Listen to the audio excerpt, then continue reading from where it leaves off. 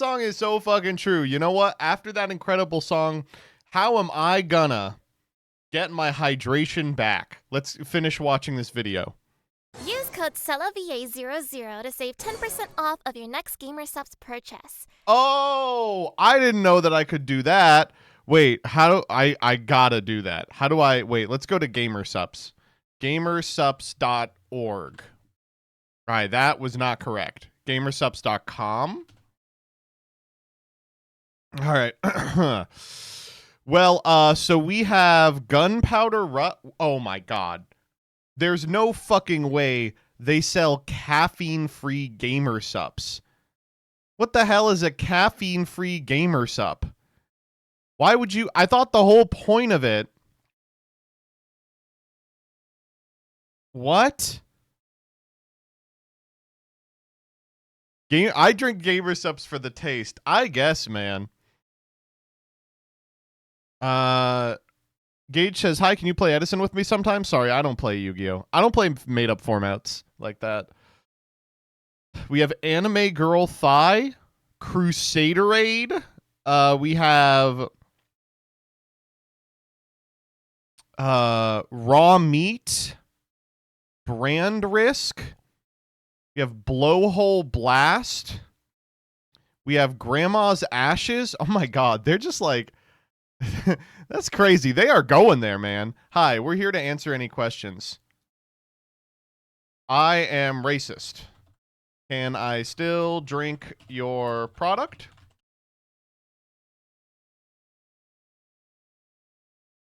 Wait a minute. Doggy style? That's a little too good. Lean, and it has a picture of Joe Biden on it. Okay. They are not answering my question. Answer my question. Emotional damage. Oh my god, wait. You emotional damage. That's fucking hilarious. Wait a minute. Emotional damage. Wait, that's freaking funny. Wait, that's like insanely fun. They are not answering my question.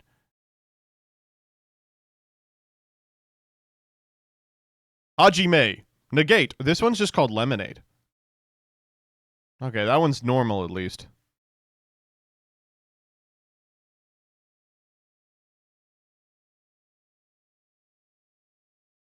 $40.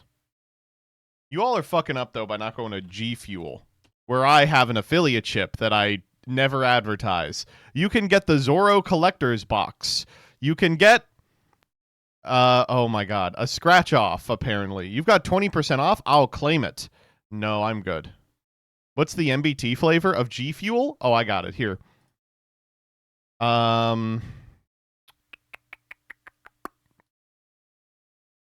Let's see if I can find it. It is the Critical Role G Fuel flavor.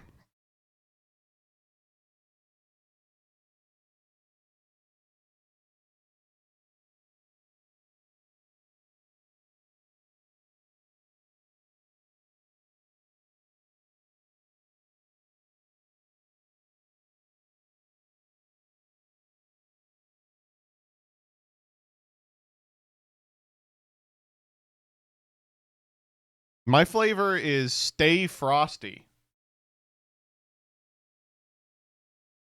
My flavor is freaking 404 flavor not found. Wait.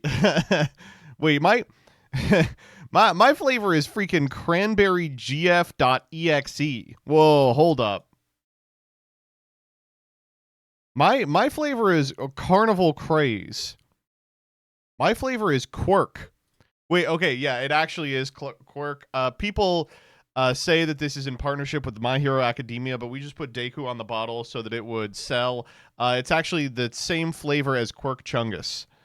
Okay, let's calm down. All right, we're having a little too much fun. Let's do the dulls.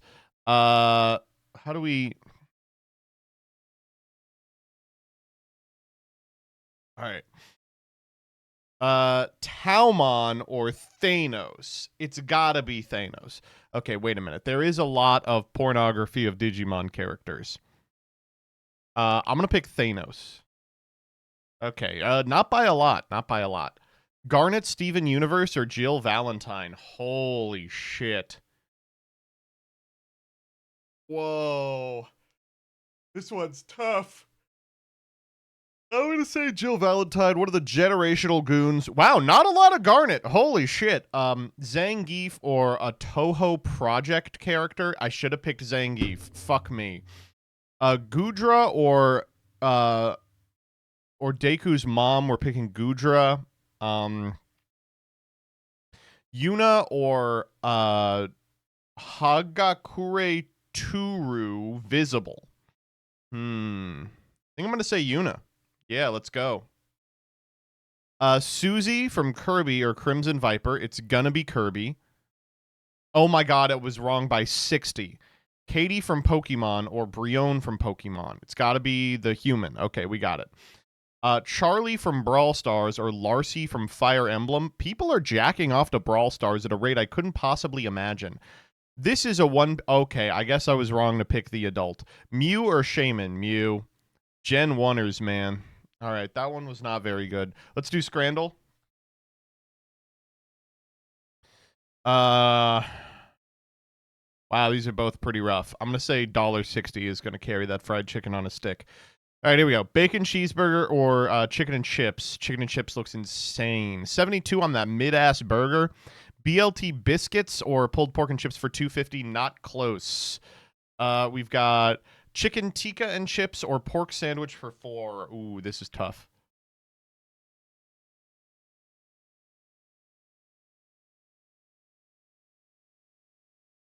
Am I crazy? That's kind of a weird looking tikka.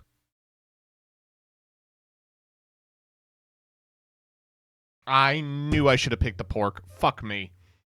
Double cheeseburger and chips or steak pie. I'm picking steak pie here. And I guess I'm getting blown out for it. Fuck you. Why even offer a steak pie if you're not going to like it?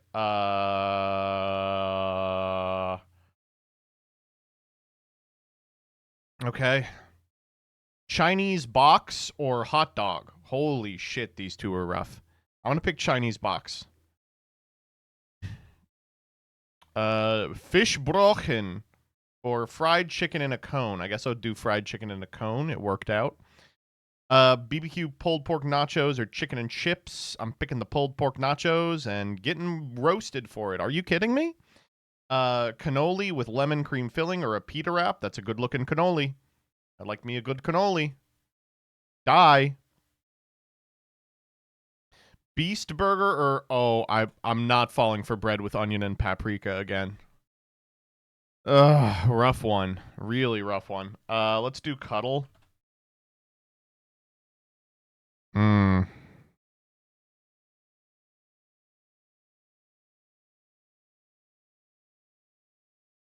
Come on, one of these days I'm gonna get 50-50. Let's do poople. Gear. Tier. Teak. Oh, how do we get out of the EA? We're never gonna get an O there. Pear. I like pear. Pear. But there's no way out of pear. Pear into poot. Poot is not on here. Tier, teal. No, but we have to get... How are we ever getting out of these two vowels?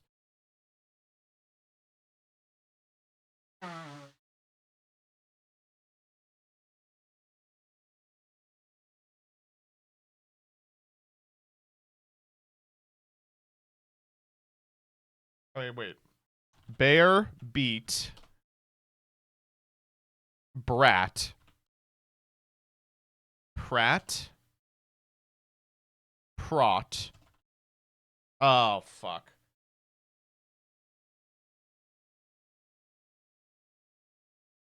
Shit, I only got this close. Port? Well, that requires 2.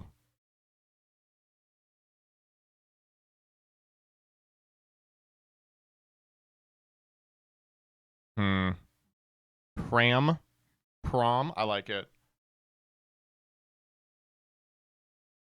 But like now what do we do? Prop.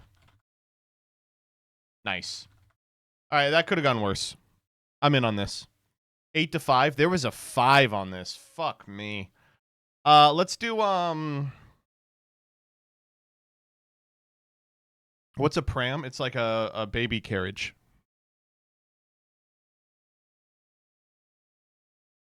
Let's do what's it called? A comic dub. When she turns you into a femboy. Oh, we've seen most of them. This one looks good. A surprise visit Deku won't forget. Ugh. Come on, concentrate. What did I do during summer camp? It was only a few days ago, I should remember. Come on, Midoriya. I helped everyone. I even saved Kachan. I don't need your help. Everyone was praising me, telling me that I can't remember. Why is this the only thing I can remember? And why is all of this happening to me? I need to stay inside this room. Ugh, who's calling me now? Sorry, Uraraka-san. I just want to be left alone to— Midoriya-kun, hurry, please open up, hurry. Eh? The window, look at your window. Huh? Ashido-san? Why are you— Hurry, Tsuyu-chan can't hold on much longer. Hurry up and open the window, bro. Why are you yelling? What the heck is going on? Ouch. We came here to help you with whatever has been bothering you. That's right. That's what friends are for. Kero.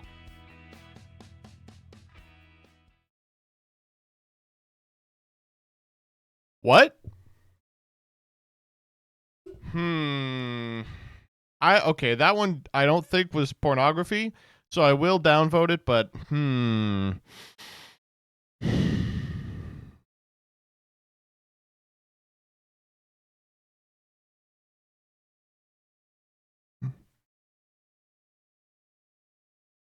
Did you see the crash out from the AI fruit person? Yeah. No, dude, look at this. So they a bunch of their videos got taken down. Sora got banned. So this is what they've been posting today. Guys, like half my videos got removed. WTAF, fuck you AI hating cunts. Seriously, no offense, you're so weird. I'll try and post, but what the fuck? Ugh, what do I do? I think I'm going to turn schizophrenic if TikTok doesn't look at my appeals right now.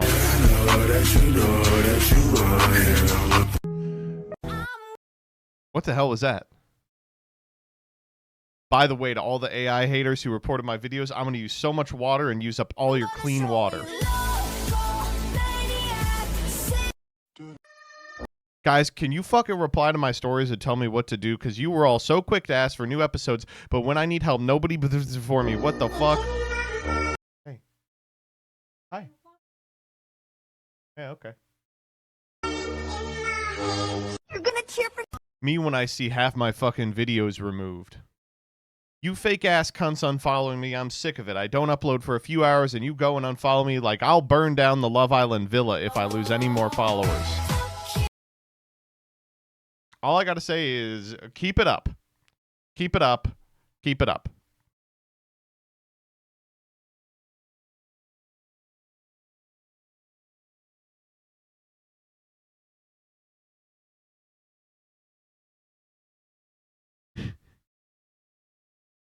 This is you when people reacted to Master Faster. Can you click this? No. Okay, I did.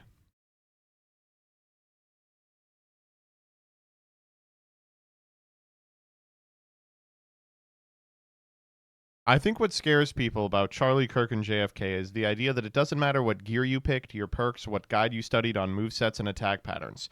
You can block 100% of the boss's attacks, but this isn't Dark Souls. He can still kill you. It can be random. Why'd you send me this? I don't want to read these. My life is like a video game. I'm trying hard to beat the stage, all while I am still collecting coins. Boing. Trying hard to save the girl. Obstacles I'm fucking React time, King? React time? We're going to react today. Don't worry. But we'll Welcome start to by Fruit reacting Love with Island, this. where 8 single fruits are about to flirt, fight, and trust. Okay, I'm not watching that. Let's go to Still the end. new, like we vibe, but it's not locked in or anything. Yeah, didn't look very locked in during that challenge. Oh, really? I mean, you rated that kiss pretty high. I'm not trying to step on toes, but I'm also not going to hold back. I wouldn't want you to. Good. What fruit is that guy? This is this is the Fiendsmith. Dragon fruit. Oh, okay. Man, if they filmed Fruit Love Island around me, I wouldn't even have to dress up. Folks, So if I pulled you again... Yeah, I am. What a perfect sunset. Want to walk? Yeah, let's go. I love it here. Me too. You're really calm. I don't rush things. I rush everything. this I guy's know. head is fucked. I Wait, I thought the grape... No, I thought the blueberry was a guy.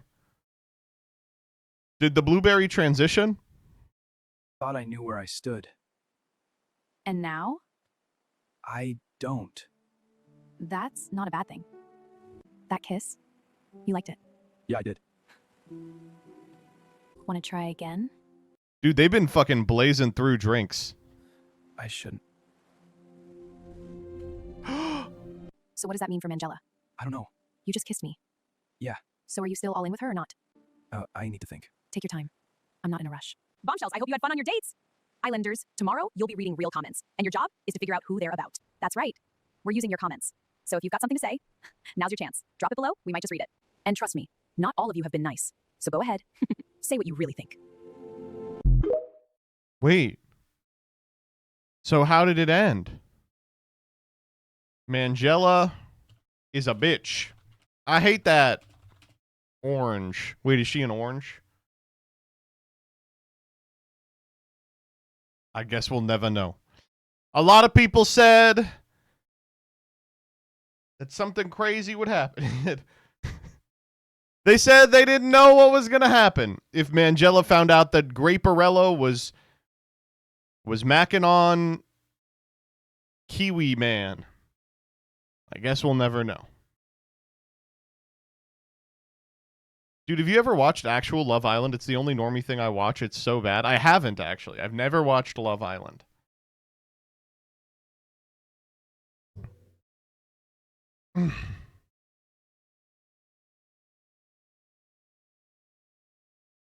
Fucking... Why are 2/3 of my recommendations from Hitler? What is going on here? They're all Hitler. I didn't even think about the producers. Okay, the producers is on here because I watched the producers the other day. Mugenics is in here because Hitler is in Mugenics. This third one is just a Holocaust denial song. It's in here because I watched that little Joel video where he talks about that song. Now it's in my fucking recommendeds. Here's the fucking Lil Joel video. Oh my god.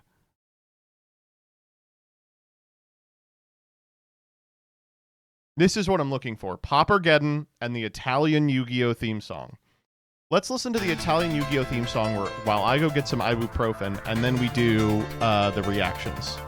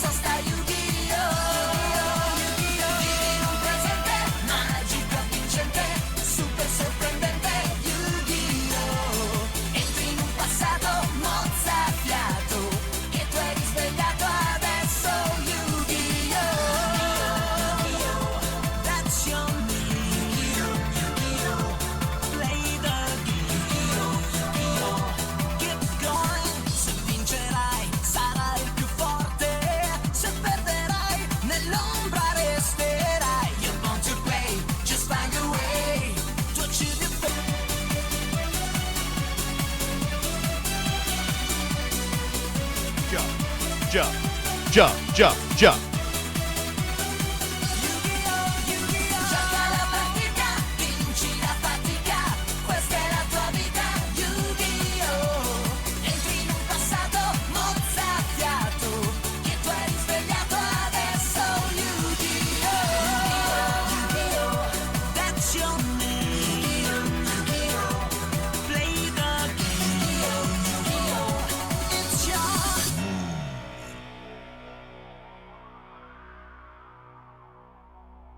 I really like the Yu-Gi-Oh! GX one, though. Yu-Gi-Oh! Yu-Gi-Oh! Is your life just a game? Yu-Gi-Oh! Yu-Gi-Oh! Yu-Gi-Oh! GX. Yu-Gi-Oh! Yu-Gi-Oh! I think it was Siberian who told me that there was a serial killer that they caught, and when they got him, he was listening to this song. Yu-Gi-Oh! GX. This is the same song. La partita della vita è un duello senza appello. Scegli il campo e in un lampo le tue mosse e contromosse. Guarda in faccia. No, actually, you told me that. Oh? Stringi forte. Yeah, it might have been. And then I heard that they actually found Rebecca gooning, and she was gooning to this song.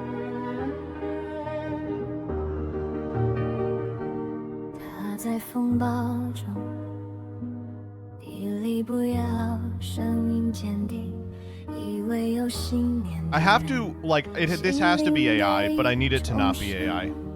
Is that Leah Asimov? Yeah. It's not? Oh, good. It's obviously AI. Oh, okay.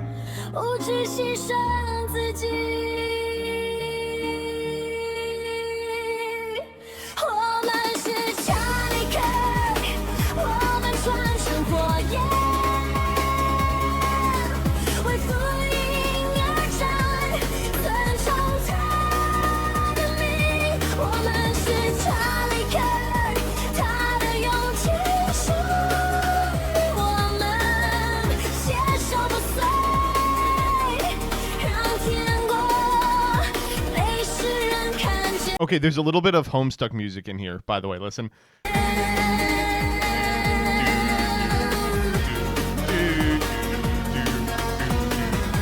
They just threw it. They threw in the riff like who would know.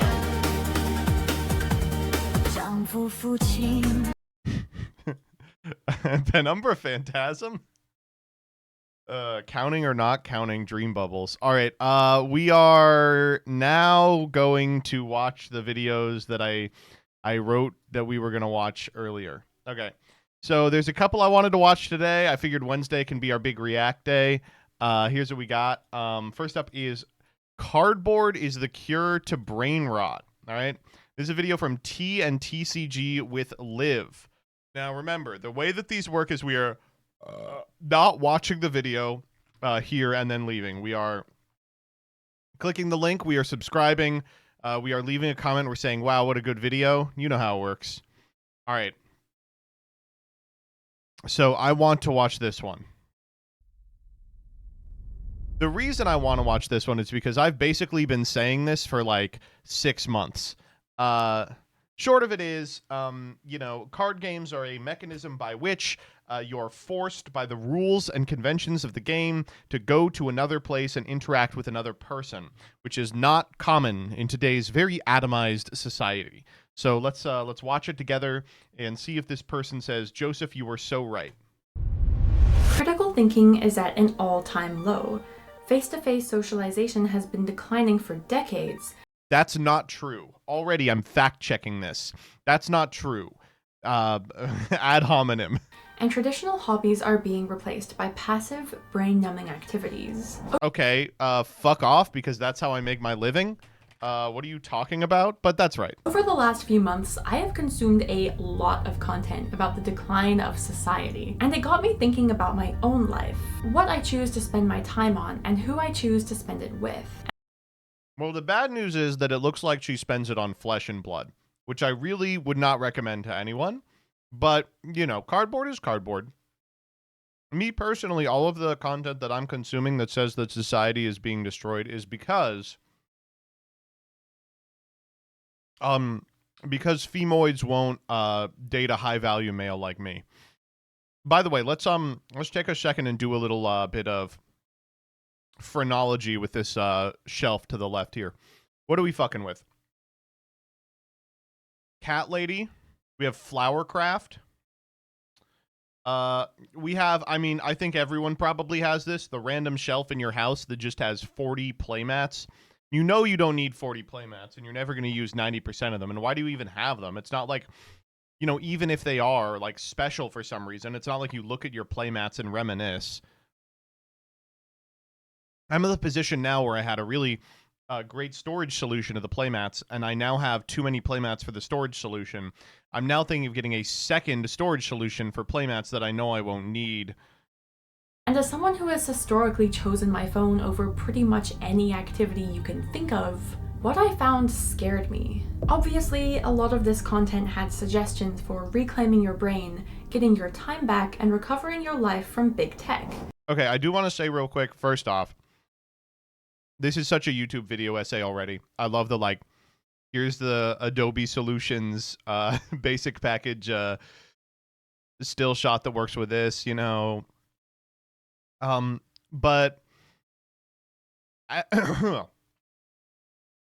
as someone who is also occasionally like, I should use the phone less, I do want to highlight what she's saying here, which is there are 1,000 fucking articles that are like, I've created the solution to stop you from doom scrolling. And let me tell you right now, none of them have worked yet. I want to take the rest of this video to go through some really all these videos, they're the same fucking shit. No one's figured it out yet. Specific tips that the research points to as ways that we can manage our boredom. More people, myself included, are going one step further and deleting these apps outright. I want to get my life back, and I feel like the only way to do this is to break up with the internet. I've decided to basically quit social media. No Instagram, no TikTok, no Twitter, nothing. I don't have social media. I'm better than you. I'm frolicking in the woods. I turned off notifications for every app on my phone, restricted scrolling, scheduled slow time, and made an effort to reply to messages and reach out to friends. And that's when I realized that one of the activities I spent the most time on, for hours every day when I had the time to give, I'd been forgetting about. Something that made me think critically, memorize, and learn. Something that forced me to socialize face-to-face with others. That's it. That's it right there. And something that, by all definitions, is a hobby. I'd forgotten about trading card games. Could not be me.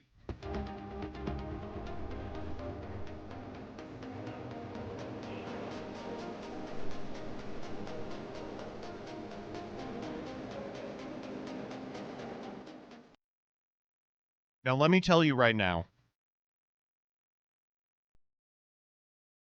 Big fan of this premise. I am by no means saying that playing trading card games, in my case playing Flesh and Blood, will solve all of your problems. I am saying that. Fuck you. It is literally the case that playing a card game will solve all of your problems. The problem is, it will introduce a whole host of new problems.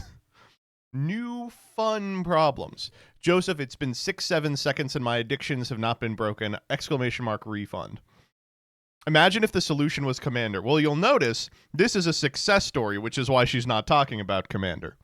It certainly won't solve all of society's problems, but what it— I disagree once again. It will. Wait, what the hell game is this? Golf Trophy. They're playing Golf Trophy. Can do is improve your life in 3 pillars: thinking, socialization, and hobbies. If you feel like people are getting dumber, you're not alone. Every generation thinks that the kids these days are addicted to their phones, or the TV, or the radio, or books, or— But the difference is that we're right. Or their stone tablets. But this time, things are different. That's what I said! That's what I said! The difference is that we're correct. In the 1980s, New Zealand researcher James R. Flynn identified a consistent rise in IQ scores across the world throughout the 20th century. This became known as the Flynn effect and was initially interpreted as evidence of humanity getting smarter. I thought IQ scores were compared to each other. But by the 1990s, the trend reversed, and it continued to get worse. An analysis of over 394,000 scores on intelligence tests taken between 2006 and 2018 showed that IQs had fallen in logic and vocabulary, computation and mathematics, and visual problem solving and analogies. Good. We call this period the Great Bimbofication. At the same time in 2018, a separate Pew Research study... Sorry, not to nitpick. That's a different time. You can't say at the same time and then describe a different time. Found that only 26% of Americans could reliably distinguish fact from opinion in written text. Okay, that is true. I mean, obviously, if I say now's the perfect time to hit that subscribe button, that's fact, right? And if you're thinking that the correct culprit behind our inability to think critically, and in many cases to think at all, might just be the glowing evil manipulation machine in your pocket, then you'd probably be right. The trend of people across the board finding it more difficult to concentrate, losing their ability to reason, and becoming unable to problem solve started around the mid-2010s, taking a noticeable leap during the pandemic. I feel like this is all just conjecture, right? Maybe I'm being uncharitable here. But I'd like to see, like, it taking a big leap with respect to what? Like, do we have, like, a graph? Our dependence on digital devices makes it harder to function at all without them. Quick... I guess that's probably true. Dopamine hits from social media and 30-second videos have replaced deep reading and... Like, I can't argue with the core premise of this, which is that we're just into scrolling now. Problem solving. I'm not going to go on about how we're actually getting dumber this time for any longer. And I've linked all the articles and research I'm going to talk about down in the description. So Okay. I'll leave this section with the fact that Oxford University Press's word of the year in 2024 was brainrot. I mean, they liked AI Love Island. What's the problem? I think that speaks for itself. You're right. We should kill the Oxford English Dictionary. That's what I've learned so far. The Oxford English Dictionary's word of 2024 was brainrot. Meanwhile, Merriam-Webster's word was tung tung tung sahur. So, our phones are sucking our attention, manipulating us into wasting our lives scrolling through garbage that we can't... Oh my god, why are we talking shit on Bombardillo Crocodillo? Why do I know the name of this guy, man? I really should not know the name of this guy. That's Bombardillo Crocodillo. I know it well. Can't even remember, and destroying not just our brains, but the younger generation's brains as well. Awesome! Hey MBT, I have Amazon Prime subscription, but I'd also love to support my favorite streamer. Is there anything I can do? Yeah, I don't think so. Of course there's something you can do. By connecting your Twitch account to your Amazon account, you can use your free Prime subscription here at twitch.tv/MBTYuGio. But we the watch other main people's takeaway content. is actually using your brain as often as possible is more important now than it ever has been. A study conducted by the Cognitive Development Lab at the University of Wisconsin-Madison found that trading card games can enhance executive functions, including working memory and cognitive flexibility. All right, now I've decided to listen to the studies. Now I agree with science. That is true. Further research confirms that engaging in strategic games, such as trading card games, can improve cognitive abilities like problem solving, critical thinking, and memory retention. This anecdotal evidence from a Reddit thread asking users how trading card games improve their lives found that people truly saw an improvement in their critical thinking, the way they not only learned things but also explained and taught things to others, their logical thinking, and their planning and memory. We went to Reddit and said, Reddit, is being a gamer making you smart? And they all said yes. What a coincidence. And it's not just for us veteran players either. One study done on the effects of the Pokémon TCG on kids explained that the way it demands a mastery of complex knowledge and active interaction is totally unique when compared to other children's toys. Interaction in Pokemon? Nah, it's not. The study went on to state that schools have even run programs that encourage collectible card game or trading card game play to foster analytical development skills. If you play trading card games, then you've probably experienced this, if not consciously, then definitely subconsciously. When you construct deck after deck, you start to calculate value faster, remember what cards do faster, and remember deck building conventions incredibly quickly. It's really sad to be like, yeah, my working memory has massively improved. If you ask me what Ash Blossom does, I could tell you. Whether you're playing a difficult matchup and have to analyze all the tiny things that are happening on the board, what your opponent is doing, what their win con is, what their strategy is, and reconcile it with your own gameplay, or when you're trying to figure out what decks are best situated to win the next tournament and how you should respond. The complexity of gameplay, deck building, and the ever-changing metagame requires players to constantly think critically, analyze probabilities, and adapt to their strategies. Or at least collect enough money to go on metafy.gg.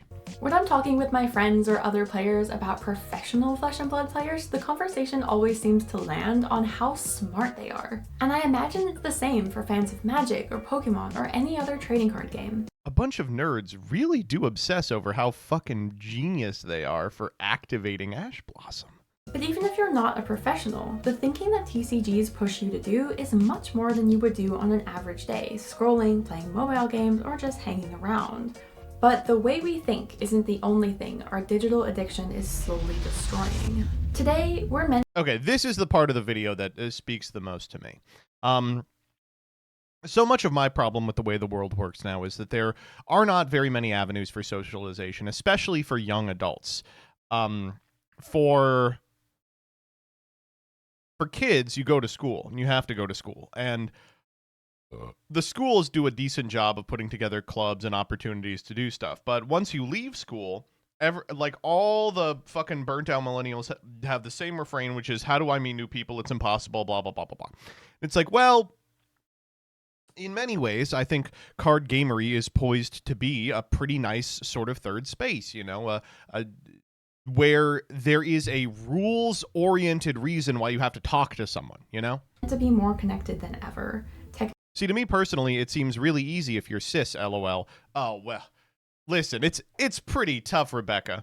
It's like meet with like pretty people going, wow, everyone's so nice here today. It's like cis people being like, actually, it's super easy to talk to new people. Technology and social media were sold to us as ways to make the world more open and connected. The path forward is to bring people together, not push people apart, to connect more, not less. We are one global community. To allow ourselves to socialize. Wow, that guy's got some good ideas. Meet people and interact with others in a way we had never previously had the ability to do.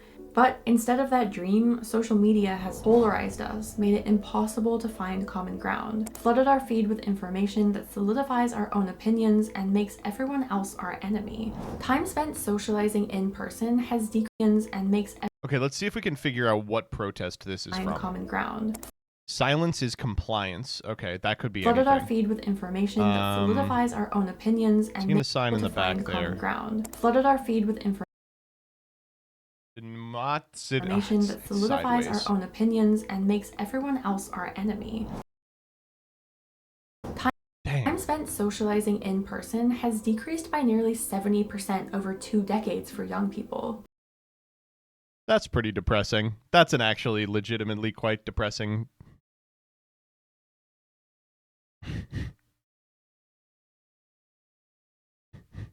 Really? 70%? And approximately half of US adults report feeling loneliness. In 2023, the US Surgeon General issued an advisory calling attention to the importance of social connection for individual and community health, well-being, and the significant consequences that arise when social connection is lacking. The data showed that lacking social connection can increase the risk for premature death as much as smoking up to 15 cigarettes a day. That's right. So if you are lonely and smoke 14 cigarettes a day, you're fine. One of the reasons that face-to-face social connection has decreased is the lack of third spaces. Hey! The term originates from sociologist Ray Oldenburg's book, The Great Good Place, published in 1989. If your first space is your home, your second space is your work, then Oldenburg writes that you need a third space, somewhere that everyone can hang out, that serves an important community building function. These have historically been informal, distinctive public gathering spaces where everyone can get to know everyone else, talk about what they do for work, share their cultural backgrounds, and chat about what they like to do for fun. But in our modern digitized world, we don't get this luxury. Things that you hold up for fun. But in our modern digitized world, okay. Why does Tim Pool have a Times Square billboard? we don't get this luxury. Look at that. Why does Tim Pool have a Times Square billboard? Things that used to be cheap and easy to access are now expensive. Going to a roller skating rink or to a restaurant to grab a drink and chill will cost you $50 if That's true. That is true. It is crazy that walking outside now costs you $50. you're lucky. The cost of access to third places for many is prohibitive. The stereotype, and I'm sure the experience for many, was that teens head to the mall to chill, grab a soda, but mostly just hang out. In 2025, US mall closures saw a 67% increase. Oh, what? Okay, that was stupid. I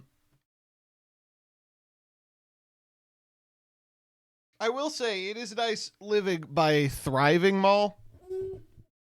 There's a mall around us that is doing well, and there are still like mall rat teenagers and goths and shit. It's nice. Like a zoo. The one that I grew up by, Westridge Mall, in Topeka, is not doing well. Kind of perpetually on the on the cusp of being closed down. I was recently told that they have pivoted their business model, and now here's how my dad described it to me. He said, they're doing fights there now. And I went, what? He's like, yeah. I'm like, oh, you mean like boxing? He's like, no, just fights. And I was like, do they have a stage? And they're like, well, they do fights. And I go, all right, you're going to have to be a little more descriptive than that. But the short of it is, yeah, they get honestly semi-pro or amateur people to do just like, I guess, MMA, and they construct a little stage, like a little sound stage, or basically they just put some mats out in the middle of the floor. According to NBC, US movie ticket sales are down 46% compared to 21 years ago. When I How many years ago? look at the price of seeing a movie in my local theater, I understand why. Stellar Jung writes that this is just one of the 3 reasons behind the decrease in third spaces. Alongside rising costs, Jung says that the online world has become a replacement for the physical one, and that physical spaces such as malls are being shuttered. The accessible spaces that we have left are the ones that must be protected at all costs. Trading card game events, such as armories, game nights, standard battles, leagues, or nexus nights, bring This is all fab, right? people with common interests together, regardless of their backgrounds or experiences. Flesh and Blood creator James White stated that So our mission statement is to bring people together in the flesh and blood through the common language of playing great games. Hold up. I didn't know that Flesh and Blood was Australian. That's no problem. I just didn't think that it would be Australian. It's all about the people. It's about the people coming together, and we always talk to this point. Everything that we It's New Zealand? Okay. do, all the decisions orbit around that mission statement, and our fan base understand what we stand for, and that is really critical. studies found that one of the most fun and Dumbass thinks a Kiwi is Aussie? What are you talking about? No, we watched the Kiwis earlier on the AI Fruit Love Island. motivating aspects of trading card games is community. The social interaction that comes from getting together to jam games has been described as fulfilling the need for belongingness and fostering the formation of friendships and communities. In That's fact, true. one study found that over 80% of players consider these games central to their social identity. That's fucking true. with communities providing a strong sense of belonging. For kids playing the Pokémon TCG, a study found that being able to continue to participate in the literate culture that is trading card games required the ongoing learning of literate practices. Damn, wait. It's like, yeah, you got to learn how to put damage counters on your Pokemon and go on Reddit and bitch about, you know, Garbodor or whatever.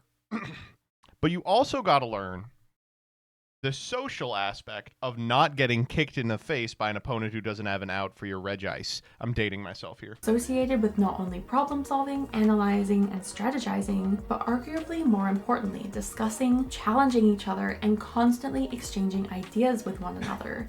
Even further, the social It was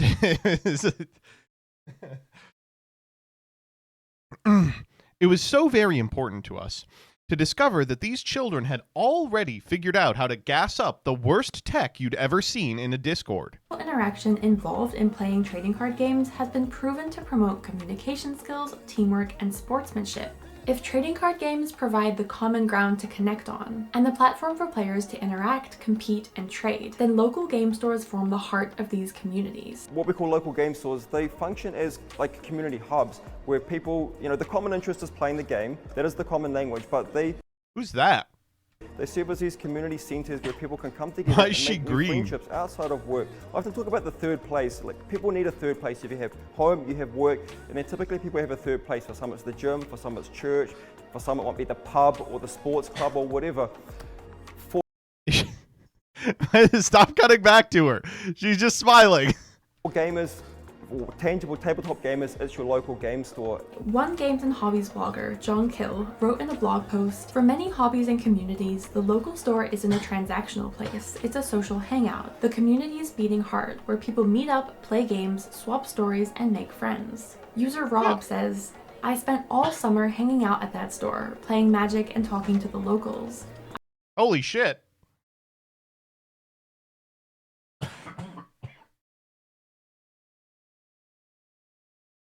Finally, a game that isn't flesh and blood. I was fluent in Italian by the end of my first summer, largely because I spent several hours And they didn't even speak Italian. a day talking to Italians and picking up the language playing cards. Playing at the local shop was a massive part of how I made friends in Italy and learned the language. Okay, wait a minute.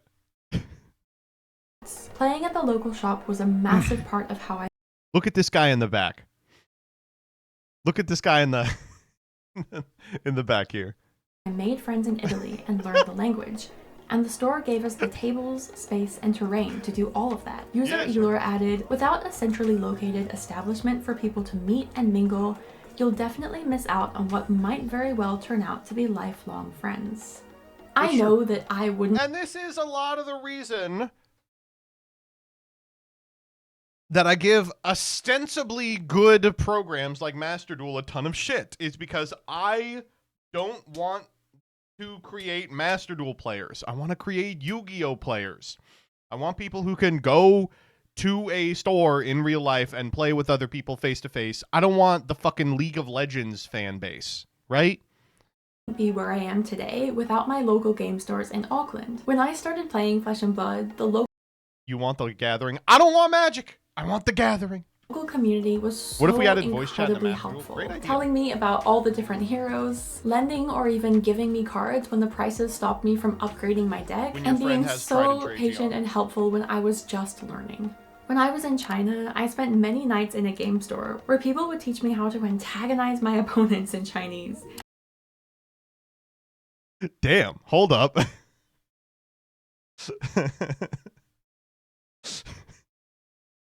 That's kind of awesome.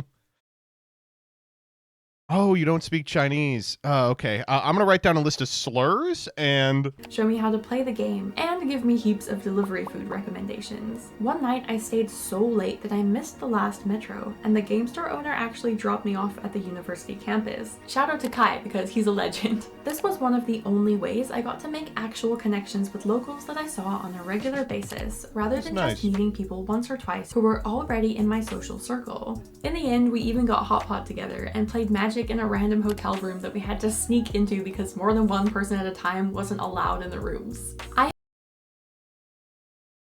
that is a quintessential card game story. have have made so many amazing, genuine friendships with people from so many different cities, with different backgrounds, different jobs, and tons of different life experiences. And how many people will be staying in your hotel room? Not 9? Almento, she has not.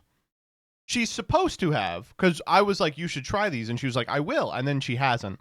But I think that was what they were designed for. I would have ever met had I not found connections at my local game store. And I know this is the experience of almost everybody who plays in-person games and goes to these stores. They are an incredibly valuable community resource and a third space that we should put effort into retaining. In case I haven't made it clear enough, go to your local game store, and if you can, encourage others to as well, because the number of people that actively engage in hobbies is shrinking. This is one of the biggest victims of the screen epidemic. I am sure you have noticed that people are just more boring now. And Damn, dog, you don't have to say it. I'm not criticizing because I've been there too. In fact, while I was writing the script for this exact video, I found myself more than once looking at Instagram Reels on my phone and couldn't even remember opening it up. Screens are addictive, cheap, require... That's kind of the biggest black pill of this.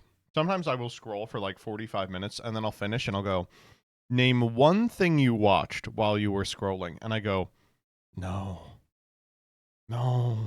Zero skill to use and are always right there in your pocket. For me, the effort of lugging around yarn, knitting needles, accessories, and everything I need, or trudging around with a giant book, or even moving to the other room, setting up my keyboard, mouse, computer, and opening up Minecraft are too much effort for the reward of the actual hobby. It's much easier to just keep watching TikToks on my phone. One study shows that people check their phones an average of 144 times a day. Honestly, seems pretty low. According to 1NZ, some Kiwis even check their phone up to 50 times an hour. Some what?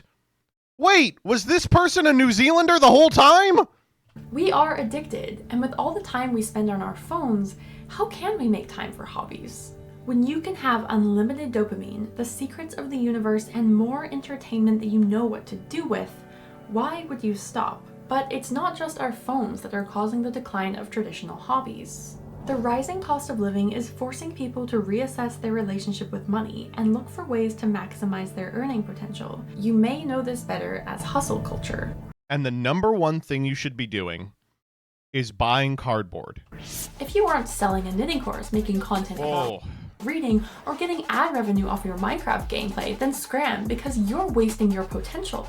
You're losing money, you're unproductive, you're lazy, and it's your fault that you're poor. Obviously, this isn't what I believe.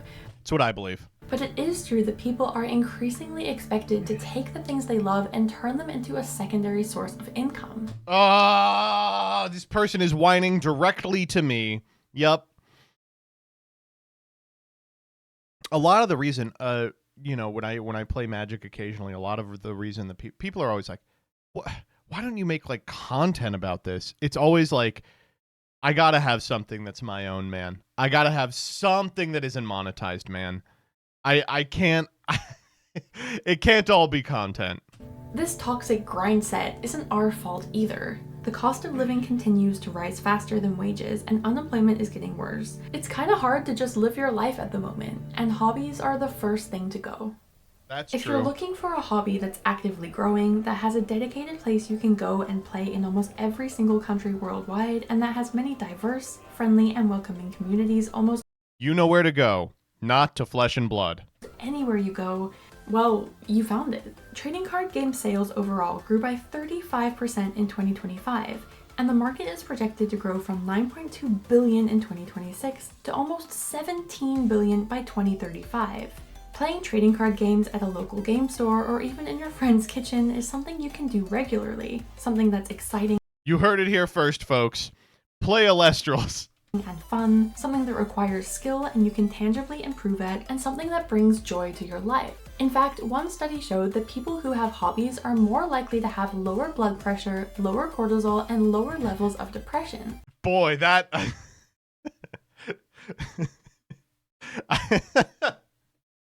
I mean, maybe for you, man. Maybe not. Not if your hobby is Master Duel. I literally cortisol spike when a Jester Gooning combo deck activates Maxi in the standby phase. What makes a hobby so exciting is you get to have this default thing that makes you happy.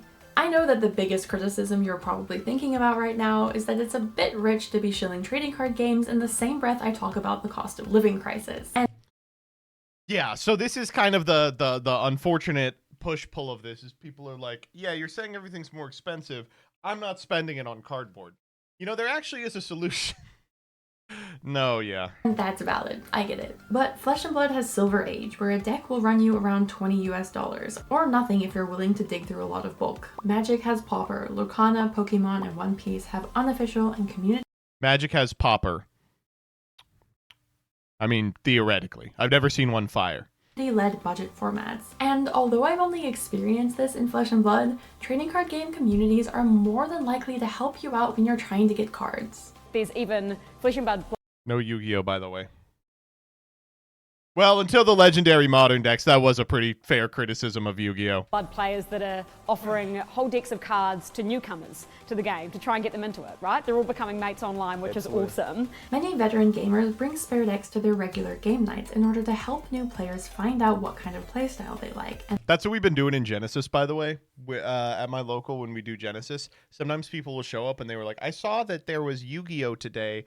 I don't have a deck for Genesis. And we're like, don't worry, we got you. And we'll give them like 40 decks. Learn the game with a deck that's the same power level as everyone else's. For half the price of your average modern board game, you can play, compete, and then we'll sit behind them, and when they fuck up, we'll go, how do you not know this? in and enjoy trading card games. Yes, if you want to play competitively, then you might have to invest in a very expensive constructed deck. But that's not what this video is about. It's about using your brain, getting together with others face to face, and having a good time.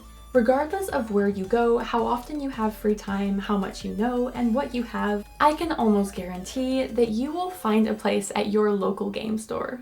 So whoever you are and wherever you are, if you have ever had an interest in trading card games, which I assume you would have or you wouldn't have clicked on this video, now is a better time than ever to head on down to your local game store and find your community. I'm not saying that trading card games will solve the world's problems. They will. In fact, far from it. But I'm close to it. in the age where we're losing our minds to AI and our phones, we're increasingly less connected and have more polarized worldviews. And when hobbies are being replaced by hustle culture and scrolling, maybe trading card games do have a place in making the world better. Today's tea is Spice Chai. Don't forget to like and subscribe, and I will see you in the next one.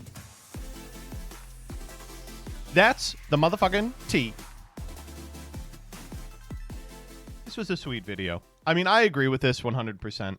I disagree with some of the framing, I guess, but I do think it is the case that if you're a bored, lonely nerd, you absolutely should go to locals.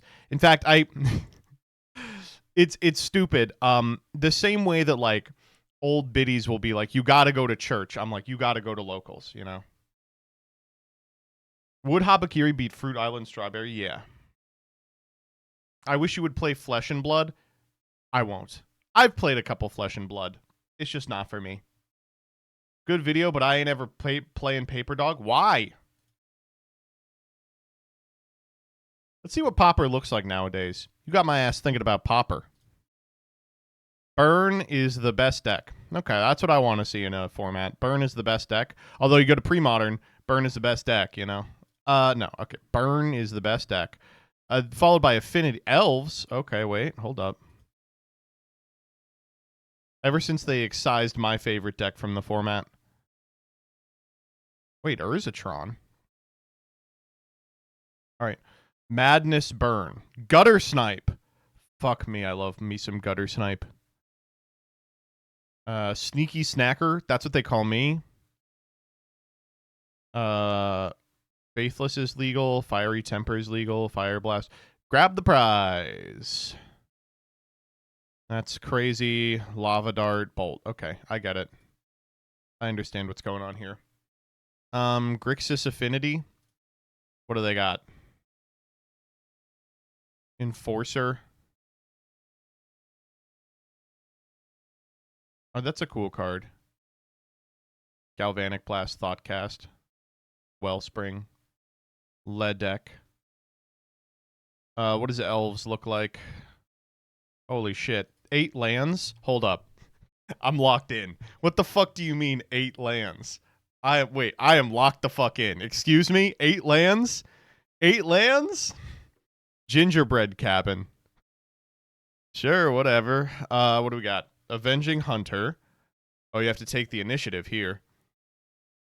I don't even know what that means. Elvish Mystic, Findhorn Elves, Generous Ent. Okay, this has Forest Cycling. That's something. Llanowar Elves, Masked Vandal, Nyxborn Hydra, Priest of Titania. Yeah, oh, there it is. Quirion Ranger, Sagu Wildling. Okay. This also has Forest Cycling. Timberwatch Elf, Well-Wisher.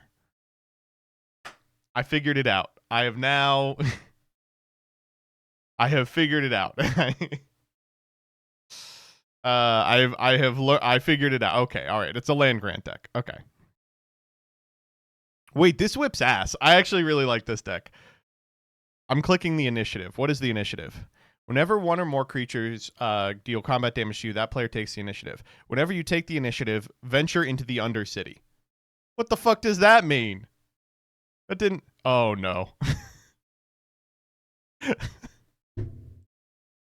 This shit is legal in Pauper. You are kidding me.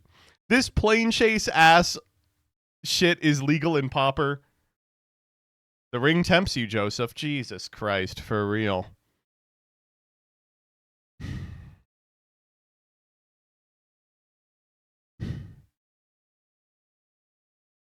Did you not literally do this in Shuffle Up and Play? I did not ever take the initiative, no. Sounds like moaning from the guy who isn't the Monarch. They killed my Monarch shit! I loved playing Orzhov Monarch, and they killed it so that you could go into the Undercity. Oh, this might be the deck. Oh, hell yeah, dude. 16 lands in my Dimir Terror deck? Oh, fuck. This might be the deck. I love Angler. Brainstorm. Oh my god, mental notes in here? Snuff outs in here? Holy shit. Wait a minute.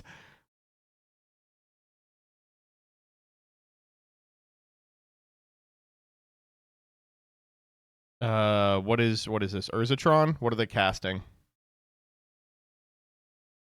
Okay. All right. Okay. All right. Not seeing it yet. Oh. Wait a minute. Hold the fuck up. Wait a minute. Wait. This might be... Okay, wait a minute. This might... Okay. This might be a good deck. Dude. All right, I'll click this. I'm stupid. Eldrazi Tribal. Oh, man. Glimpse the Impossible. Rancor is in this deck? Fuck me. All right, I like this deck too. We don't use that word anymore. What do they call Eldrazi now? I understand it has some racial undertones. Pauper? Writhing is still legal? Apparently. Kindred. I don't know why they changed it from tribal. I've been calling it an Eldrazi Ethno State deck.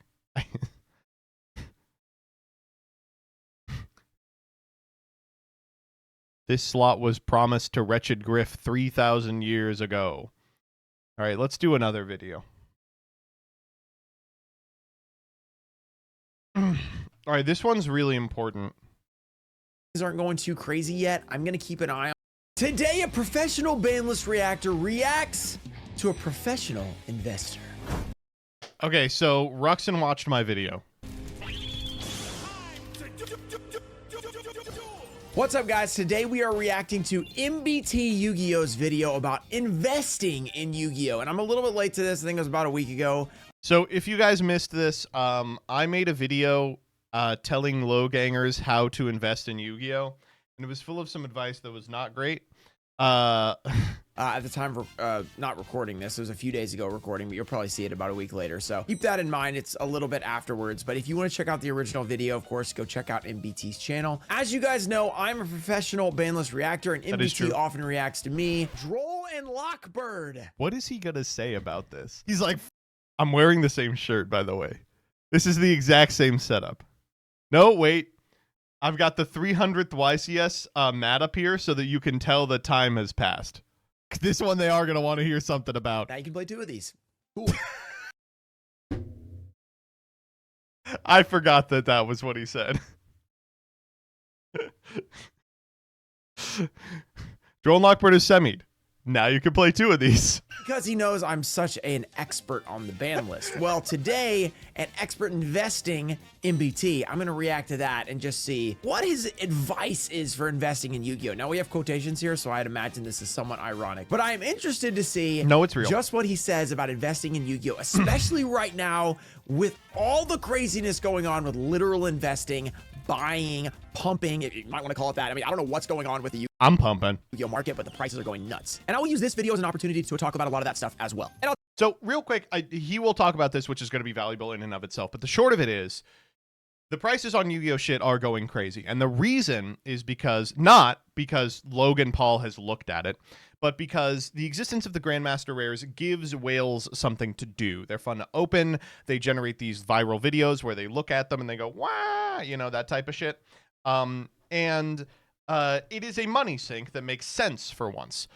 Yes, Logan Paul et al., matter in the context of everything, but in general, we are finally seeing like a Yu-Gi-Oh! Market develop based around like buying and holding graded cards, which, I don't like, but whatever. Take this opportunity to drop a like early as support from my boy MBT. So hit that like down below if you guys are enjoying the video. So let's open full screen and let's get to it.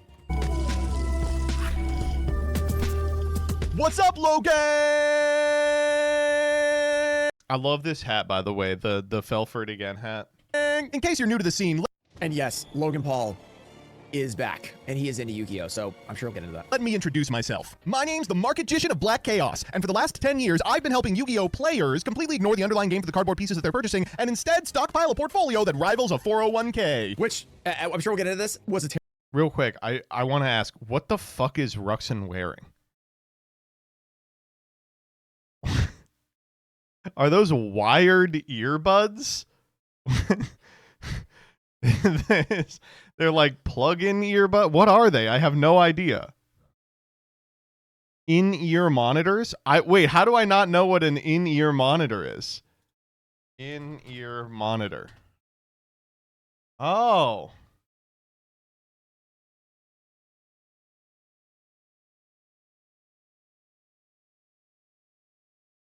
Huh. Terrible investment if you it's for the last 10 years. That's not too hard to do these days. I'm just gonna assume you clicked this video because of this. Out of everything I bought, this is probably what I'm most excited about. Okay, my favorite part of this video was how many times we got to play this clip. Like, the clip gets played, I want to say like 5 times in the video. And every time it's the same, like, way too long 35-second clip where the bird screams halfway through the clip. This is a first edition Yu-Gi-Oh! Out of everything I bought, this is probably what I was most excited about. He did not sound excited at all. Come on, man. Can we at least get excited about Legend of Blue Eyes? Box that maybe has a first edition Blue Eyes White Dragon in it. When we rip this on Rip. And PSA 10, I don't know if it got up to 60, but it actually has gone from, I think it was around 25K. So back in COVID, the Wavy sold for like 100 at one point, and 2020, 2021, everything went all the way down to the floor of a consistent 25,000 for a PSA 10 Blue Eyes. And that's where it's been hanging out for several years. It's slowly gone down a little bit. It kind of stabilized over the last year or two. And it's been 25K for an LB Blue Eyes. That's kind of what you would pay if you wanted to get a glossy version. I think Wavy could have been a little bit more. And we're not getting into the specifics of what glossy and Wavy is. That's too much for this video, but a lot of you guys watching this already know anyway. But recently, there's been a lot of people, and when I say a lot, it doesn't take a lot to actually buy out the Yu-Gi-Oh market in these low pop cards. There's only like 100 overall. So when there's like 10 on the market, 10 get bought. All of a sudden, the new listing is double what it used to be. People are buying stuff. Oh no, I'm never going to get one. I need to buy one. So once all those sell, then somebody thinks, I'm never going to get my childhood card. I better buy the next one available, and it's double the price. And they pay that, and someone sees that sale, and all of a sudden that's the new price, and then another person listed it even higher, and then that goes. That's what's been happening with a lot of Yu-Gi-Oh cards, especially these LOB stuff like this. This is going to be an epic night. I'm excited for this one. Yeah, that's right. My personal hero and pick for the 2028 Republican presidential nomination, you Jake. Logan, he censored the word fuck. Paul is getting into Yu-Gi-Oh! And based on his Johnson to Pokemon, One Piece, and Alestrals, I just can't wait to see what's going to happen to— Wait, he was into Alestrals, or is that— Everyone in the comments was like, I saw you sneak in Alestrals. You're trying to prop. I'm like, this is a joke. That is a meme. I must have missed that part. Today, I'm going to give... Also, time... I gotta take a second. I always do this, by the way. When there's 3 card games, I always make one of them Alestrals. And then everyone's like, why are you talking about... I'm like, that's the joke. Who is Logan Paul convincing to do this? I guess these are the people that follow him and they do these crazy buys and they sell a bunch of stuff and they make a bunch of money. Who is like, Logan Paul is into this card game. Now I'm into this card game. I don't really get the crossover because like he's a WWE guy, whatever he did before that. I don't really get why there's a card relation thing. I guess they're just following because they know they can make money into it. I'm just confused. I don't really understand like what the audience is, but he has like a billion followers. So I guess, I don't know. All of you fledgling investors, all the tools necessary to start flipping a profit by flipping cardboard. As they say in Yu-Gi-Oh, it's time for my trap card to draw 2 cards. So many of you may be wondering, where can I get the capital necessary to start buying these cards in sufficient enough quantities to profit? Well, if you've been following... And as you can tell so far, it's a completely ironic video. I don't know if he's going to get into like a real like serious point at any point or if it's all just going to be completely memes, which is still funny, but let's find out. My money-making course on MetaFi, you're already well aware, but your home actually has a substantial amount of equity attached to it. Please flip in my book, Road of the King, to the section about taking out a reverse mortgage. If you instead live with your parents or rent, please flip to the section about selling crap. The bread and butter... I'm not happy with that joke. I like the equity one. I didn't like the crack one. Butter of Yu-Gi-Oh is sealed product. Just look at this video. Out of everything I bought, this is probably what I'm most excited. And from here, you're going to buy every Duelist Advanced box you can find. You're going to buy every single Legendary Duelist Synchro Storm. Can we go to the Road of the King section where he emotionally abuses his GF? That one is so good because it's like he thinks he's cracked the code and it's just like every fucking shitty guy I knew in high school did that. It's like, yeah, I'll intentionally pick a fight and lose it so that I can win one that I care about later. Every single Legendary Duelist, Abyss Rising or whatever it's called. No, not Abyss Rising. Rage of the Abyss. Well, this is a first edition Yu-Gi-Oh box that maybe has a first edition Blue Eyes White Dragon in it. When we rip this on Rip It, this is going to be an epic night. I'm 1 in 5 boxes. It's clear the money's in buying and holding, or hodling, as us investor types like to say. Fun stuff. So here's what you should buy. Legendary Duelists Synchro Storm. The Legendary Duelists series is an incredible... I was memeing. That's hilarious. This is a great buy. And by great, I mean this is one of the worst sets of all time. Lucrative investment. Each one is modeled off of a favorite character from the... Oh, but by the way, if you do want to buy some, I have 2 cases, so hit me up. Anime. So already you're expanding your horizons by catering not only to those looking to flip, but also to those that just like this character. We're beginning with one of the most beloved characters in Yu-Gi-Oh's history, Yu-Go. Legendary Duelist Synchro Storm contains the first print of what would become... I'm not gonna... There's no way he knows who Yu-Go is. There's just no shot in the world. I have no idea who Yu-Go is. I mean, yeah. And I'm a Yu-Gi-Oh guy. What this has got to be, okay, Synchros, Zexal, right? It's got to be Zexal. Well, 5...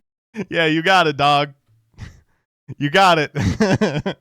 These are Synchros, but it's not 5Ds. I haven't seen all of 5Ds, but surely this is not a 5Ds character. This has a Zexal vibe to it. Who is this character? I don't know. That's why... don't get me into Legendary Duelist rant. I'm not going to do it. One of the most powerful synchro monsters ever printed. Baron de Fleur was a monster so powerful that it was eventually banned in the TCG, but it still has an incredible price. This is the other thing is, so the point of this video is I would tell people advice that sounds true because it's based on facts, but it's obviously false. So Ruxin is like, wait, why is he telling the truth? As well as an aesthetic value to collectors. What's more, it's alive. I was like, wait, that was a good card. Why is he? Yeah, it's still valuable. You should buy it now that it's banned. It's not. By the way, speaking of, since I am an expert on investing in Yu-Gi-Oh, I've done this for many years in a row, and I've lost money every year. Baron was one of the ones we got burned on because we bought a couple of cheap Barons. We're like, maybe it'll go from $1 to $2, and we'll be excited. It's now like 8 cents or something. So yeah, if a card gets banned, you're kind of cooked. Able to go up every single ban list season. It's currently legal in Master Duel, which means it hangs on a knife's edge as to whether it is or is not too powerful for the format. I recommend buying these sealed. If you have an electronic scale, such as one you would use for selling wheat, which let's be real, you do, I'd hold on to the heavier boxes, which are more likely to contain... I'm happy he takes issue with this one that I like. The powerful rare cards found inside this set. More No! MBT, I know this is a meme, but now everybody thinks you can weigh everything. Oh no, now they're gonna see this and they're gonna go... Selling heavy pack.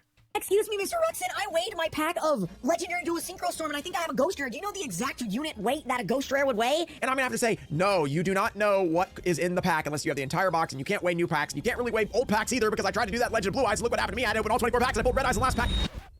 Thank you, MBT. Thank you. This set contains a type of rarity that's largely fallen out of favor. The Ghost Rare. These legendary white foiled lenticular cards were only available for a... We also, like... picked the worst, like, res and worst ghost we could find from the old ones. Short time attached to powerful monsters. Look at this fucking card. third series of Yu-Gi-Oh! They've come back, but only for individual cards in the Legendary Duelists set. So purchasing as many copies of Crystal Clearwing Synchro Dragon in Ghost Rare is definitely advisable. Okay, the funny thing is, if Yu-Gi-Oh! Actually got a huge pump, which honestly what I think is gonna happen is people are gonna buy these super high-end vintage cards and all this modern stuff is gonna be whatever. I mean, maybe some of the serials and stuff like that, but obviously Synchro Storm's gonna be bad. But if anything was ever to go up in that set, it probably would be the Ghost Rare just because it's what so else cheap. would And, go like, up? I guess you could say Baron when it gets unbanned, but because it's like 8 cents right now. But the Ghost Rare is really the only thing maybe actually worth buying. So it is a meme. I wouldn't buy 100 copies. I honestly wouldn't buy any of them unless you just like the card. That's the important part. I haven't actually said that in this video, but I need to remind people. An investment into Yu-Gi-Oh!, which a lot of these people that are getting into Yu-Gi-Oh! Are really just, they might have liked Yu-Gi-Oh! Before, but it might be the Pokemon style where it's like, I just want to buy and sell, you know? Which buying and selling, I do all the time. I don't have a problem with it. But I think you need to be into what you're buying and selling because then you don't really know what you're buying and you don't really have an appreciation for it. Stuff like buying a billion Crystal Wing Synchros turns into, oh, I just lost all my money and I don't give a crap about this card. So this is, unless you care about Crystal Wing Synchro Ghost Rare, I wouldn't buy even one of them, to be honest. So yeah, all that to say, don't buy anything in Yu-Gi-Oh! Unless you, first of all, expect to lose money because you're going to lose money. Secondly, like Yu-Gi-Oh! If you're watching this, I hope you at least have an appreciation for Yu-Gi-Oh! You've watched Yu-Gi-Oh! Maybe you're getting back into it. And a lot of times what happens in these big pump things is a lot of people hop into Yu-Gi-Oh! And us, like, longtime Yu-Gi-Ohers who have been in it since, like, the Crash and that are really just into the card game. Us longtime Yu-Gi-Ohers. Us longtime Yu-gists. And like the stuff, they're not just about pricing. We tend to just go, ew, you're into it because of the Pokemon thing or Logan Paul, and just push all those people away. Now, a lot of those people are the malicious, you know, buy and sell, flip, pump and dump kind of people. But then there's also the people that are like just finding out about Yu-Gi-Oh! Again and they're trying to get back into it. Keep that in mind that they might not be malicious. They might just be joining Yu-Gi-Oh! Again and they kind of heard about it from all the hype around these other people. And we might actually get some new people or some old people that used to like Yu-Gi-Oh! Or maybe just some new people in general into the Yu-Gi-Oh! Game. And it can be a good thing in that regard. Now, that's not gonna be everybody. There's gonna be those people that are crazy and they're trying to like flip a Ghost Rare from Synchro Storm or they're gonna buy the sealed product and try to flip it for $200 or something stupid like that. Obviously, that's not what I'm talking about, but there is a good side. Don't treat everybody that joins during this wave as an idiot or somebody that's trying to scam you. Give them a chance. They might actually be a new player or an old school person that's joining again because of the hype. So I just wanted to say that. Do not give anyone a chance. Let's talk about about Legendary Duelists Duels from the Deep. Ever heard of the first series of Yu-Gi-Oh! Duel Monsters? Well, in the first two arcs of Duel Monsters, Duelist Kingdom and Battle City, one duelist that Yugi keeps running into is Mako Tsunami. You may So they actually don't find Mako in Battle City. Not know that Mako Tsunami has an entire set dedicated to him and him alone in Legendary. That one was a little more subtle. They took Nash off the pack to put Mako on. Duels from the Deep. Like Synchro Storm, this set's a great investment for all the same reasons. But unlike, speaking of, I do have cases of this. I have cases of this. Synchro Storm, this set contains a number of cards that see consistent meta play to this day. By purchasing cards from this set, you'll be widening your list of potential buyers from just collectors and anime fans to collectors, anime fans, and people who play the trading card game. I know! You can play a game with these cards! Really? Wait.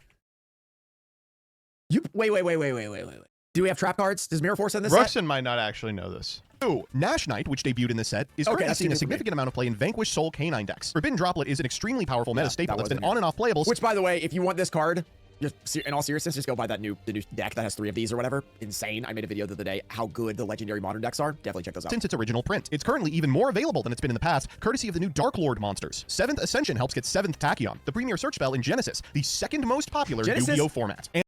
I mean, technically true. And of course, no breakdown of a set like this. By the way, what do you guys think? They put Genesis in OCG. You think we're gonna get Master Duel? I might be into Genesis soon. This would be complete without an examination of its Ghost Rare. Number 101 Silent Honor Arc is an extremely iconic monster. One of the first really good rank 4s. This card lingers long in the memory of you. I just gotta say, these legendary duelists, like the memes aside, the ghosts just don't look good. Like they look awful. None of the modern ghosts look good at all. I don't know what it is, if they forgot how to do them, but the first series of ghosts have this beautiful thing where you can see like a rainbow shimmer as you tilt the card. And for some reason, it's just not on there for the new ghosts. They're flat. They do not look like the old school ghost rares. It's kind of sad. Yu-Gi-Oh! Players. It's also seeing fringe play in the aforementioned Vanquish Soul Canine decks as a way to go from Nash Knight into CXZ's Nash Knight, a card also available in this set. I'm not gonna lie, I have no idea if what he's saying is actually true. I wonder if you can actually do all this with these cards. Wouldn't know. Ultimately make the chaos form of number. Man, actually, what we're learning here is the Ruxin is a fucking poser. Just kidding. I'm just kidding. I'm saving that for my bandless reaction. 101. Oh, okay. In short, you are an idiot if you see these boxes anywhere for MSRP. My son asked why we don't make ghosts like before. I said we can't. We forgot how. My son Saxon ordered a number 101 at the Dual Cafe. The Retro Pack is an old release that was designed to get Europe's fledgling. You better not hate on Retro Pack. I better not. Okay, so I tell people to buy Retro Pack 2 as a joke. The Retro Pack 2 Rewave. Both Ruxin and House of Champs sent me DMs that were like, that's not that bad advice. People love to LARP with this pack. This pack is not good. I hear no meme about Retro Pack, okay? Yu-Gi-Oh player base up to speed with what was already available in America. These sets were widely available overseas and contained some of the most iconic cards in Yu-Gi-Oh's history. Their scarcity in America meant they commanded a huge price tag, but that scarcity was always artificial. As international trade became more and more common, getting Retro Pack cards became easier and easier. To combat this dilution of the market, Konami did something drastic. They re-released the Retro Pack. Imagine all of the incredible iconic cards you remembered from your childhood reprinted in their original frame. So House of Champs was like, this is actually not terrible advice because Walmart has ongoing sales that justify picking this up at a crazy low price point. Ruxin's justification for liking this set is even funnier. He's like, yeah, think of all those cool old cards. Players loved this product, and as a result, Retro Pack 2 was released shortly after. This set was produced in diminished quantities, which means there's still a little bit of scarcity that warrants purchasing as much sealed product as you can. Cards this iconic are always going to be hot, so make sure you... Just lying. I'm just lying. Pick these up for the long term. Did you know there's more than one way to play you? Wait a sec. If that was a meme, I don't actually...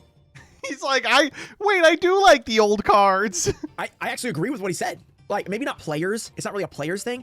But Retro Pack 1 and Retro Pack 2 is extremely fun to open, I will say, as like a boomer, and all the boomers like me like opening it. And there's a lot of cool cards in there. I actually think, I'm not recommending investments, but like that is a good box. Yeah, I'm making fun of people who are investing it. He's like, but that's a good buy because it's cool to open. All the boomers like me like opening it. And there's a lot of cool cards in there. I actually think, I'm not recommending investments, but like that is a good box to have. Like, just people just like opening Retro Pack 1 and Retro Pack 2. And there actually was that limited release on the booster boxes, though they cost a lot to get the full booster boxes. So I don't know if it's necessarily worth that, but it is a nice... He's the fucking target audience. Set. Now, is it a playable set? No, the cards are all old and terrible. But if you want to do a sealed format, it's a really great set. Those two are really great sets for that. It's really great for just an opening experience. So if you just open with friends and then duel with them, it's one of the best sets in Yu-Gi-Oh history to do that with. Those two sets, I should say. Honestly, I agree with that, even though it's probably not being serious. But I like that. Yu-Gi-Oh? I didn't even know there was one. Konami has experimented a couple of times with alternative ways to play the card game. But because these different ways are so short-lived, the products developed for them are in short supply. You should pick up anything you can find that relates to Battle Pack Draft or Speed Duel. Battle Pack is another thing that is super fun. Now, he's talking about fun, but it's so definitely like like a horrible investment. But actually, to play Battle Pack format is super fun. By the way, not to sell you all on Battle Pack. You can pick up a case of Battle Pack at like the same price as a case of like all those dog shit $30 sets that Konami made this year. It's not super expensive to buy a box of Battle Pack and crack it with friends. Pretty fun as well, but zero, you're losing money as soon as you buy it. So obviously that's not an investment. But in terms of fun and enjoying yourself, definitely pick those up, to be honest. I think they're a lot of fun to play with friends. Includes Battle Pack booster boxes, which are guaranteed to never be reprinted, and the individual Speed Duel packs. After they've sunsetted the product, it's unlikely they'll revisit them. Konami couldn't keep these cards on shelves during COVID, so if you find them now, pick them up. Technically correct. With the quickness. And finally, the holy grail of them all, sealed boxes of Legacy of Blue Eyes. Legacy of Blue Eyes is Yu-Gi-Oh's This one's a little subtle. first set ever. It's the set in the Logan Paul video. Out of everything I bought. You guys remember Legacy of Blue Eyes? This video is too much irony for me. I can't handle the sarcasm. This is probably what I'm most excited about. This is a first edition Yu-Gi-Oh box. Honestly, that though, I has think the a first LOB 25th edition are Blue Eyes actually White Dragon in it. When we rip this on Rip It, this is no chance they get reprinted. They've never done that before. They would never reprint LOB, which by the way, Konami, I'm not even criticizing you. I think it's totally fine if you reprint it. It'll be an epic night. I'm excited for this one. But one issue with early Legacy of Blue Eyes boxes is it reflects the poor print quality of a fledgling card game. Cards are occasionally damaged out of the pack. They're both first edition and unlimited runs with vastly different implications for price. If you're looking for certainty, the best thing you can do is purchase the Legacy of Blue Eyes White Dragon re-wave that happened in 2023. There's an additional upside to purchasing this version of the pack. They're all stamped with the 25th anniversary stamp. The 25th anniversary isn't going to happen again. Every card that could have a 25th anniversary stamp already does. That's true, but they're just going to make 30th anniversary Blue Eyes set. Added layer. now he's just telling them there's a stamp and there's not. I can't even handle this. Oh, this is such Logan Paul fan bait. Like, it's crazy. Oh my gosh. Like, I can't even handle this. Exclusivity only proves that these boxes will rise infinitely, or my name isn't the Market-Gition of Black Chaos. Maybe sealed product just isn't your bag. What do you get if you want individual displayable cards? As we all know, one of the best ways to protect your investment is grading. So if you want something you can put in a slab, here's what you should look out for. Quarter-century secret rares. Well, look. I already showed one of the #1 benefits of grading on my Twitter and Instagram. I'm gonna pop this up right here. That is such a cute little baby. And also, how did that come out of Ruxin's wife? Fuck. I think this a lot looking at Vriska. I'm like, how did this come out of my wife? Baby proofing your cards. Real. If you've ever had a baby and they try to grab a card, rip the condition. It's gone. It's broken in half. You got a slab on that thing? They can't get in there. They can chew on it. They can grab it. They can throw it. Doesn't do anything. I just spoke about it, but during the 25th anniversary of... They tend to grow. That's what I learned. The best part is they have a Mega Pack 24 QCR. This card is probably worth 12 cents. So yeah, definitely grade this. Konami released an exclusive rarity that was only applied to a few cards. But they grow like exponentially. Like Vriska is like 4 times her weight from birth. She's 4 months old and is 4 times her weight, which means by 5 years old, she'll be 60 times her weight. Secret. This foiling pattern is immaculate and totally unique, emblazoned with a 25th anniversary stamp. Not every card got one of these. As a result, you should invest in as many.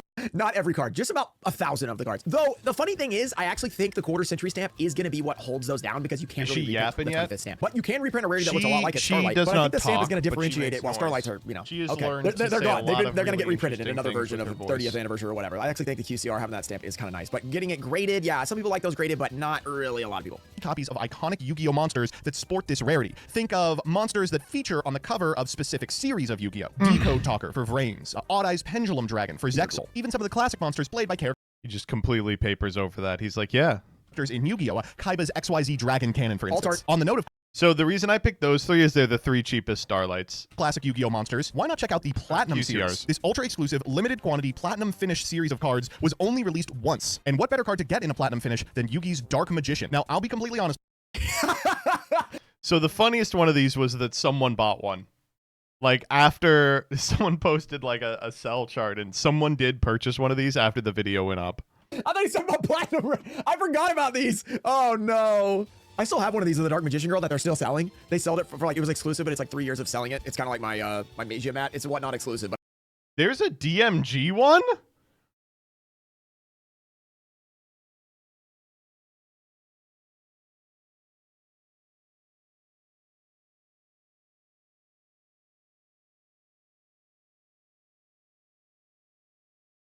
Here's a Dark Magician one. Oh. What? Okay. Wait, I can't even find it.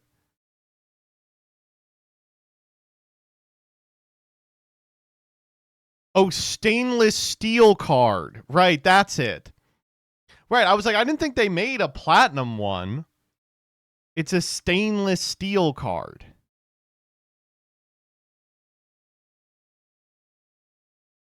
I can get it now for $200. Oh, they wanted you to pay $150 for this. Oh, it's went up. But I still have them. So it's like, you can still get them. You know, well, I will eventually sell out. Hopefully they will eventually sell out. It's not that exclusive though, because, you know, it didn't really sell out that fast. The Dark Magician, Platinum Rare, getting this graded is hilarious because you have to take it out of this thing.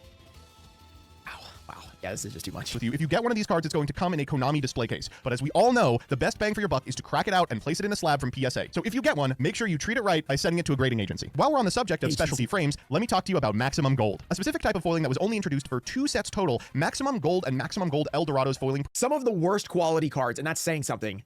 Okay, time for me to talk about Alestrals.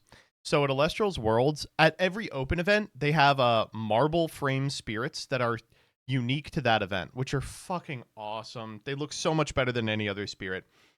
But for Worlds, they had the Mago foiling on it.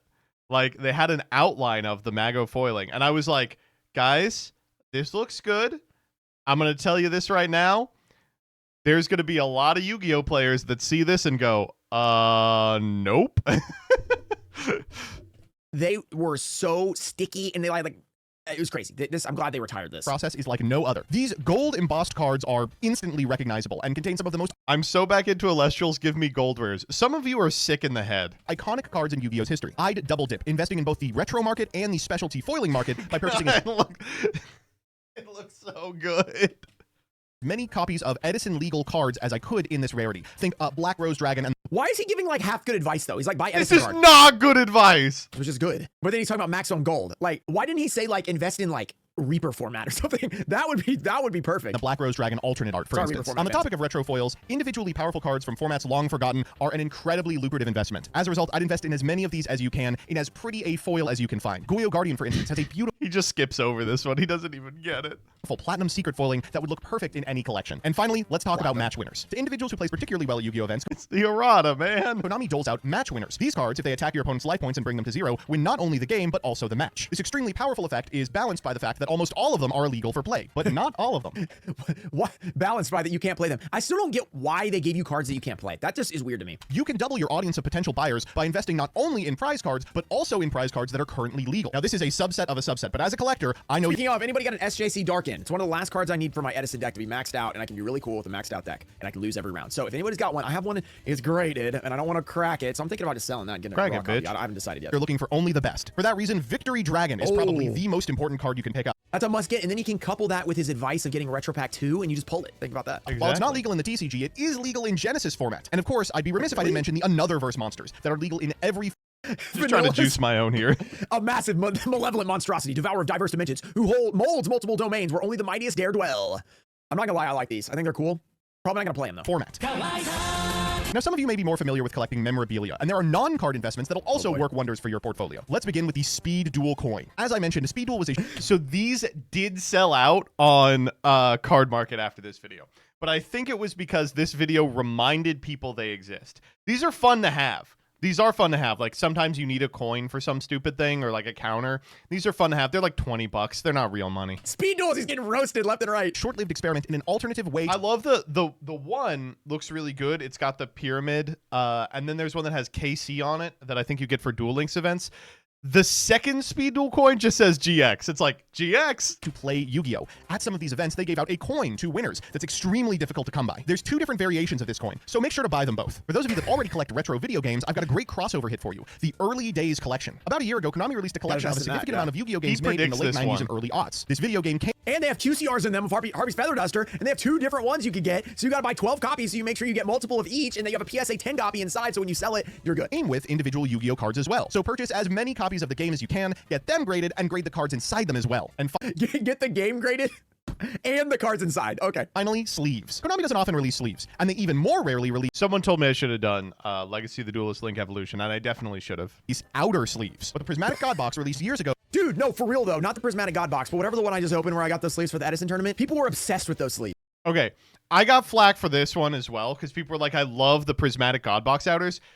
They're not good. No, they're not good. Those are the coolest sleeves I've ever seen. I'm like, dude, they were just in this recent Japanese set. And over here in TCG, guess what we get? We get a bunch of nothing. We don't get none of those sleeves. So Konami, can we get some of those sleeves over here in North America, Europe? We want some. Everybody wants them. I used them one time in a tournament. I advertised the crap out of them for you, just letting you know it was free. On me. You're welcome. Came with a small quantity of outer sleeves. Pick up as many of these as possible. They shuffle great, they retain their shine, and they look absolutely wonderful. I've never used those, so I don't know if it's not true at all. And that's that. With this video, I've given you the tools necessary to become a trader just as important to the community as all those people who are going to Costco and beating up children for Pokemon cards. I'm going to be rich, and I will be beating up people for Pokemon cards. Oh, I mean Yu-Gi-Oh! Which one am I beating up people for? I should mention, under no circumstances should you try actually playing the Yu-Gi-Oh! Trading card game. Oh, the game's he's confusing, got annoying, that not much down fun. pat already. And at the end of the day, you don't want to be getting high off your own supply. Instead, head to your local Target and scalp, scalp, scalp. See you at the Team 10 reunion. Team 10 was the wrong Paul, by the way. I didn't realize that. That was good. That was good. That was really good. I honestly though, a couple of those I was like, I would like buying a couple of these, but in terms of like value, the only things that are getting pumped and dumped right now and bought, and look, I don't know 100% it's a pump and dump, but look, we've seen COVID and we saw what happened. People bought thousands of dollars. They were, some skulls 5,000 like it is now. For years afterward, it was 2,000. It went all the way down and it stayed down. Okay, now there might be a new wave of people that get into it, and it, old school cards are expensive because really all we're seeing right now is old school stuff get expensive, graded stuff get expensive, and the new serialized set. So for the most part, things aren't going too crazy yet. I'm gonna keep an eye on if like regular cards start going up because of this. To be clear, I don't think this is going to take. I don't think like scalping is going to be a real thing in Yu-Gi-Oh! I hope it does move some of the dog shit off shelves, but I think realistically it's just going to apply to Grandmaster rares and high-end stuff. Ross Ayer, thank you for the prime. Didn't watch the very end where I say it's a joke. Adams, Ghost King, TCG, Ronald Apple. Oh, and Archlord Christian First Edition! Beam Trading, Gilded Cowboy, Ian Musa Jr. Barding. I love his outro. Hey, Ruxing, great video. Thanks for highlighting this up-and-coming content creator. Now to watch the video. Thank you for convincing me to buy Duels from the Deep. I mortgaged the house so I can make an order of 42067 cases. That's true. Yeah, that's actually true. Logan, or here, hold up. Jake, Paul, Team 10. What happened to all these fucking guys? Y'all can't handle this. Okay, I never asked. I never figured this out. Were these guys? Were they Mormons? Y'all don't know what's about to happen, baby. Team 10. Every day, Cali boy. every day. But I'm from Ohio, white boy. It's every day, bro, with that Disney Channel flow. That's all I know of the song. But it was okay. It was him. Then it was this guy. Bitch, I'm blowing up. Hey, Litty, 2 months ago you didn't know my name, and now you want my fame. Bitch, I'm blowing up. I'm only. One of my most annoying vocal tics is I do the intro to Big Bang Theory in this guy's cadence. I go, 14 million years ago, our Earth is in a hot tin state, and then expansion started waning. The autotrophs began to drool. It's the stupidest bit I do in the entire world. I don't know who this is. He looks like when they were like printing out crackers at Vine headquarters, he was like one of those guys, right? Blowing up. DG, who are you? All these beats I just ran through hit 1 million a month. Where were you? Hating on me back in West, faking me. And then they had Nick Crompton. I remember Nick Crompton because at least he was different than the rest of them. He was a big fat British guy. Then they had the girl. Then they had the two guys who didn't speak English. We better hit it. That's Italian, just so everybody knows. And then they had the girl. And then that was it. The Martinez twins. Are those the ones who killed their parents? Where is Nick Crompton? Nick Crompton. Oh. I guess he's not really in a lot of stuff. Where are Team 10 members today? Nick Crompton is in prison. Creep. No, he wasn't. Where is Stick Stickly? Can we listen to his song Litmus? Of course. That's my favorite song. You know, kids.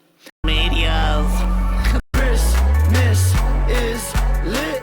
Christmas litness. I'm the. Hell yeah. Wait, that's so true.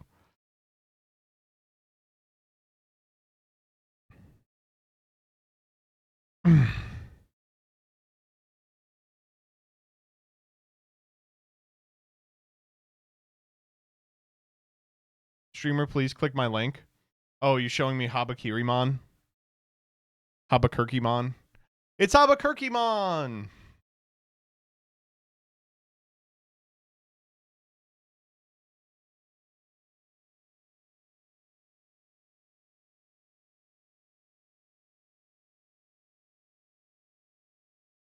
Why were they blocked? From the blue blocker days. Ever since they started auto giving blue to anyone over 100K, that thing hasn't worked. Are you ready for the last one? So I wanted to watch this video called The Divide. It is 2 hours. So I don't know. The trading card games, Pokemon and Yu-Gi-Oh! I don't know if both maybe have we should do that. massive communities today. It also came out 4 days ago. Oh, maybe we should wait on it.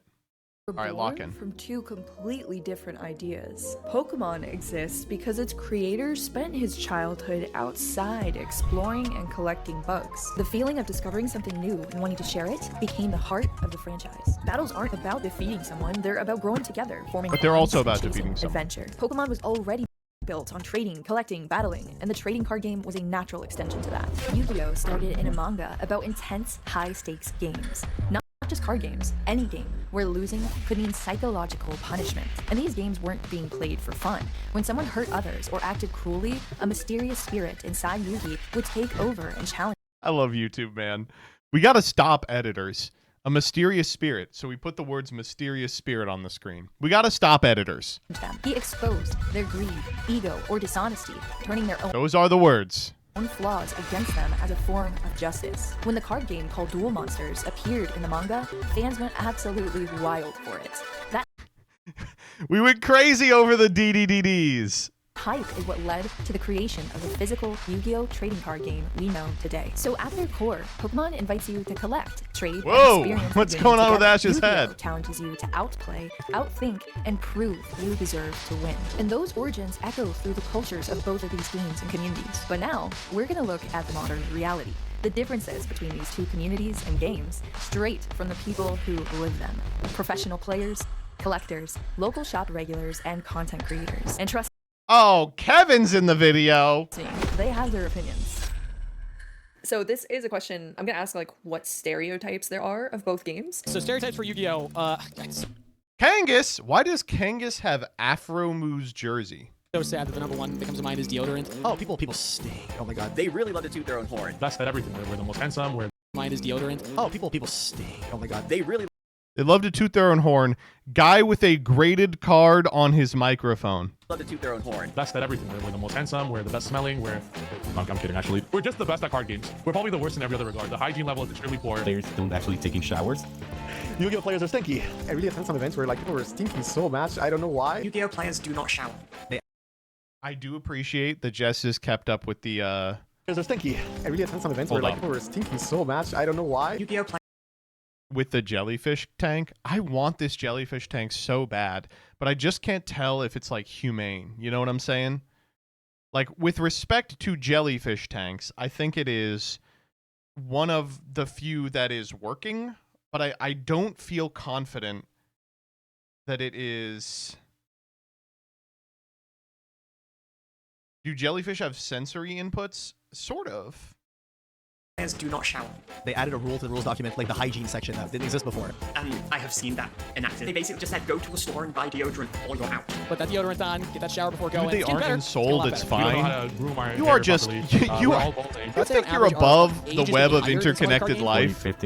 Oh, this is a simple organism. That means that I don't have to care about it. Unbelievable. Semicolon of the card will change how a card works, and obviously you missed You're gonna get up. You're gonna get up to heaven, and Saint Peter is going to chew you out for every blade of grass you've ever cut. I hope you're prepared for that.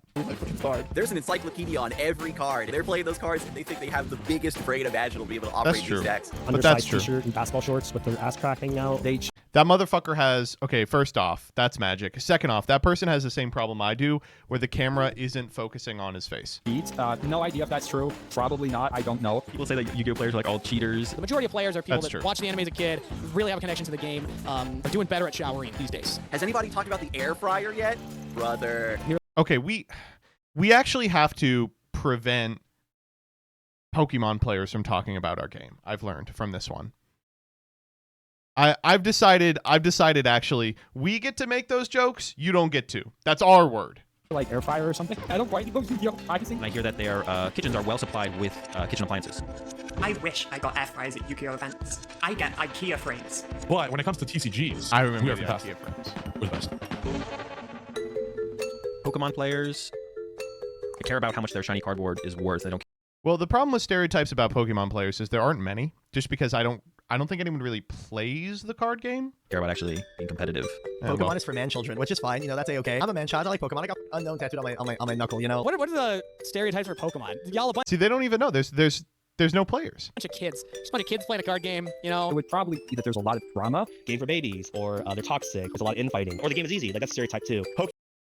Pokemon is easy. Yu-Gi-Oh! Players Jesse comes out and says it. I appreciate that. are better at TCGs than Pokemon players by a lot. Pokemon is for children. Pokemon players, you're not just noobs in TCG, you're just noobs in general, respectfully. Pokemon is like just for babies. Scalpers, you just buy and then resell. Pokemon is just for scalpers.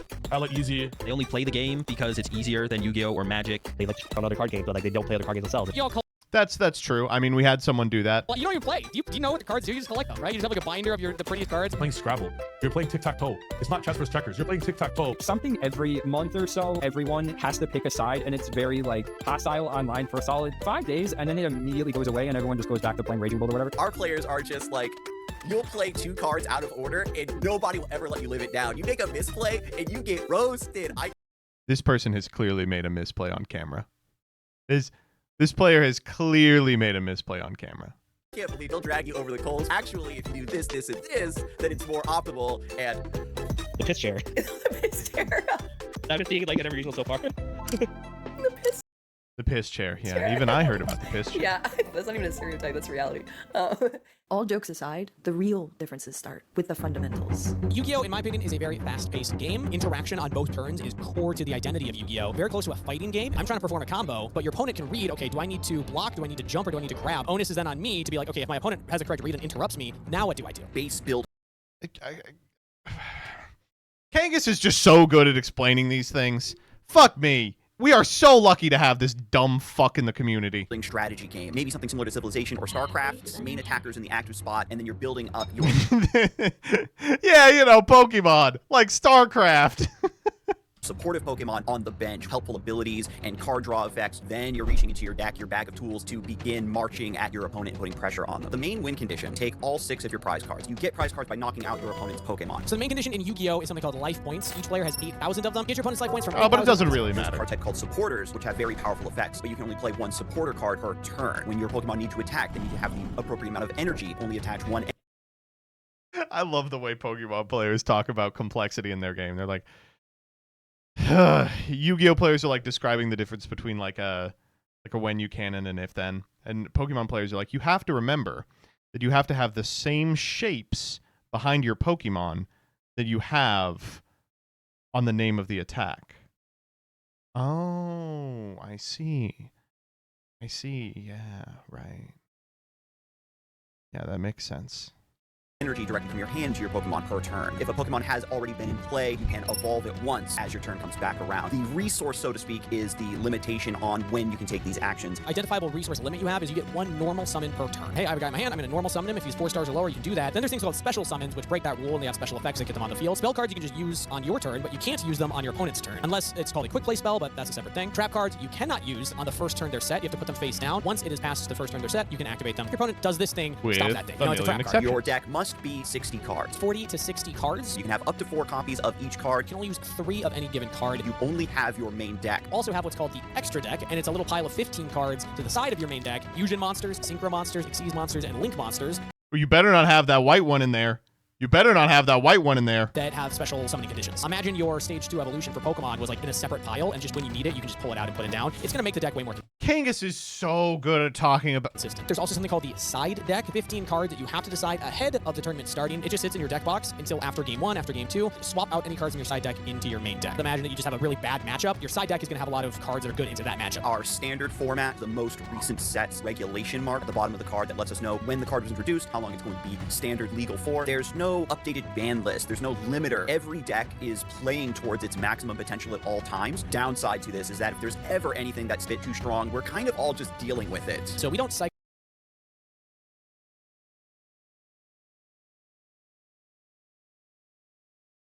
Pokemon doesn't have a ban list?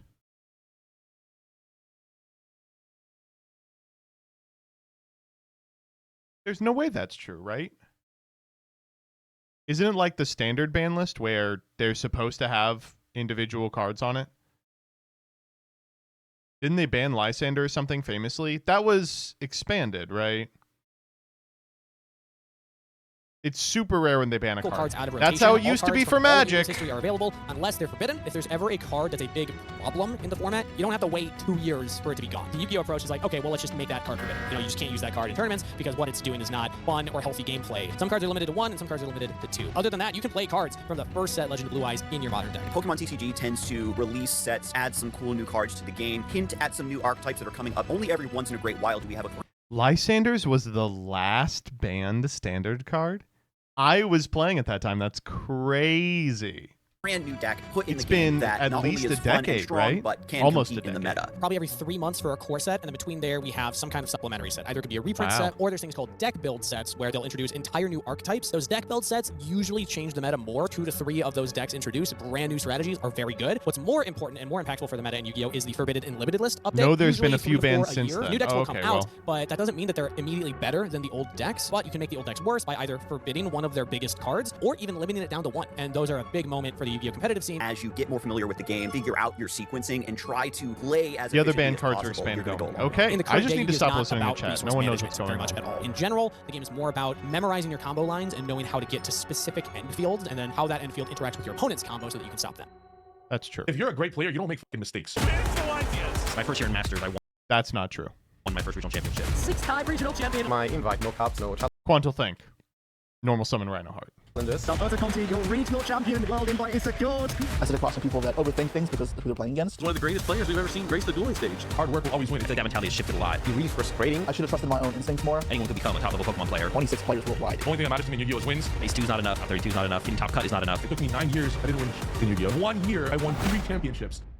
What's up, Pokemon players? I'm Steven Trifonowski, Triff Gaming. I used to be the self-proclaimed best Yu-Gi-Oh! player in the world, but now I'm the world-proclaimed best Yu-Gi-Oh! player in the world. Even though I dabbled in the Pokemon Yu-Gi-Oh! beef, I never liked it really. I just kind of did it for shits and gigs because it gave me a laugh. I much prefer a Pokemon Yu-Gi-Oh! collaboration, this style of video where we promote overall positivity for both games. Hello. It is cool for him to say that, and then every clip we've seen of him, he's like, yeah, Yu-Gi-Oh! Players are awesome. Fuck all Pokemon players. My name is Jesse Cotton, and I am a professional Yu-Gi-Oh! player as well as content creator. I recently won the Yu-Gi-Oh! Master Duel Championships in 2024, as well as I have won 9 other Premier events, which is more than any other player by a few. I've been Well, we know when this was recorded then. playing this game for competitively, I guess, about a decade, but in general, since I was 5, so going on 21 years. Yeah, long time. How many years? My name is Azul Garcia Griego. I go by Azul GG online. I'm a Pokemon TCG competitive player, content creator, recently cast. This is the next guy, right? Pokemon TCG is having like their first like guy.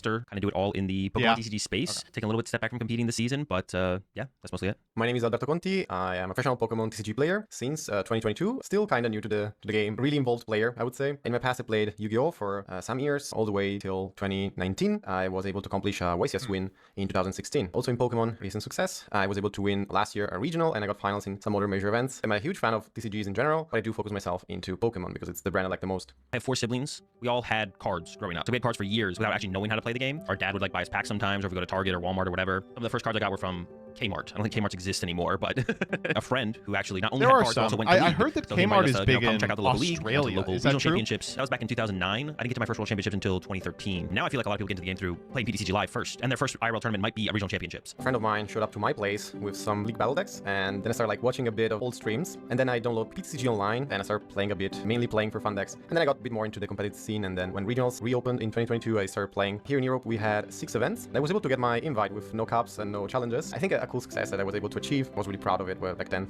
My friend in kindergarten showed me. Simple as that. It became a tool to bond with my dad. He'd work in Edmonton, I live in Toronto, and he'd come home on the weekends. And the weekends, he'd do something to do together, and he saw me playing Yu-Gi-Oh! And he picked it up and played together. He'd take me to locals. About to head off to locals. I'm sitting in front of the house waiting for my dad to come home from work. Not a feeling I've had in a long time. Kind of kept going from there, more and more involvement. Just grade school. I forgot what grade. I got second place at a track and field event. I don't know what it was. Like I had a second place ribbon. Some kid had the worst Yu-Gi-Oh! cards in the universe. Basic Insect and Terror the Terrible. Like the worst monsters in the game. I'm like, wow, you guys are playing Yu-Gi-Oh! Can I see it? Wow, can I have one of these cards? Because dude had like 100 cards. And he's like, sure, give me your second place ribbon and I'll give you these 2 amazing cards for your second place ribbon. He thought he was playing a fast one on me. Little did he know, even 5-year-old Triff knew he'd win 3 championships 2 decades later. So I was the one that pulled the fast one on him. This is the craziest story ever. What the fuck? That's how I started. I think the greatest skill that you have to have is like foresight. Try to see and visualize what the odds can be to actually win the game. Being able to understand when to skip games, when you not make a comeback anymore, and when to keep playing some games. Even good players don't have like a super strong understanding or an understanding at all of concepts, predicting outcomes and statistics and like all the things like that. That is like truly what is the game at the end of the day. It literally is just a kind of like a statistical puzzle. I did a lot of my learning of this when I started coaching because I had to explain why X was better than Y. I think one of the biggest things is adaptability. Being able to step away from molds you've set in your mind for how to build a deck, how to play out a specific combination of cards, and instead understand why you do each of these things so that you can break those rules when you're in a unique situation. That's actually a really interesting position. This is one of those things that like Yu-Gi-Oh! Players have been tricked into doing.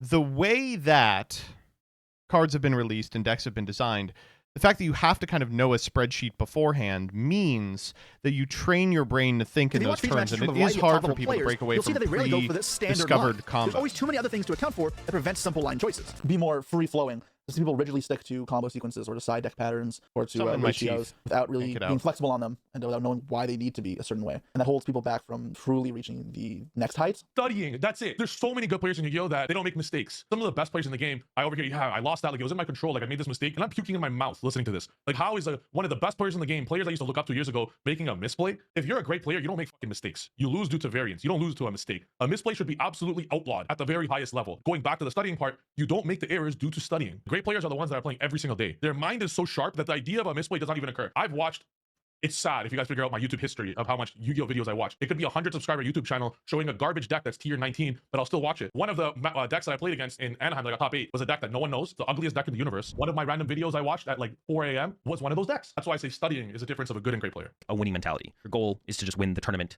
And like 2 players that I see that a lot in. That's got to be me. And they're some of the best players in the game is like Isaiah Bradner and Ian Robb. They show up to the tournaments to win the tournaments. Like phase 2 is not enough, top 32 is not enough, getting top cut is not enough. Like their only goal when they show up to tournaments is like Perfect match. Isaiah takes the KO, and he is the North American International Champion. Yu-Gi-Oh's kind of wide pool of kind of unlimited actions. I mean, also there's really no argument there's some here. more cards you can play. Can make it more complex in some ways. You can't just learn your deck and enter a tournament. You have to learn everything. Even the cards themselves are very long. I do think they were both really hard, but all I have to say is that in Yu-Gi-Oh! I felt it harder to understand some mechanics, being able to handle side deck cards, people prepared for my matchup, and stuff like this. I think any top-level strategy game player can be a top-level strategy game player in any strategy game. I compare learning Pokemon to learning Monopoly. And this is the Go space, and it does plenty. Fans out there are going to be like, wow, I hate this guy. He just compared Pokemon to Monopoly. But no, really. It took me 1 day to learn Pokemon. Equated Pokemon TCG to playing Monopoly. Do you agree with that? No. But I'm going to call Triff out. I don't think he genuinely believes that, so. That's just something He's like, no, but how are you falling for this? I will be clear. How are you falling this? Like Yu-Gi-Oh! Like if you really commit to it, you learn a lot. It's really fun and rewarding if you learn it, but it's not fun if you don't know it and you have to play against 100 negates. That's not fun at all. If a pro Yu-Gi-Oh player picks up Pokemon, they probably start at a level of like a 5 out of 10. But if a pro Pokemon player picks up Yu-Gi-Oh, they start at like a 2 out of 10. It takes the same amount of time probably for both of them to become an 8 out of 10 in either game. But everyone just starts at a higher base level in the Pokemon TCG because it's an easier game to learn.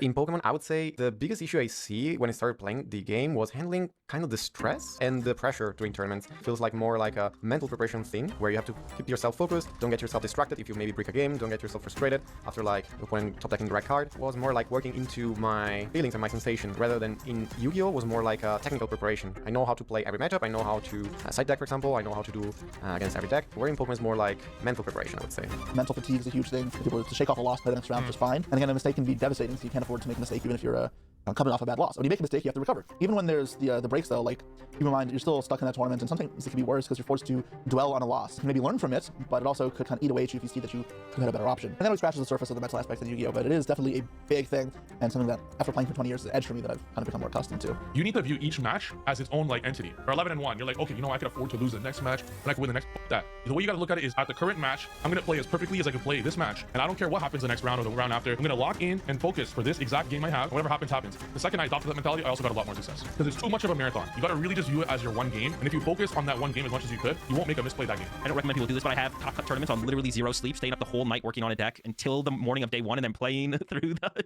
day 1. Being disciplined and getting a good night's sleep and drinking water and eating food throughout the day. Like all of those things can like make a big impact. Being able to cope with poor luck, a misplay, being able to fully mentally reset, going to your next game, your next match, your next tournament is like a big difference maker between Tord and the average player. Most card games at the competitive level are extremely punishing, where mistakes have huge ramifications in the rest of the game. Yu-Gi-Oh is no exception, where if you make these mistakes in your combo or against your opponent's combo, it can easily be the reason you lose like almost instantaneously. One that happened that cost me a spot at the World Championship in 2016. At the time I was like 16, and top 6 players of the national qualifiers go to the World Championship. I'd lost the top 8 match, but because it's top 6, there's still a secondary match between all the top 8 losers. I'd lost my first ever live stream match in top 8, and now I'm playing another live stream match for the spot of the World Championship. So the nerves were really high for me, and I got to the point where I can search a card, and I'm like, I can search the card that I usually search in this position. It's got me this far. I would feel comfortable with it, or I can search the card that I guess other people would search. It's what people have said is good. And I kind of like struggled and got the card that would be more commonly grabbed in that spot. And if I trust my instincts, I would have won. It happens a lot. It's much more than that one game. That's just one that sticks out in my mind because it's one of the stakes so high, it's almost stung a bit that I made that error. A rough lesson, but it definitely helped me grow as a player. So it kind of depends on the mistake you make. If you're making a game plan mistake, it can be really, really punishing. It can be like game losing instantly. The wrong attacker, choosing a boss to knock out a Pokemon off the bench versus attacking the active Pokemon, stuff like that. And also resource management, I guess it goes with that as well. When you play Ultra Ball to discard 2 cards, do you pick the right 2 cards? Or when you choose to play research over Iono, was that bad because of the cards you're discarding with the research? So that can be pretty punishing as well, like alongside like your overall game plan choice. But besides that, sequencing errors, stuff like that, even like resource mismanagement, as long as you don't completely run out of a resource, or if your opponent doesn't recognize you run out of resource, like if you discard your last boss, but your opponent is still playing around boss the rest of the game, it might just not matter. So those definitely matter less. Both games are really punishing, but even different levels. For example, in Pokemon, you need to actually play a lot to actually be able to punish a mistake. Where in Yu-Gi-Oh, it's more like about sequencing well enough to like play around opponent's card in your turn, knowing when to respond to something, when to chain something, maybe in the same turn that you actually get punished from a misplay, where in Pokemon it's on the long run, you actually get punished. But I think in both games you can really get punished by mistakes. When I make even a small mistake, the only thing I can think of while dueling is gouging my eyeballs out with the fork and eating it. I despise it with all my passion in Yu-Gi-Oh! I played 1 Pokemon locals in my life, but what I did was I took way too fucking long to play. So my 4-1 turned into 2 wins, 1 loss, 2 draws. Not really locking in and like taking a little too much time for my play because I'm not the best Pokemon player in the world. Should I be doing this right now? Should I go for the 4 prize OTK or wait, my math is off. It's not full game yet. I need 10 extra damage counters. Can I get a Halucha somehow? I thought way too hard. Every Pokemon deck that I've seen that's a meta deck looks the exact same. It is carbon copy, net decked. If I'm playing against a Dragapult Dusknoir player, I could tell you card for card, there's 60 cards. Yu-Gi-Oh! There's a lot of Mavericks or Trailblazers, whatever you want to call the word, that refuse to do that. If you're playing one of the best players in the world, this is kind of funny to say right now when the branded Draco Tail deck has just been solved for 6 months. and you're both playing a tier 1 deck, you need some form of competitive advantage. Otherwise, it'll be based on variance or who's the better player. And seeing as how you both won't make mistakes, you don't want to put your whole tournament chance on variance. So you need some competitive advantage. I want to play some shit like that no one could foretell. The second my opponent picks up my card to read it, I'm like, oh, he does do that. He plays fucking slop. I'm not a huge believer of secret decks, secret attaches. Maybe I do catch my opponent off guard game 1, but then they are expecting this card to come in game 2 and game 3. They can still win the game because then the surprise factor doesn't work anymore, and then it's too late to fix my win condition. This is strange, by the way. I gotta say, how quickly everyone switched up on net decking. Like, I would say for like a decade, people were like, yeah, you can't net deck. You have to build it yourself. And consistent. The way we like to approach games in practice is not to just jam a bunch of games, but I honestly play maybe only a couple games per session, and then rewinding and trying different things at different junctions to see how each would unfold differently. It's almost like a Socratic method type of way, just try and poke every different possible solution, answer, ask every question, how can you make this assumption? Would this be accurate? The game's so interactive. Is that the Socratic method? Hold up.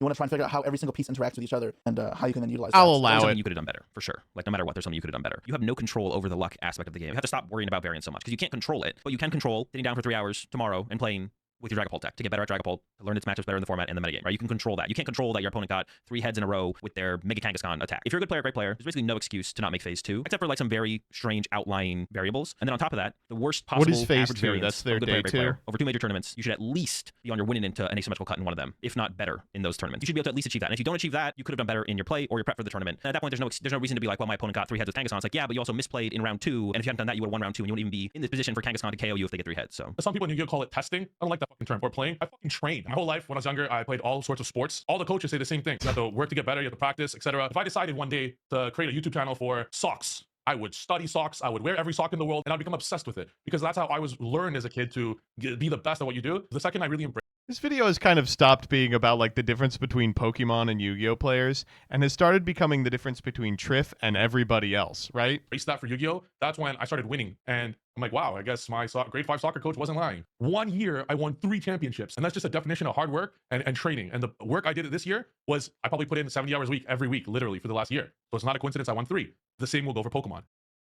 I did have an amazing experience at my 1 Pokemon Locals. Everyone there was amazing, and it was great. There was more new-ish players that at Pokemon Locals that I would see at like a Yu-Gi-Oh Locals, because even the lowest players at my Yu-Gi-Oh Locals are actually very good. No offense to the guy that I played at the Pokemon Locals. There was like 2 people I played that I was like, I am 100 times better than you at this game, and that was my very first locals ever. In the Pokemon TCG, we're gonna have a lot of more average and below average players initially because there's so many players getting into the game right now. It doesn't really affect the top level of the play currently. Like, the great players are still the great players. They're not weaker because there's more lower skill level players in the tournaments. It doesn't mean they're lower skill level players. More interesting competition, more people playing in a competition breeds more competitive players and higher level of competition. Sustainability has been a big problem recently. Our sealed product has floored out in pricing, which can mean that the LGSs, the game stores, obviously won't carry them. Product numbers are dropping for myself and from others, and unless something changes, then that's dude, they love that one video. They love that one video of the guy going, I can't sell the Yu-Gi-Oh card. To be rough. And it's not because competitive Yu-Gi-Oh is struggling, it's because casual Yu-Gi-Oh and collectible Yu-Gi-Oh both are been kind of dismal right now. Competitive Yu-Gi-Oh's numbers have really only gotten better lately. That's not been a problem. But the game period entry means that acquiring new players is hard. And even the nostalgia factor yeah, it's work the same 2,000 people at every event. The game, it does not work. Not always is there a metagame in which Konami gives these older decks a new support, but it's not recycling the same Pokemon like Pokemon does. It's new characters that people have no attachments to, which can be cool, but it can also mean that the brand is less meaningful as the actual game itself, and that makes collectability hard as well. And these are all things that the game struggled with to economically stay as one of the big 3 card games as far as market share goes. And then obviously, if the rest of the market crumbles, then competitive may follow suit. So yeah, not thrilled about that situation. It's not doing as well as Pokemon, as I think it's undeniable. We're getting to the point in Pokemon where kids are getting tutors in the juniors division. And we're starting to see that potential for more toward rec levs is higher in our game because we have more players getting into the game. If you're more exclusive, less players getting into it, less players playing. Who is Tord? Is he like their Jesse Cotton? It's maybe right now the skill ceiling is higher or whatever for the average Is player. that what's going on? Eventually it's not going to be. I hope Konami has been notoriously a terrible company for not being on top of the ball for this stuff. But in recent years, really this year, they've had a wake-up call, I think, and they actually are doing a lot of changes. Really cool to see the original format because that's really bringing us back to OG. Even without all the Ruxin cameo! work, the fact that they're willing to make changes is new for them. Maybe they can get their shit together and the game can stabilize. Because right now it's not looking great, but at least they're on top of it because they haven't been before. The accessibility aspect will definitely push the Pokemon TCG probably far beyond any other card game has ever been to 10 years from now. That's true. That's true. There is a all my real Magic friends cap ask me, they're like, on how do you how play Pokemon? And I'm just like, the buddies are like a nickel. Like, what do you mean? how much Pokemon. Yu-Gi-Oh card can go game in. is unanimously, it is cheaper. Right now it's like 70 to 140. Overall, I feel like Pokemon's gotta be way cheaper. Yu-Gi-Oh, no way. Summer 2024 card prices. Holy shit, Jess is in this video. I totally forgot. Were through the roof. A deck would cost you about £800 or like $1,000 US. It just does depend on how competitive you want to get. People will do it. I've sat there and I've wrestled with this idea multiple times. I still pay the price tag on them because like I know what these cards mean to be competitive at this point. You don't have to get everything right then and there. Things get reprinted. Things also will come down in price. It still is like $200, $300, but it's not as crazy as in the past. We are also at the mercy of Konami. And a lot of times we also feel the same way, that we feel a little bit treated unfairly because we buy all these cards a little bit later. They're not usable anymore. It's just the nature of the game. How much you actually spend on a deck, it's not really that rewarding actually. You just paid £800 for your deck and hotel and travel flights, and you're getting a £300 switch for getting 5th place. Y'all are getting switches? Pricing was a very big issue. Yu-Gi-Oh players have moved actually to Pokemon, so its rewards are just way better. Yu-Gi-Oh's pricing in general has suffered from no cash, which means that everything is derived from a secondary market. You always see it in comment sections. Kazuki Takahashi, the person who made Yu-Gi-Oh, didn't want people to be able to make a living off the game or didn't want to give out cash pricing, and that's his wish. That has never been confirmed to my knowledge. That's the thing. I don't know where this came from. Requested that it would be kept to no cash pricing, which for all I know is true. I have no idea. I don't want to speak on that authority, but no one actually knows. Yeah, I just know it's not going to change. Just like a rumor. Pricing's like really good. What does Yu-Gi-Oh pricing look like? They don't actually give money. They don't pay money. Why am I going to the tournament then? Wait, what? To play a game! To have fun! A ton of money in Pokemon anyways, but like, what? I know with Pokemon it's so cool because like if you make day 2, you're just like, I need $2,000. Like, it's just like so you cool. You get $2,000 for making day 2? Like, if you're doing it like you're high rolling it just to win, that's probably a completely different environment. Like, they're not playing it for money, they're playing because they love Yu-Gi-Oh! Like, that's crazy. Is there no money for like Worlds and stuff? Worlds is an entirely different beast that like we can make an entirely new video about. I actually really like the way Yu-Gi-Oh! Worlds is held. It is not as good for the spectator, I'll have to admit that. Pokemon Worlds was, especially in Yokohama. This dude is Worlds' biggest dick rider, by the way. He was on, we were talking about it on Twitter the other day, and he was like, actually, Worlds is usually done really well. It was breathtaking. It was incredibly cool to be around. When my friends and I went to Worlds to spectate, my friend said, Worlds isn't for the competitor anymore. That's just like the way he described it. It's for the spectator and collector. It definitely felt like the tournament was a side thing. Everything else was just a Pokemon convention, which that's fine. That's what they're doing next year. Yu-Gi-Oh! World's not like that. But it's because it focuses on the player. I think that's fine. It's way more prestigious to be for Yu-Gi-Oh! Worlds than Pokemon Worlds. You guys have hundreds of competitors. TCG Worlds, the card game, 26 players worldwide. It is incredibly hard to qualify for. It is an honor, like it's an honor in Pokemon too, but it's not the same. Yu-Gi-Oh! Is an incredibly high prestige to qualify for Worlds, let alone do well in it. It reflects how Konami handles it with they hold private dinners for you, they fly you out to the hotel room, they get all this get a jersey to rep. They could make a better production out of it, I will happily admit. But as far as how they treat the players, I'm not envious of Pokemon at all. It doesn't look bad per se, but it's a very cool experience to compete at Yu-Gi-Oh! Worlds. You guys, we're gonna get to see the back rooms. For the World Championships had a convention center. When I went to the World Championships for Yu-Gi-Oh!, we played on paper mats that were sellotaped to some. Dude, I love this picture. We are never gonna beat this picture, dude. This picture's they got Jesse being like, they actually treat you pretty well. Cut to the back rooms. Office tables in some random office in the middle of Tokyo. There were no spectators, no cameras, no grandeur. You had to use the paper mat that was sellotaped to the table. For me especially, it was a pain in the ass because I have nails. You cannot pick up cards with acrylic nails if you are on paper mats. All of the mats that I used had stab marks on them because I tried to pick up cards. I got 6th place and I was not rewarded for that. You get no prizing for making top 8 at the World Championships in Yu-Gi-Oh! As absurd as that sounds, and that's still a thing to this day in Yu-Gi-Oh! It is kind of stupid how the top 8 of the World Championship doesn't have prizing, it starts at top 4. It's like, why even cut the top 8 at that point? Because the year that I got top 8, I was undefeated in Swiss as first, and then I 2 bad hands in top 8, and I walked away with nothing. I was like, I could have ended up in like round 6 of Swiss, and then I played top 4 because I would have been 5-1. I have heard that it has improved since I went, but I think that experience of being very disappointed, and then seeing how Pokemon events are run, and how Pokemon players are a lot more celebrated, it definitely just left a bit of a sour taste in my mouth with Yu-Gi-Oh! The gripe is, why is she even the same as last place? Why is there no difference? It's not like she's walked away with nothing. She has walked away with free flights to Japan with accommodation. Dude, it's so easy to get Jesse. Well, I had to eat a bowl of shit, but they paid for my flight to the shit-eating stadium. So, I mean, who can say who came out on front? And the experience is very cool. It's not like competing has gone to nothing. It's just there was no difference between her getting top 8 and last, which I think is stupid. I will not deny that at all. If you get first place, He's such a travel cell. He is. Multiple times, you now get a custom giant card, which will sell for a lot of money, and you get an ultra rare copy of the prize card, which only first place gets, and will also sell for a lot of money. The problem is, if you don't get first place, the pricing is a lot worse. I would wager in Yu-Gi-Oh! You probably get about 10% for second place, even with their new pricing structure, which is better. I'm happy that they've improved it, but I still think there's more improvement to come. It sucks that it's kind of tied to the secondary market, especially to a brand that is more finicky than something like One Piece or Pokemon, and we don't have a guarantee on what we're actually winning monetarily. They have tried new stuff within the last year and a half. The new stuff's been good. Stupid. They gave us a big wooden frame for top 16 that one wasn't good. Last season. It was just literally a giant ass frame. Players were refusing the frames. I left it on a table and said someone can take this. I'm not paying for luggage on an airplane to bring a wooden frame I can buy at a dollar store or Michael's. It would cost them more to take it back on their flight. I'm like, if anybody wants this who's local to the area, it's here. Like, take it. I mean, it's cool. It has a, it's not, I'm saying it's that cool, but it has like a little YCS thing in the middle. It could be cool to have like in your office a frame with some Yu-Gi-Oh cards. For me, not worth the money, and I also already had one of them. Like, I don't need 5 frames. That one is more cool for a local player who's top of their first event and they want something to commemorate the experience. For pro players on the circuit, it's nothing. There is a Twitter account called Jesse Cotton's Frame, which is just the frame that he abandoned being taken around the US. They took it to the Grand Canyon.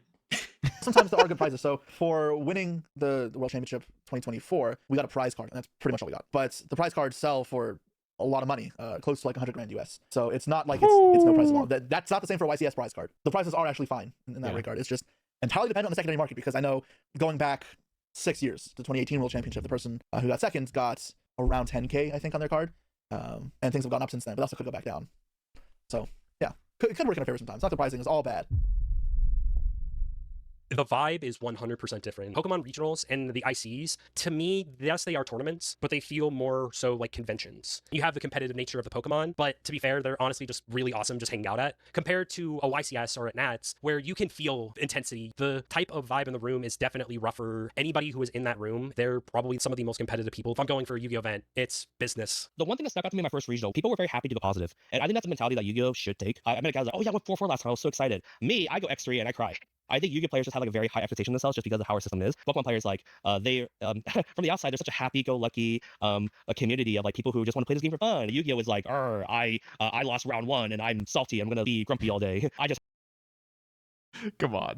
Hit X3. This game sucks. Last YCS, everybody was like, "What are you doing?" The first thing you should do if you go X3 is find Miwa Bell. That's the first thing you should. You're a Pokemon player now. Like, you have no idea on how to play this. I was 4-0, table 4 or 5, playing against one of the best players at the time. Oh, I'm playing the Pokemon player, and I was like, yeah, pretty much. And I started like just shuffling. When I won, she was like, "You're a Pokemon player. You can't beat me." And I was like, and he just like was like, "No, this game's fucking trash." And he just like dropped the tournament and left. Like, I don't think it's fair to judge an entire community by the good or bad actors. YCS London 2023. Well, I do.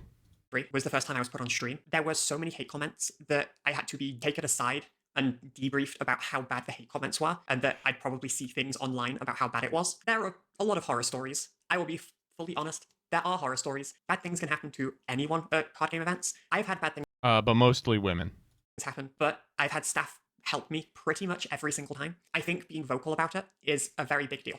Pokemon players like to stereotype, put Yu-Gi-Oh players in certain boxes. My own experience, whenever I said that I played Yu-Gi-Oh, some people were just like saying, "Oh, that's unfortunate," giving me a type of attitude where I'm like, okay, once you're in a box in Pokemon, it's hard to kind of break out of it. I don't think there's a lot of people who play Pokemon who want to play Yu-Gi-Oh! Like, there's just not a ton, I guess. So I tweeted that. I was like, "Hey, Yu-Gi-Oh!" And so I've received nothing but like kind wishes. And like, if you need anything, like, let me know. And so I've been like talking with a ton of Yu-Gi-Oh! People, just like, "Hey, please help me." And they've been very welcoming, like very, very welcoming. So like, we'll take what we can get at this point. Kudos to them. It's awesome. Yu-Gi-Oh players like maybe take all of the decks because, you know, like hand traps, power grip, and all that stuff is just like everybody hates it. But we're all on the same page about it. Pokemon players are all of the time just everybody has like their own small community. Like, yeah, we're all Guardy players. We all hate Marnie players and stuff like that. So yeah, I believe that's like more toxic. I think Pokemon favors the unemployed and the rich kids.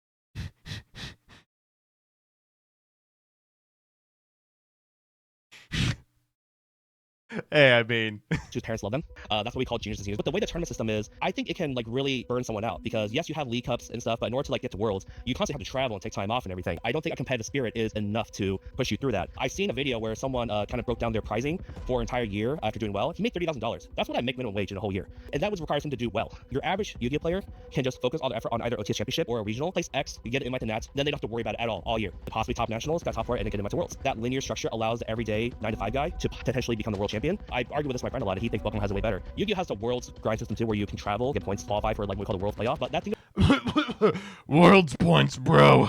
as like a premium battle pass, if you have the time and money to do it, you do it. It's not required, and I think the issue with Pokemon is that that's required of every player to do. It's not an option. You have to do it, or you have to win a region. I think they need to make it more, not casual friendly, but more like everyman friendly, and not make it so like you have to constantly grind and stay on the leaderboard and stuff.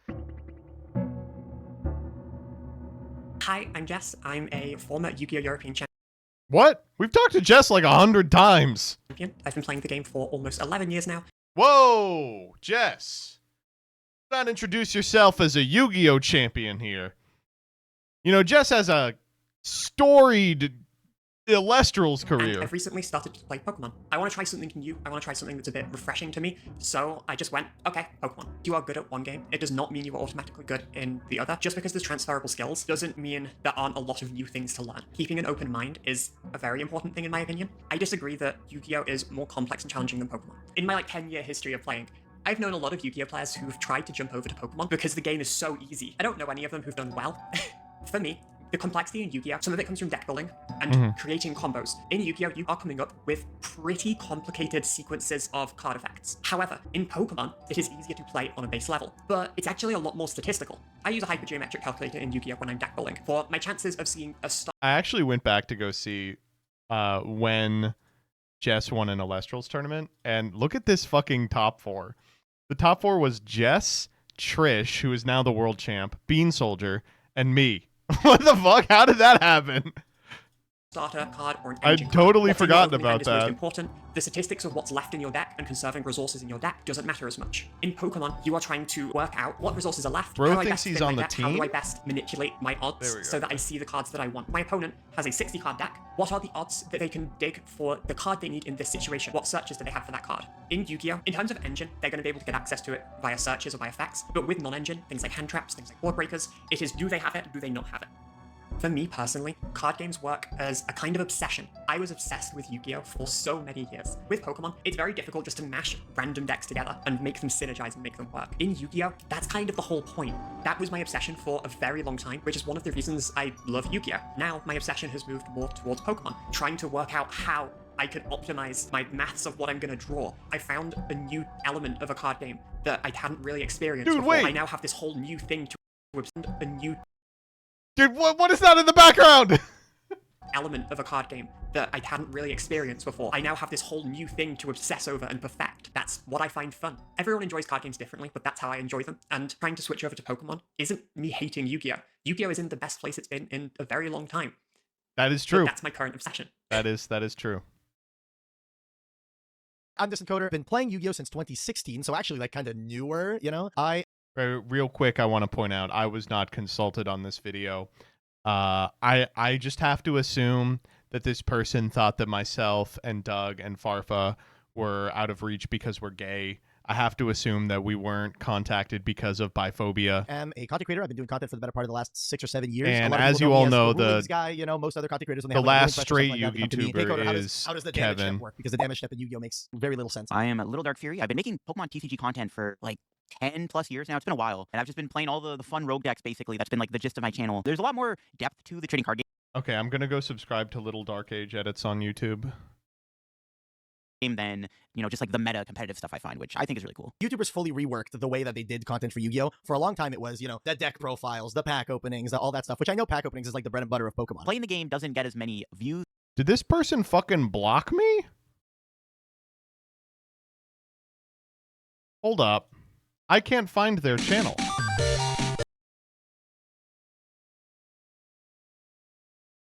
What? It literally says 404 not found. They got hacked? Are you kidding me? No, this came out at the worst time possible. The whole channel got taken down. They got hacked. Fuck. Actually opening the packs and stuff. People Okay, would always rather. this is something I wanted to talk about real quick because of all fucking people, Chaotic Meatball clued me in on this one. With the exception of like 2 people and now Azul, who appears to be the guy. You can't get Pokemon TCG content that isn't just opening.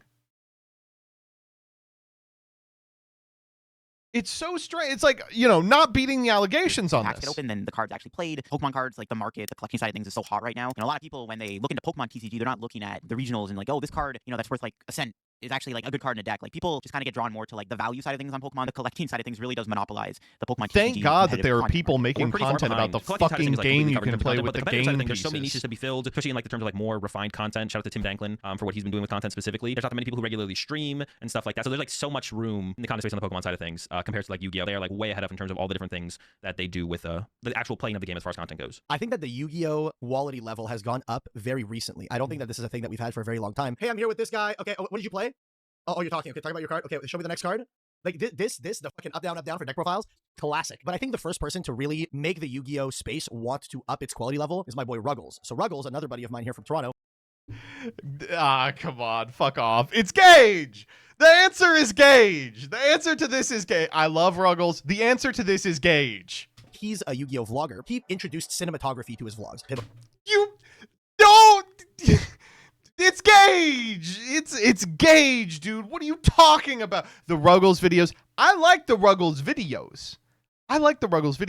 They came out years after Sealed Only. It's Gage. Opening up his binder, pulling out cards, whatever, all this stuff. He did the Returning to Yu-Gi-Oh series, which was very popular. What had happened is he posted the first episode, and it did okay, but it was a brand new channel, like no one really saw it. And then he posted a second episode, and then I believe it was Farfa who watched it on stream, tweeted it, and then Simo tweeted it, and DZ tweeted it, and everyone in the Yu-Gi-Oh space was like, bro, this is insane. The level of quality's cracked. That's This is true. the level of But to be clear, the reason that quality was there was because he already had like a huge channel for another thing. quality that we should aspire to. And everyone not MBT, I don't think I did retweet it, to be honest. Achieve in the Yu-Gi-Oh space. One person raises the bar, and everyone goes like, oh shit, I want to do that. And then everyone else will raise the bar and go, oh shit, I want to do that. You raise It was Gage. This is just revisionist history. It was Gage. Like, there is not an argument.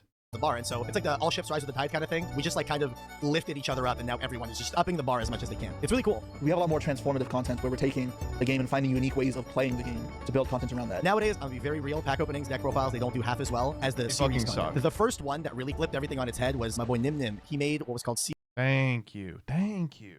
Sealed only Yu-Gi-Oh! He gave himself an allowance of $40 a week. He would buy packs, and he had to build his deck exclusively from pulling the cards. He couldn't buy any cards. He couldn't trade for them or anything like that. It was really good because it mixed the stuff that did well with what he liked to do because he loved to do vlogs. He basically added a story to a pack opening and a deck profile. That was like the first series that did really well. After that, my boy Simo, another big content creator in the space, created a series that's probably the most popular Yu-Gi-Oh! Series of all time, which is the Yu-Gi-Oh! Progression series. Him and Gage, Nim Nim, they would both pull a box of every set in chronological order and basically build their deck every episode, every week, pull a new set, add the whatever cards they pull to their deck, and just increase their deck in that way. There's a website online called YGO Pro Deck where they have a pack pulling simulator. So they would just simulate a box opening. It was completely free. They didn't have to buy anything because they're doing every set in chronological order. You can just go to a set that you knew from when you were a kid and you're like, I know these cards, and then you follow from there. And then you don't have 20 years of knowledge that you need to catch up on to understand the modern day. You instead get to just follow along with them and gain that knowledge as you're going. Right now, it does seem that the long-form Wolfie Glick type videos are the ones that have the biggest room right now for growth, but also the best performing videos. I think a lot of content creators have really been branching out into that style of video. Yeah, dude, I want to talk to Pokemon content creators so bad. Because, man, this seems like hell. Those videos seem to do good, even in the Pokemon TCG community. Now, what a lot of people do. Every video you upload has to be, this card took everything by surprise. And it's the picture of Gold Hango going like, huh, and it says, here, hold up. I'll actually just make the video right now. Gold Hango TCG art. Yeah, this is the one. Is there a way I can get this without the text on it?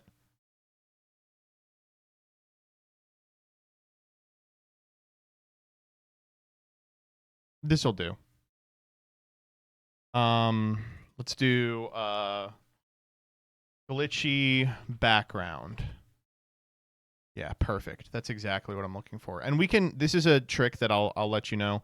this comes from, you know, years of doing research online, is that you actually don't need to buy them off Dreamstime. You can just leave the Dreamstime logo on there. Okay, we're going to do this. And then we are going to do this. Let's, okay, this is going to be a gamble. I don't think it's going to work, but we'll try it out. Yeah, it didn't work. What if we do it like this?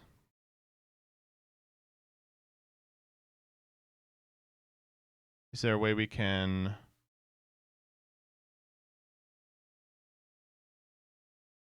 Will this do it? Got him. Oop. Kind of. Hold up. Well, now that we know that that works, we can make it work with this one. Remove background. And then we'll change it to keep. Make the brush size a little smaller, and we'll put his fucking face back. Right? See what I'm doing here? It's all integral to the process. All right? Right? We got to get that there. Okay, that's good enough. They don't have to be perfect. You know, people don't really... Okay, so the next step is... you make this as big as possible. And then you go... You put... Let's do impact font. We'll do outline black. We're going to put it centered, and then we're going to go... Nobody was prepared. Okay?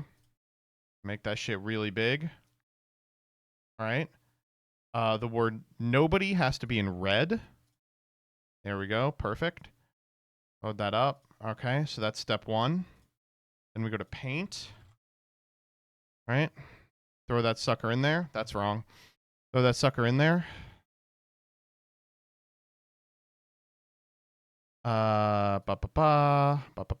Fill solid, double black. Okay, and then you just put one of these over the eyes. Okay, so that's the video, and the video is going to be titled something like "The Pokemon That Turned VGC on Its Head." That's what it'll be called. The Pokemon that this secret Pokemon turned VGC on its head. And it'll be 9 hours long. You would get 300K on this. This is an easy 300K. 10 out of 10 view rate. Can I rub my nipples to this? For sure, yeah.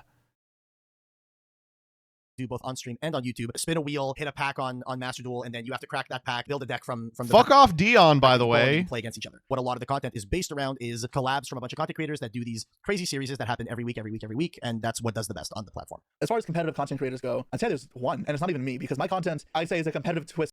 This is true. Jesse is a competitive player making casual content, which is very funny. On casual content, because I don't focus on the metagame that much. I made a video about a card called Pumpkin the King of Ghosts that did well. A card has never, ever been competitive, and it was released 20 years ago. Terrible card, but it's one from the anime and one from an old video game that has nostalgia to me and my dad. Other people felt the same. The casual content in Yu-Gi-Oh! Seems to somehow do strong, even though the card game, it struggles casually. Joshua Schmidt's the only person who's successfully done content creation and kept it almost strictly competitive. That is probably true, yeah. There's only one Pokemon TCG competitive channel who makes strictly Pokemon TCG competitive content with over 100K subs, and that's Mahone. And he's had that for, like, I think 2 years now, 2+ years. No one else has been able to surpass that yet. The closest one is either me or Zool. Like, we're in the 80K range, so we still have a bit of a ways to go. Like, it's like probably gonna take me another, like, potential year to get to 100K. I'm doing this thing where I want to kind of bring back TCG paper content, because a lot of people haven't really been playing paper content. I got a studio in the other room, and the studio is, like, crazy, because I'm trying to... Dude, that's rough. You can tell when he was recording this. This is like...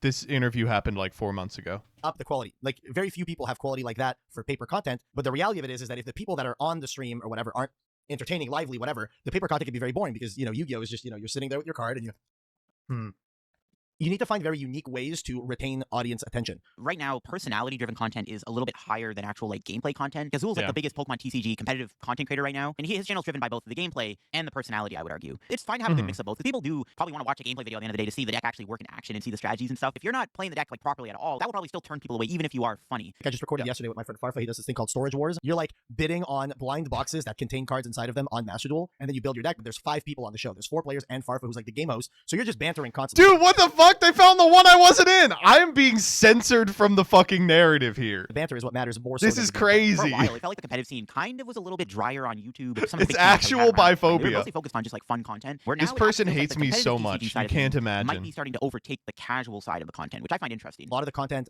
has been tailored towards people that don't really You're know a straight? whole lot about Yu-Gi-Oh! True. Or that used to play it when they were younger. That's like usually the audience you want to tap into, right? Is the people that haven't touched Yu-Gi-Oh! In 15 years and they remember their Crystal Beast deck from when they were 9 years old. Jesse will do this kind of content. Fucking hop off Mark the Page.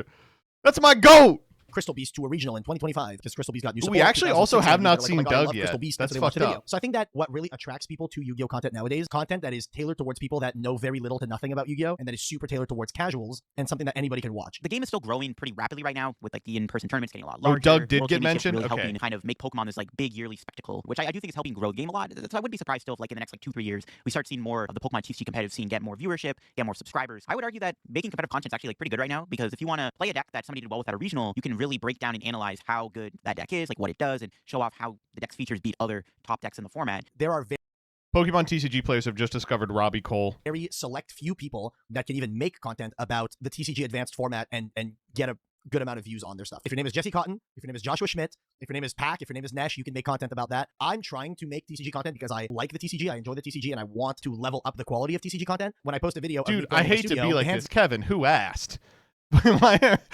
It's like we're talking about like making competitive content, and then it cuts back to Kevin, and he's like, "Here's my next video series." down every single time. It is my least well-performing content, but it's some of the content that I enjoy. He's making like, the most, he's which like, is I don't know why I no keep one's working on it. watching it. TCG, it's not boring, but it's because like it moves very slowly compared to like the video game VGC where you see the Pokemon attack each other. In the TCG, there is nothing like that. Like you're just watching people put a card in front of them and just be like, I'm doing this, and then it's the next person's turn. It can be a little like hard to follow along with, I would say. Yu-Gi-Oh's boring as fuck to watch. I'm gonna be so real. It's also really difficult to follow if you're not really ingrained in the game. If you don't know what every fucking card does, good luck following the game. Like every card has That's 4 effects, unfortunate the wall to effects hear. on all of them. If you don't exactly know all the words on the card, good luck following. You just won't be able to. I have this like very intricate Nick setup that like Young. takes all the different That is cameras, separates all the unfortunate. stuff, and then my editor puts it all in a completely does different happen. overlay. Every time a card is played, the card like shoots Like up in the he's middle of the talking screen up and then this moves off to series side, that but by if the you want to time read the every show card, you has can. come Every card out, pops up at some doesn't point. exist Half the card anymore. I know that it is, but I need to bridge that gap. I need to allow people that don't know what every card does, if they want to pause it, read what the card does to be able to understand and follow the game, they have the option to. But even there, that gap is extremely difficult to bridge. Maybe we are waiting for somebody to really push the boundary and like really find the perfect point between making physical TCG gameplay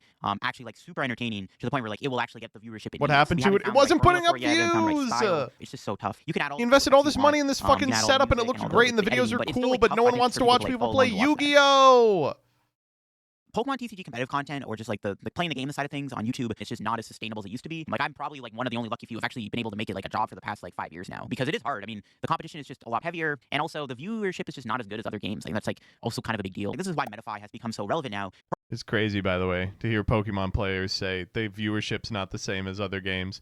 Viewership's not the same as your Pokemon. Pro players are not making a living off of YouTube; they're making a living off of MetaFi. Half the accounts I follow might be Pokemon accounts. I just recognize just by clicking on Twitter, a lot of deck lists I see are behind a paywall, which is very weird because as someone that I give such next level value for people on my MetaFi, but it's never He's like, okay, I also do have a MetaFi. While we're here, I do have a MetaFi. like a deck list. I will never paywall a deck list. What I wouldn't call it paywalling. It's coaching. It's exchanging my time for teaching what I learned in 2 decades for them in like a short period or tournament prep. Deck list paywall is kind of weird because like in my experience as someone who's done YouTube now for like 7 years and I post almost every day about Yu-Gi-Oh competitively, you're much better off I think just doing great value on YouTube, building your YouTube from the base so the whole world can see the great knowledge, then having very advanced knowledge, daily trading or exchanging your time on MetaFi. I personally found it better like that. If you were to take your MetaFi class, put it up on YouTube as a YouTube video, if that MetaFi class video got like 10,000 views on YouTube, you're probably not making enough money where what you would have made actually running the class. People who run MetaFi classes make thousands of dollars per class. Like I'm sure Tord Reklev probably makes over like 10 grand a class. Like even people like Isaiah Bradner, Henry Chow. I would like to see what the numbers are on MetaFi. Their MetaFi classes probably make a lot of money. If you put the video up on YouTube, like yeah, if it gets like 10K, 20K views, like you're probably making a couple hundred at most. MetaFi is good for the type of content where you have like a good deck and you want to like break it down for people to actually learn how to play the deck instead of just putting up a YouTube video on it. I think that's probably like what MetaFi is best for right now. And I think that's perfectly fine. Running a MetaFi class, locking it behind a paywall, explaining how the deck works, any changes you make to it, talking about your run and all that stuff, I think makes for something good for MetaFi. No competitive player Recently, leaked their MetaFi earnings to you. I never really asked. It's not something I cared about till just now. Maybe I will bug someone. Had a big influx of competitive players that are trying to become content creators, branding themselves as like, you know, one of the top competitive players and stuff like that. We've also had the rise of the It is actually really weird to see a bunch of competitive players not make the leap. spreadsheets. I don't know if anyone else has talked to you about the spreadsheets. These are the cards you want to side deck, and these are the best hand traps right now, and all that stuff. Some of the ways that competitive players have been monetizing their MBT competitive Metafy on how prowess, to be a if you will. manipulative Whenever new white deck boy comes on- out, yeah, because on they're buy in erasure, Discords yeah. practicing for hours a day and all this stuff, and they practice decks before they even come out. They'll design a spreadsheet full of like combos and all this stuff, and they'll sell them for 20, 30, 40, You 50 can bucks. sometimes, Chinese stuff like room that. experiment I've released yourself. products before that I put zero effort on. I would feel bad that people would get it because I would look at it sometimes. Like I'm very self-critical, and I'd be like, someone paid me $40 for this, but like it's not even that good. This is years ago. So I made sure for this Yummy, like when Yummy got released I don't do that anymore, of course. a few months ago, like people don't even understand the level. I had 18-hour days for a month. I'm not capping, truly. 18-hour straight days of learning the deck and then taking what I learned onto the class. So I don't know if Pokemon could do that because there's just no combos in Pokemon, like big combos. If you're somebody who's a pro player, it's really not that hard, I think, to make money off of your success of your decks right now. Just explaining how cards work, like making a YouTube channel or just running a Metafy class. I think it's a really good way to teach people like how like a competitive deck is played and stuff.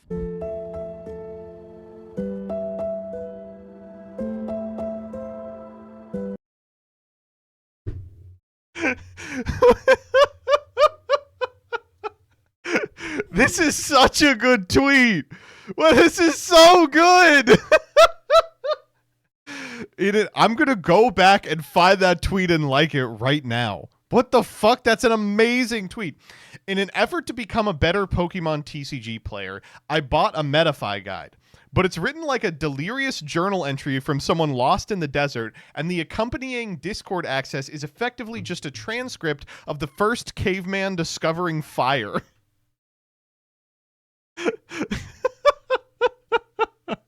That is listen, I have done a couple of Metafy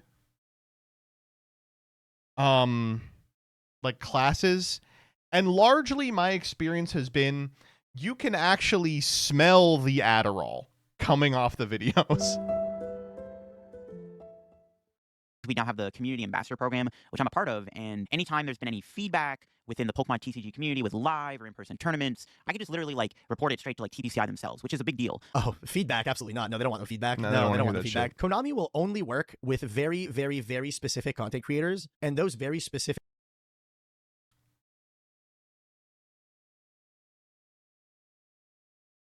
Doug? Is Doug the last one?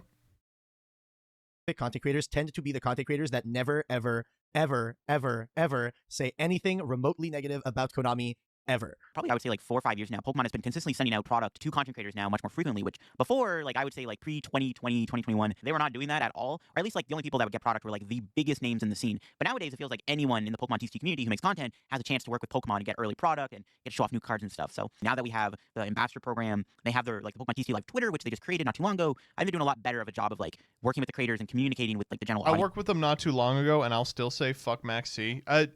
Okay, you gotta understand.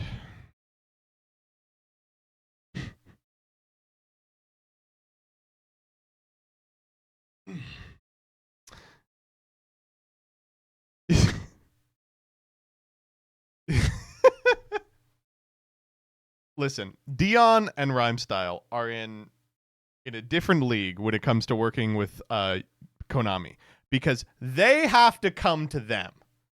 All right? For you know, fucking the people who are quote Yugi tubers end quote, they expect us to suck their cock to get shit. But for the YouTubers who are also independently good at their craft, Konami has to come to them. That's not to say that dealing with them isn't a fucking disaster a lot of the time, but it is a different position for sure. And stuff. I just feel like we might be in the golden age of that type of stuff now. MD grinder. They Yeah, do that's have the one. content creator program. LMAO We fair. notice I did get it's always the same people that get here blown out out of of tournaments or context, sent by the product way, so I early could and be all that missing stuff. some They're stuff. always Oh, people that we're just Konami fucking views as watching a video. It's perfectly good nothing image for them, you know? I have particularly never gotten contextual. an email so much as a message from Konami ever, and I have over 100,000. Why aren't they working with Kevin, by the way? Barba used to work with them, doesn't work with them anymore. MBT, one of the biggest. Oh, what the fuck? We made it! Wait, how is this the video that made it in? Creators has never gotten a message from Konami ever, to my knowledge. I don't believe he's ever worked. That I did get a message from them to work with them on the Duel Links campaign for like Duel Links play Duel Links with a fucking voice actor, and I was in. And then about 2 weeks before it was scheduled to go live, they were like, "Do not, we can't work with this guy." I think it was a third party that hadn't gotten the message. With them ever. Team Samurai X1, like I said, biggest Yu-Gi-Oh content creator in the space. Used to work with Konami, doesn't anymore. Oh man, it's crazy they don't work with Sam. It's crazy they don't work with Sam. Again, another one of the big content creators in the space, used to work with Konami, doesn't anymore. A lot of the content creators that Konami works with, and this is not to put anyone down at all, and I don't want it to come off that way, they work with a lot of very small content creators. I think the reason why they work with a lot of the very small content creators is because the very small content creators haven't gotten to a point yet where they have openly said to a large platform that they dislike something Konami does. If you ask, like, how does Konami support its content creators? The answer is it doesn't. They do not support their content creators unless you're one of the few that they'll fly out to events and stuff like that. They don't tend to work with content creators specifically because a lot of the content creators in the Yu-Gi-Oh space have some amount of criticisms of the game or of the way things are run and stuff like that, and Konami doesn't like that. And it feels like the moment you say something remotely negative about them ever, they don't want to work with you. But the other thing too is that Konami is extremely strict with what the content creators that they work with can do. For example, it's like an extremely known thing that they cannot so much as mention Dueling Book. They cannot use Dueling Book. They can't open Dueling Book. Like, they have to basically ignore the existence of Dueling Book. They have to ignore the existence of any unofficial simulator at all. If someone's talking about it on Twitter, they can't retweet it. They can't engage with the conversation with Dueling Book involved or anything like that. And we really get a lot of mileage out of this, by the way. We love to make fun of Doug for this. They're just like, they super duper censor a bunch of things. You have Yu-Gi-Oh sponsored content that goes to like a card shop or whatever. They don't want you showing any other IP at all. They don't want you showing secondary market prices at all. Like Kevin knows this because he's friends with Ryan, and Ryan is an auteur. He makes incredible content. He works with Konami sometimes, and you know, he knows the guidelines. I have friends of mine that have done like Konami sponsored content, and they've been told like, oh, you have to make a vlog at this card shop or whatever. And then while they're at this card shop doing the vlog, they're told you must not show any secondary market prices. And I don't know if you know, but card shops, they put the secondary market price with a little sticker right on every card, you know? So it's like, how the fuck do you film anything? You know, how the fuck do you film anything? I remember one time, and this isn't even something that Doug said, but I know that this is a Konami thing. Yeah, there's the name drop. Doug DZ, he's a big fan of Spheal, the Pokemon, and so his background of his setup, he's got like the massive Spheal with a smaller Spheal on top and a smaller Spheal on top. He's got Spheals everywhere. And I remember one time he did a Konami dedicated video, and his office was just empty, and everyone was just like, they probably made him remove the Spheals, didn't they? Stuff like that, which like I get, it's a different IP and stuff like that. I understand it, but it's like, are we really just going to the point of, hey, remove all the Spheals? Like, there's no other reason he would remove all the Spheals. You know, this is speculation, but there's no other reason he would remove the Spheals. No, that's correct. Konami of Japan's the head honcho. Everything that buy Doug a green screen 2026.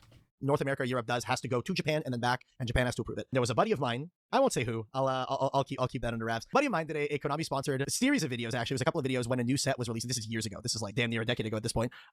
Years and years ago, he was invited by Konami to go out to where they were like making the cards and all this stuff, and he got to open a set early. He was working day and night a day before all the videos were supposed to go up. This guy put in hours and hours and hours and hours into making like these 3 or 4 videos or whatever. The day before, Konami of Europe messages him and goes, hey, Konami of Japan just came back and they did not approve the videos. You cannot post them.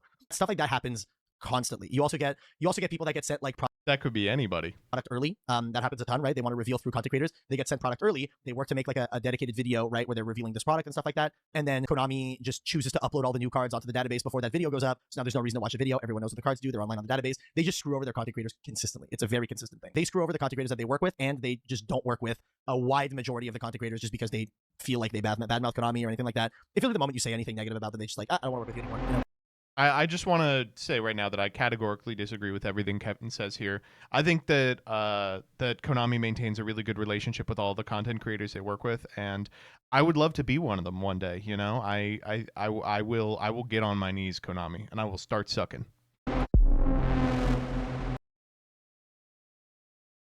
What's this part of the video? So the end of this video took a bit of a twist because I got to the editing part of Distant Coder, and to me, I personally felt it was a little imbalanced. It was great critical feedback about Konami, but I didn't have the counterpart to that, which is critical feedback about TPCI. And I didn't want to look like a biased Pokemon plant, but I also hadn't ever intended to put myself in this video. So I actually reached out to try to find someone else with some weight in this community to voice just some, critical, factual feedback for TPCI. I ended up not being able to find that, and that got me thinking a lot about everyone's just like, oh, TPCI is really good.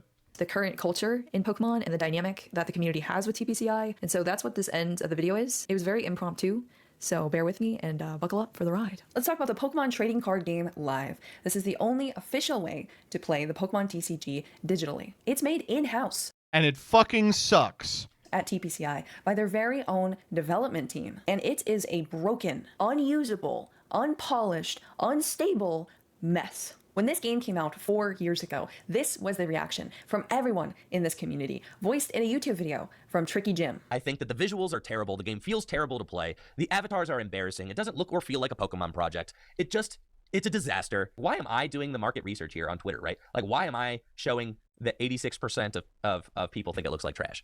How did Pokemon not know this? If anybody did any sort of research on what people thought about this game, then this would have never happened. But I like this guy. He's mean. Instead, it's just like, who trusted that this was just going to be cool? My future Garinator, thank you for in the this game is directly tied with this client.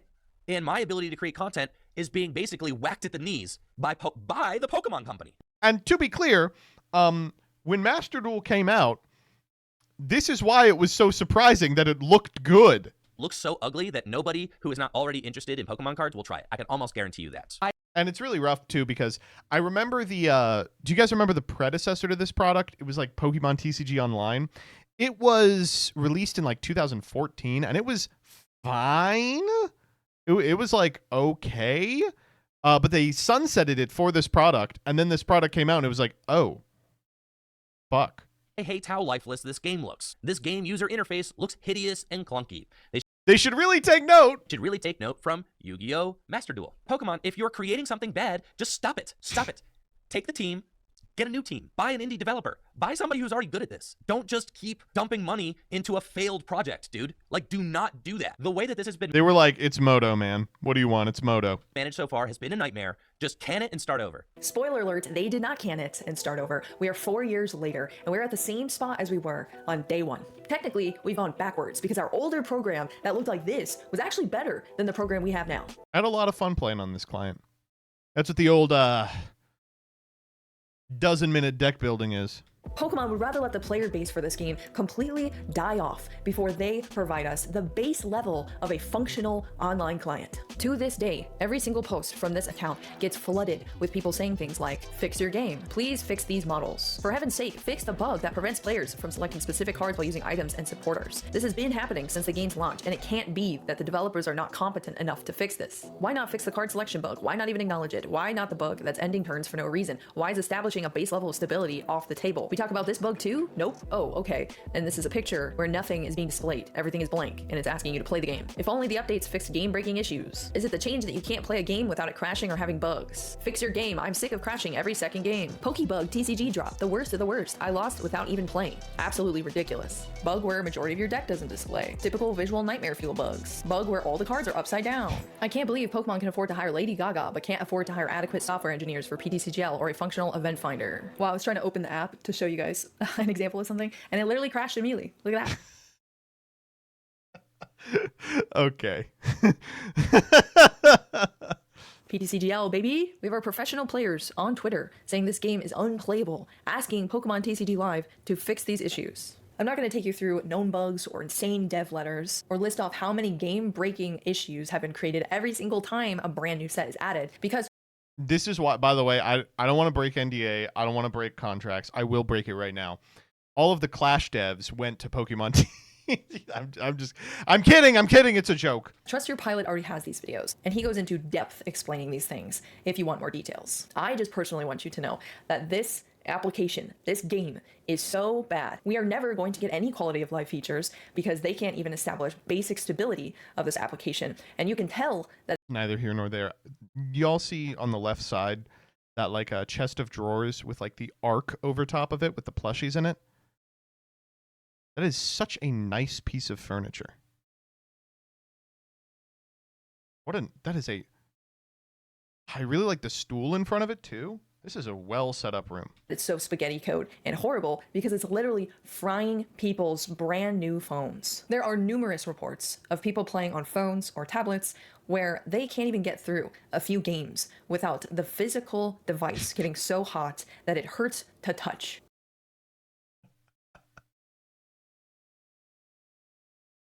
Oh, good. It is that bad.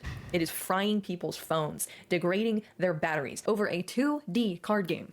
That is all I have to say about that. Pokemon is officially the only major card game that does not have a digital or cloud-based or companion player app for tournament operations or organization. Oh shit, yeah, we have Neuron now. Pokemon uses Tournament Operations Manager, or TOM, that was rolled out in 2005. It's a standalone program that you have to download and install onto a computer in order to use it. It's not a website, it's not an app. Okay, to be fair,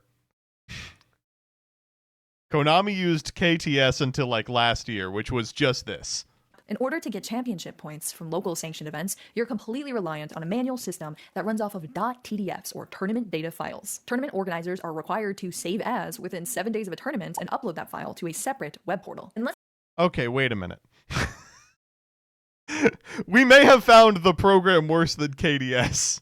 Let's say you find a mistake after you submit the file. Well, then you have to fill out a support ticket to TPCI and wait weeks for a human to manually edit a database and fix the issue. How insane is it that this entire system is just one small human error away from being weeks or months before you get your championship points recorded? One of my locals here, his entire first season, his points were not being recorded at all. And it took so long to get a hold of TPCI through support tickets. When they finally got to him, they pretty much said that it was an error in their internal systems, but their only solution to that was for him to just start a new account. And none of the championship points that he earned actually got logged. I found this post by an LGS worker who was venting about the fact that he found That's awesome.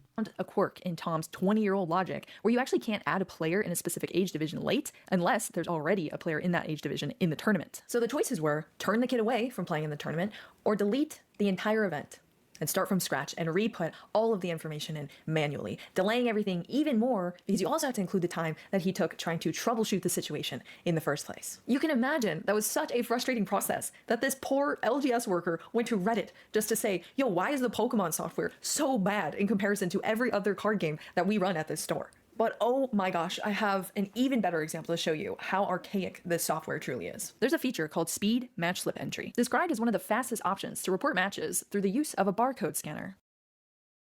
I'm so ready to hear this. Except for the fact that the feature isn't even usable if there's any issues with the audio output that your device is using. And what? Do you know why this is? It's because our 20-year-old tournament software, Tom, requires a ding sound when you scan the barcode. It has to be able to produce a ding.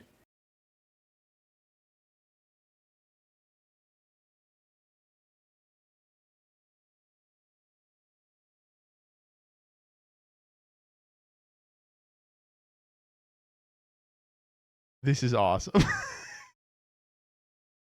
if it can't produce a ding, this it is so work. good. I mean, what a freaking joke. What? You know what the cherry on top of this is? 2005 was the 1.0 release of Tom. Do you know what the version is in 2026? It's going to be like 1.3. 1.8. It's pretty 21 close. years later. And you know, there was actually a response on that post from earlier saying, because the software was made several years ago by like 2 people at the Pokemon company. Trust me, even the TPCI reps know the software is bad, and they agree. I talked to a TPCI representative at a league meetup last month, and even they admitted it's terrible. They really wish they could ship us a replacement, but unfortunately, it's so low on the priority list that there's not much they can do. And you know, I do feel like this is a truthful post, because TPCI themselves tried to replace Tom back in 2020 with a program called PIM. You can find a PokeBeach article talking about PEM and how it's going to replace the ancient Tom. It notes it going into early access to professors in order for them to get used to it, and it mentions things like online verification of player IDs, as well as the fact that you can create tournaments from the program itself versus having to go through the web portal and then to the program and then back to the web portal. This shit never came out, right? It noted regular updates as well as a lot of new features to come in the future. Then you'll find a post in 2023 by Justin Basil. Tournament organizers rejoice. The awful Pokemon Events Manager, PEM, that was supposed to replace Tom has been scrapped and has itself been replaced by the very software it was supposed to replace. Welcome back, Tom. There's a link cited that links to nowhere. I had to use the Wayback Machine to get access to this article, where they don't actually list a reason for the sunset of PEM. They just talk about the dates it's going to happen and that they're going back to Tom. I did find one post from 3 years ago saying, am I the only judge sad to see PEM die? Poor Tom feels like a beaten horse. More experienced judges tell me why I should be stoked for its return. PEM was faulty, but at least it didn't look like it was programmed for Windows 95. There are comments on this post saying that PEM would double players, crash mid-round, countless repairs were needed, terrible glitches. PEM was all style and no substance. I ran into so many bugs trying to run basic tournaments on that thing. I'd be with you if it weren't for the deal breaker issues. PEM looked nice and ran well until it didn't. When it didn't, it was disastrous to events. I'd much rather have a rock solid application that is feature rich and stable, Tom, than the bug-ridden, feature-deprived disastrophe that was PEM, with a response saying disastrophe, also known as acceptable to TPCI software developers. You know, the most embarrassing part about this is not that Pokemon is using a 20-year-old tournament software. It's that they tried to fix it and failed. Despite their mountain of resources, they looked at the buggy, unusable mess that they created, and they said, we give up.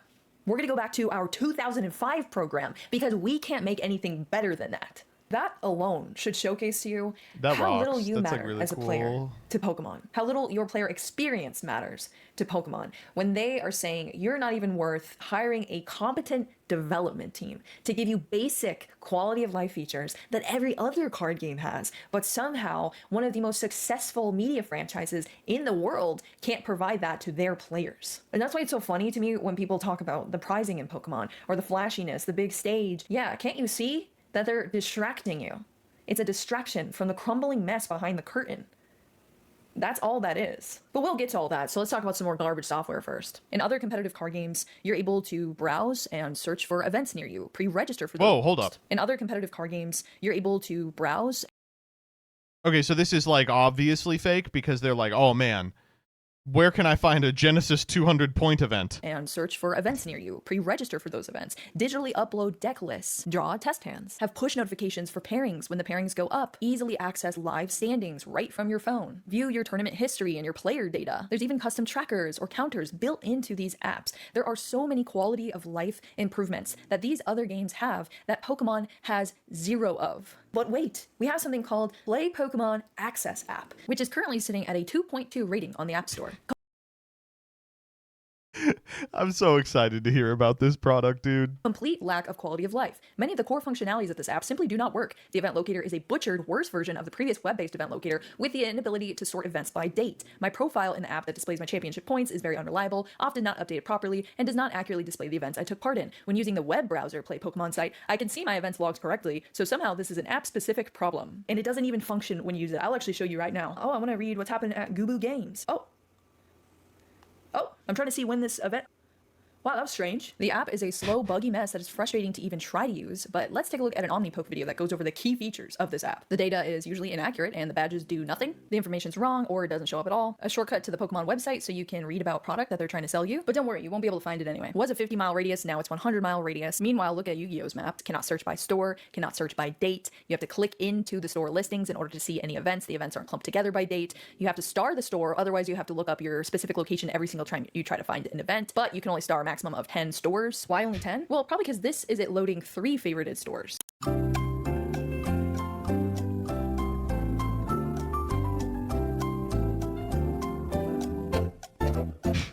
And then when you finally get to that page, it doesn't even work, as I already showed you. Also, this is just to be able to see events. You can't actually register or do anything with the event. The fact that Pokemon's even trying to call these advanced filters is an absolute joke. If these are the advanced filters, what do you think date is? Also, features aside, did I mention that we just got this app 7 months ago? This wasn't years ago. 7 months ago. Let's go back to 7 months ago when this app was shadow dropped on us and listen to 2 of the most respected voices in the game speak about this app. Play Pokemon Access app.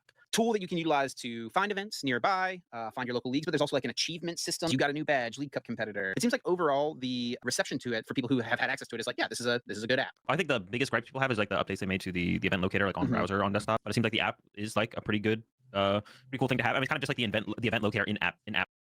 Shit talking this guy who was in the video 15 minutes ago. Form, basically. App Store to see if I had it or if I could download it, and I can't. I did see Pokemon TCG Live has made it to a 3.9 star rating, which is an improvement. That is a big improvement. It was like 2.6 for forever or something like that. But yeah, this is cool. I mean, to have everything in app form on your phone instead of having to go to the website is always like a big improvement. And I would like... I mean, it looks like it'll be good. I'd be curious to see how far they go with this, because like theoretically, I mean, as right now, you can't register for tournaments on it, as far as I'm aware, or submit deck lists for tournaments, but ideally having all that in one place on an app in the future. The Magic app that I've been showcasing in this video was out 6 years ago. And you did mention something else that they updated, the event locator, which most people use to find events nearby to them. I'm searching in my city, Raleigh, North Carolina. Fuck the fucking Magic app, by the way. They got rid of all my Planeswalker points. You can change the distance. You can't search outside of 50 miles. A bit of a bummer, because some people are willing to travel a good bit farther than that, right? Rural players specifically, like you have to travel well over 50 miles to compete. So that is a little bit of a bummer for sure. The older version of the event locator, I should say, this wasn't an issue. And then the other thing is you cannot see the dates of tournaments. It just sorts by store. To see like when a tournament is happening, you have to like click on one of the stores to actually see a list of like all of their upcoming events. And the more I think about this, the more annoying that seems. It would be nice to just have a list of all the tournaments if you're trying to compare, like, oh, these are happening on the same day, this location and this location. Now I'll pick one based on the location. And let me tell you, Azul, that's what it used to be. Okay, yeah. Like just make it like a list of events versus a list of stores. They probably. I like that they came in all positive, and about 10 minutes later, they're like, oh, I'm realizing this sucks balls. Should default to a list of tournaments, though, because that seems like the more important thing that people are going to want to know. And yeah, also, like you said, more distance. Also, like a date, like organizing them by date, but maybe it defaults to that. It definitely just goes by distance, because this first store, their next tournament is August 30th. But if I click on the second one, they have one this coming weekend. Sure. Yeah. That's definitely an L. Date And you time. You could do all of that like a week ago. So Interesting. I wonder. Yeah. So I have to it's a send pretty something. bad change. It makes me wonder if it was like just some sort of oversight or something like that. But it also makes me wonder how would that even happen, man? Like there's like pretty standard features and filters to have on a certain. Maybe they just haven't put them in there yet. I mean, I want to be like, I could see them like putting this out there and being like, all right, we'll get the rest of the features ready in a couple days or next week. We'll get those out. I can actually answer that question for you right now. They did add a date selection. So I selected a date here. I'm going to search Atlanta, Georgia. All right, let's see. Okay, we still only have, not events, stores. We still only have stores. So let's click the first store and we have, okay, this event is happening at 6:30. Let's go back. All right, and let's see when this one's happening at a different location. Okay, 4:15. All right, so it doesn't put that on top, even though that one was sooner. Cool. All right, let's just click into all of these to figure out what time. Each of them are 7 p.m. on that one. Okay, all right. Wow, what an improvement that this has made. Insane. 6 p.m. on that This one. is so But hey, at least on bad. the website, it let me select a date. In the mobile app, it is impossible because it just bugs out every single time you try to click a date. It doesn't really matter that it doesn't let me select a date anymore, though, because I can't even search for events anymore. Once it loads, I can show you that Dude, they do not want Pokemon players playing the Pokemon game. I'm no longer able to search for events. All right, let's see. Oh, do you own this website? Wow. Hopefully they change because it seems like the opinions have been voiced and are put out there that this is definitely bad and needs to be improved. in the meantime, if you're looking for Pokemon events near you, you can still use Pokedata. It's pokedata.ovh. You can type in the state you want to look in, the zip code. You can search based on all of that, and is a little bit better of a resource to still kind of find what's happening near you. And all the filter options are here. So. Yeah. Genuinely, though, they didn't make just a straight up garbage, buggy, disgusting mess of an app that doesn't even have any features that are desirable, but they also stripped away better things that we had with the event locator. They took that away from us to give us something worse. Exactly what they did with PTCGO. You're getting a worse product. And you know what I have learned as the sun comes up? I've literally been talking all night. I'm so tired. But I've learned that the TCG... Fuck.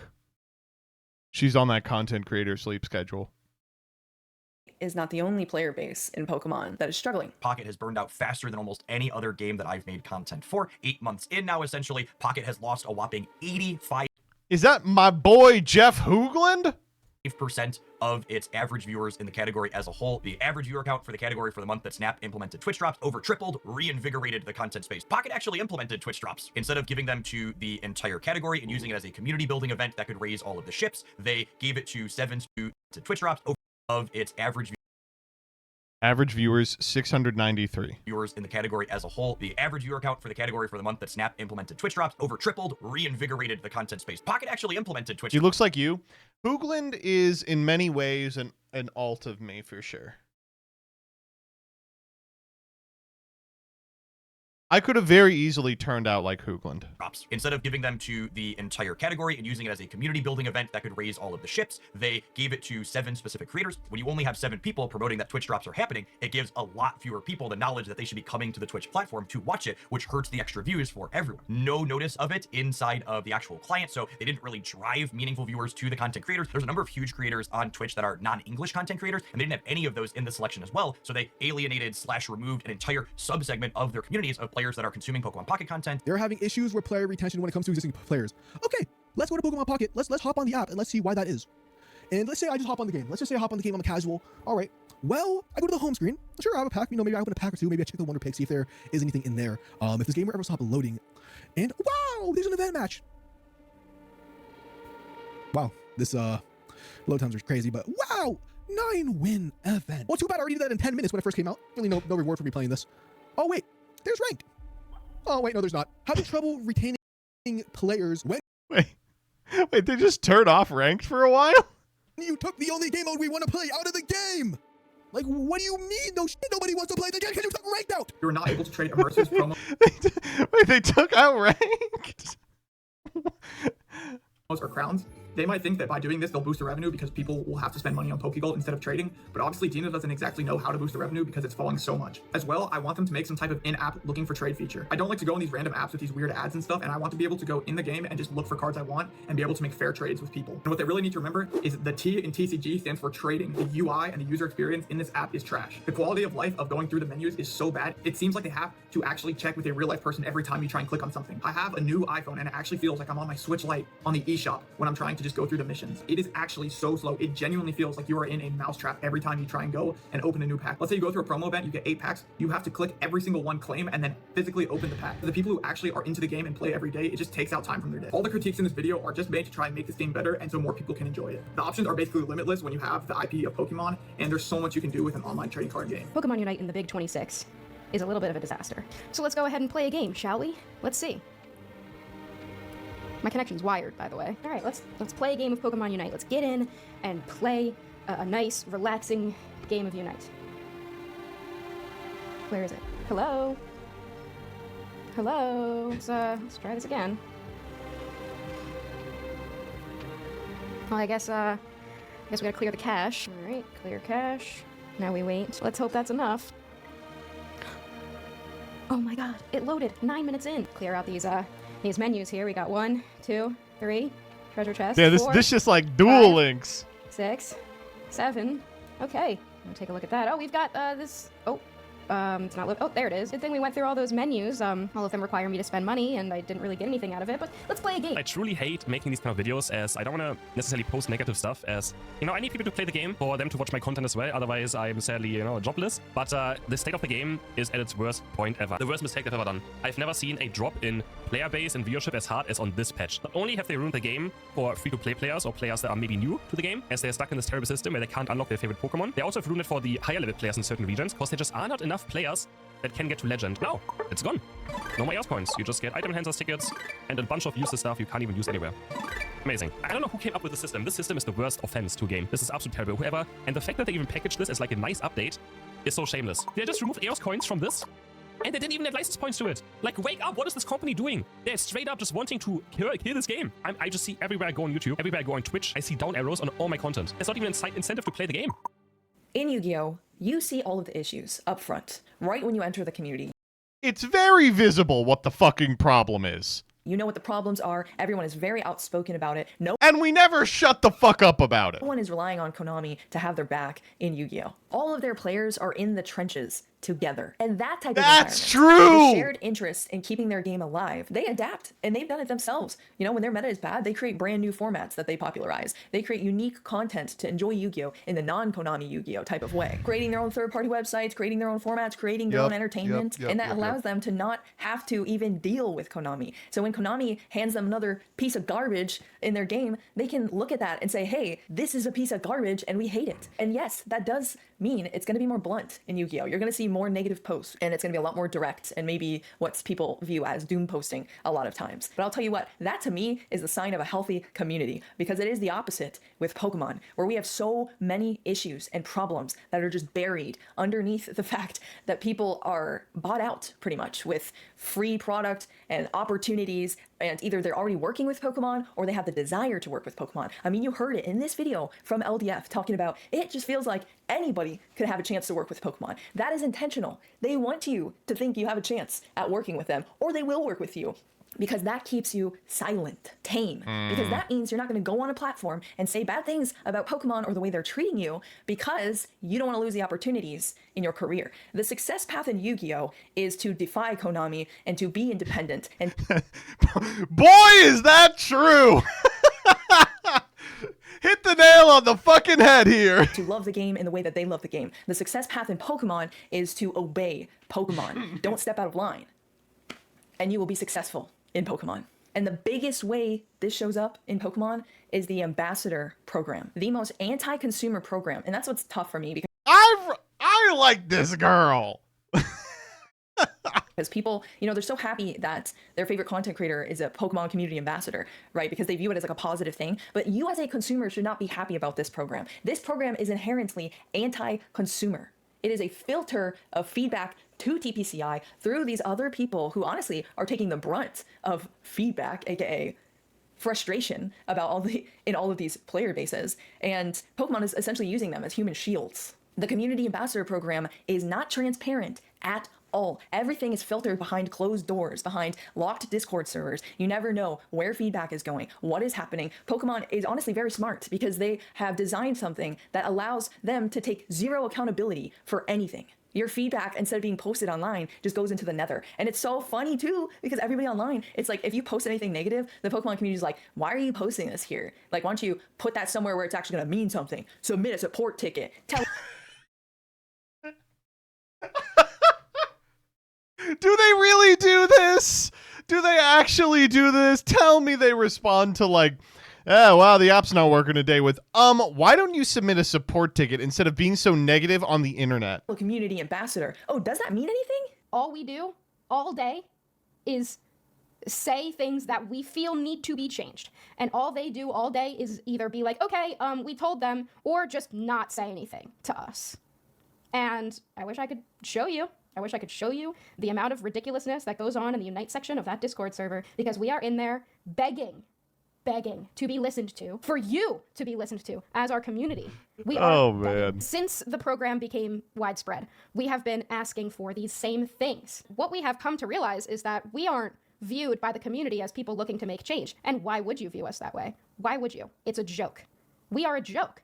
So why would you view us as spokespeople of the community? Instead, we're customer service representatives answering your tweets tagging us that your account got banned. That's not mud. I don't have anything to do with that. I can't go in and unban you. And so instead, we're customer service, or we are the people that get jumped on instead of the development team when something is done that they don't like. We are the social media punching bag for this development team. And I think that that's intentional. I hate to be a conspiracy theorist, but I think it's intentional that we were put in this position because the community was told that we are going to bridge the gap between them, and we're going to make meaningful connections and bring meaningful change, and then stuff gets done that literally everybody is like, what is going on? So that Why do we do the Triff part of this video? This is so much more interesting. You're telling me the Pokemon Ambassador Program exists so the Pokemon Company can offload the criticism of their products that don't work on a bunch of streamers?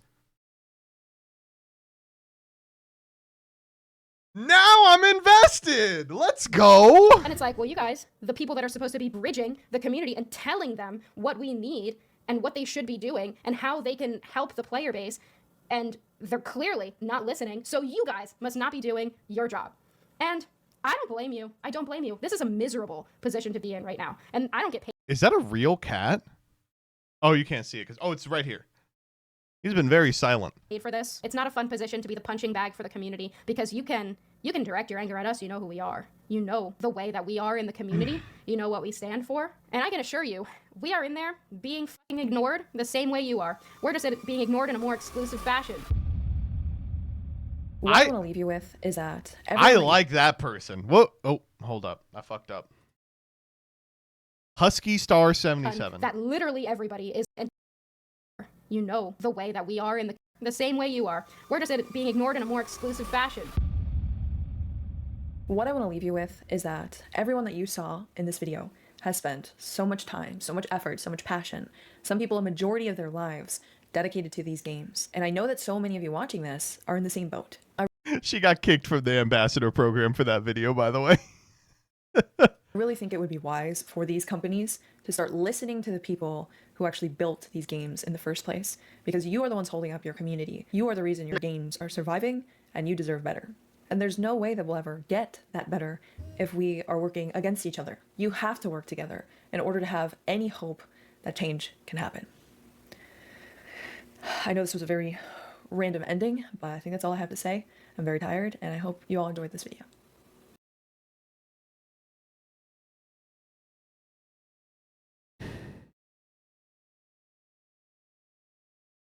This was a cool video that was actually 9 or 10 different videos. This was it was a very interesting video that was actually about 15 different videos. So like it started out being like, all right, so what are the stereotypes between Yu-Gi-Oh and Pokemon? And then it was a quick rundown of how to play Yu-Gi-Oh and Pokemon. And then it was like, what does it take to be a pro in Yu-Gi-Oh and Pokemon? And then it became like, how come Coder's new video series where he does TCG content didn't work out, and who invented getting a DSLR to locals? And then it became, okay, so the Pokemon TCG client and Tom and Unite don't work.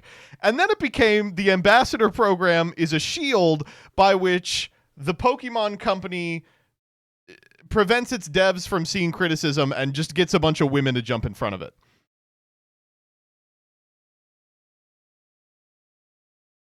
Like, this is a really interesting video, but it also is 9 videos, right? Am I crazy? Wow. A lot to think about, but mostly it's just got me excited to learn more about this tea. About this piping hot tea.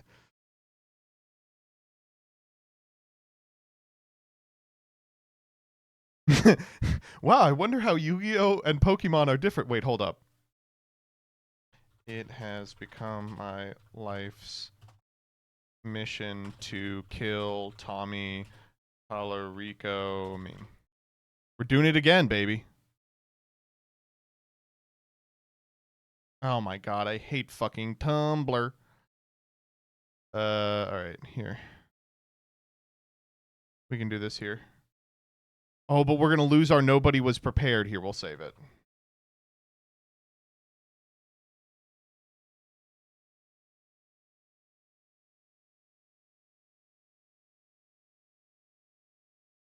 Woo! Too big.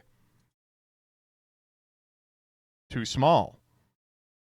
Just right. That looks like Arial Black to me.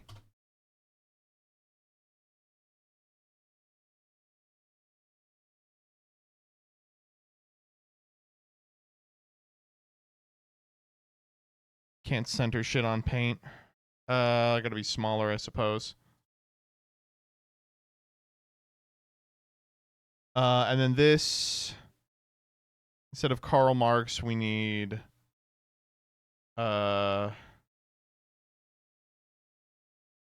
probably What people view as doom posting. see if I can get some relevant ones here.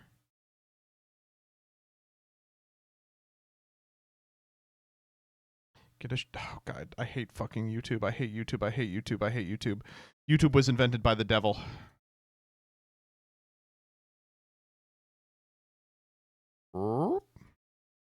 Dude, don't make your memes in MS Paint. You gotta make your memes with something else.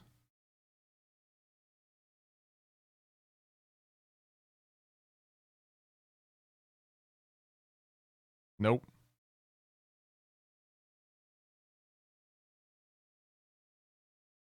Real memers know that image flip is the goo. Shut the fuck up. Shut up. Shut up. Shut up. Shut up. Oops, that didn't work. Gotta be like this big, maybe? Maybe like this big?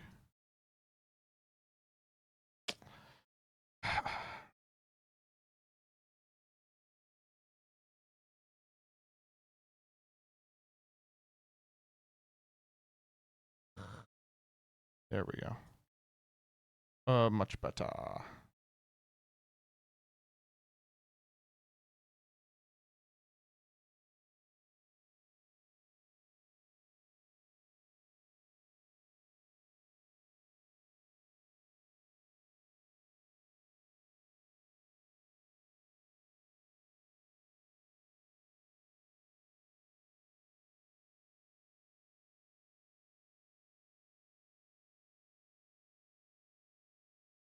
Why did they change to Arial here? Why is it no longer Arial Black?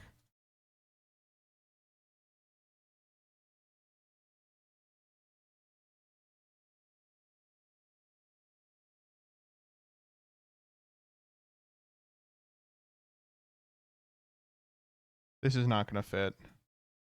No way this fits.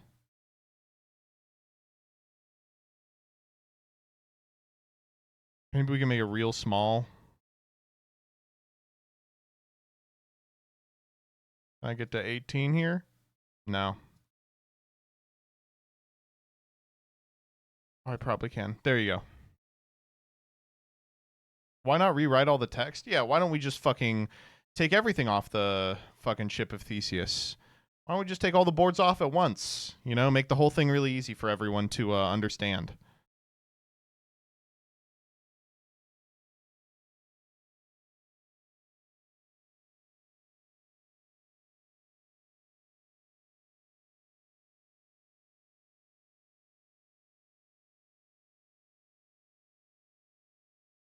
I'm looking for like, what is this person? Frosted Caribou. Let's see if they posted about this on Twitter. Follows you. What the fuck? I've never interacted with this person. Why would they ever follow me? Okay, now I will go my experience with this video.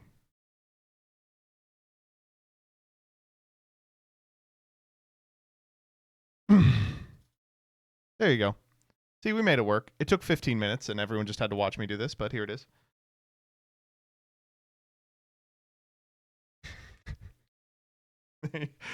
It's a little fucked.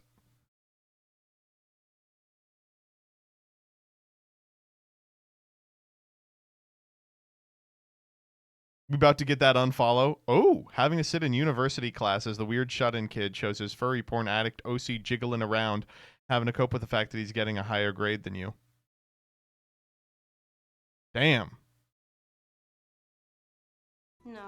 No, it's just what's the point? They're all the same. Some stupid killer stalking some.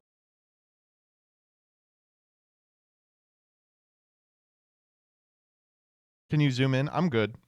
Hey, real quick, I hate to beg for likes. Can everyone please like this post? We are actually pretty close to ratioing the Magic the Gathering secret layer. I would like to make fun of them. No, okay. I'll just link it here. You decide what you want to do with it. I'll just pin it. You know, you decide what you want to do with it, you know? All right. All right, well, thank you all so much for sticking around for the stealing other people's content portion of the stream. We're going to play a little bit of Ace Attorney while we wait for Danny to send us the thing that we want. Oh, yeah. This is a great-ass deal.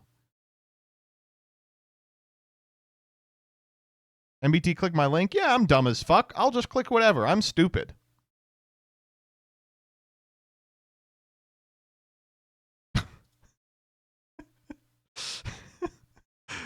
Oh, dude, we should watch the Harry Potter fucking trailer. I was watching it and the whole time I was just like, why? Why? Why? Why? Why? It's so bad. It's not like bad. It's just like, why? It's like nothing. It's like watching Sora try and make Harry Potter. What if Harry Potter got a low tape of fate? More.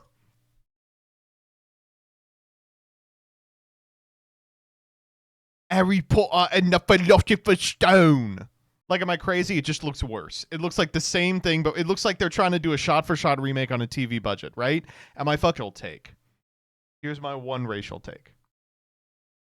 They made Snape black. They're trying to make like 4 or 5 actors black so they can be like, see, we care about diversity. You know, it's an attempt to deflect from the fact that the the fucking only thing that J.K. Rowling does these days is get online and be like, I just donated $18 million to Nigel Farage. I thought he would be good on an episode of Chef. Anyway, they made Snape black. Here's my one racial take. Why'd they make the bad one black?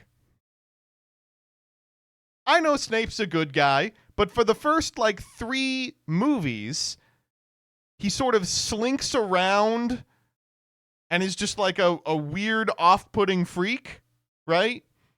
You're meant to think that this guy is evil. Why'd they make him black? Why isn't Dumbledore black, you know? I don't see a black Hagrid. You know what I'm saying? They made Hermione black, too, but, like... Why is the actress so hot? Yeah, this one, it's like, why did Lily say no? What, is she stupid? Also, what is... Like, okay, what is that? This is Dumbledore, right? What the fuck kind of hat is that? What if Dumbledore wore the worst hat you've ever seen? He's about to synchro summon, dude. Okay, also, I hate to be like this. They made Hermione black, right? But every single shot, I'm like, I can't tell if Hermione's black or the set is just really poorly lit. Like, I'm like, oh, it's white Hermione. Wait, I guess she's black? What if, okay. Wait, Chad has a great read. What if they made Lily racist in this one? Oh, Snape, I could never be with you. How could she ever like someone like me? A black person. Wait, I've envisioned a world in which there's actually an interesting read in this. No, they cast a black woman as Hermione. I swear to God. Am I crazy? Harry Potter, Black Hermione. Okay, this is Cursed Child. I don't. It's new HBO.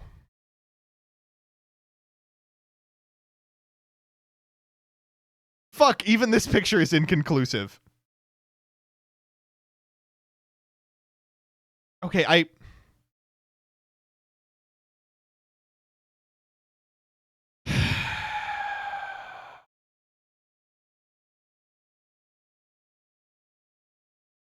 okay, I can't actually tell.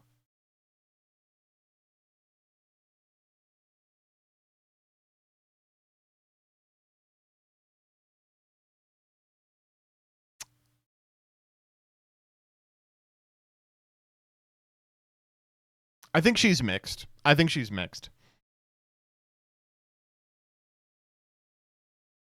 Blue Sky is better for this.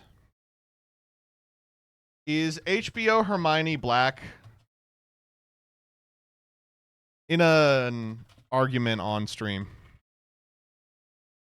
This is the purpose of Blue Sky, by the way.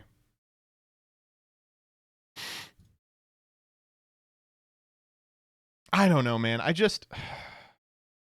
Why are we doing this? Like, what is the point of it? Like, even in a perfect world, it's just the exact same movie that they already made, right? And I don't want to be like this. This is, okay, I'm going to pull up the old trailer, okay? What, 2001? When did it fucking come out? Sorcerer's Stone trailer.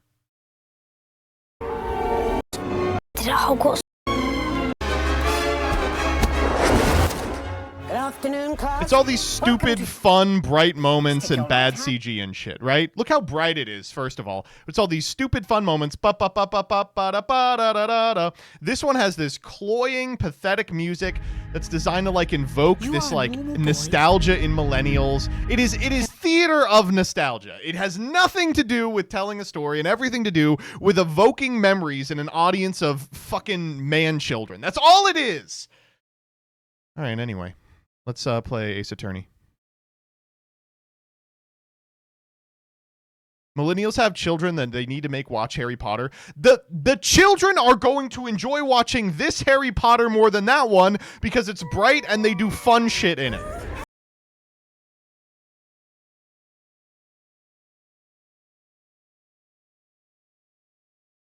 But the parents can cry while they watch this one. They'll watch Harry Potter be told, "You're not a wizard, you fucking little git," right? And the parents will cry and they'll be like, "Oh man, this really brings it home." And the kid can look at them and go, "Daddy, can we watch Moana? Do we have to watch this? Can we watch Moana? Daddy, can we watch Moana too?" Yeah. Daddy, turn on Bluey.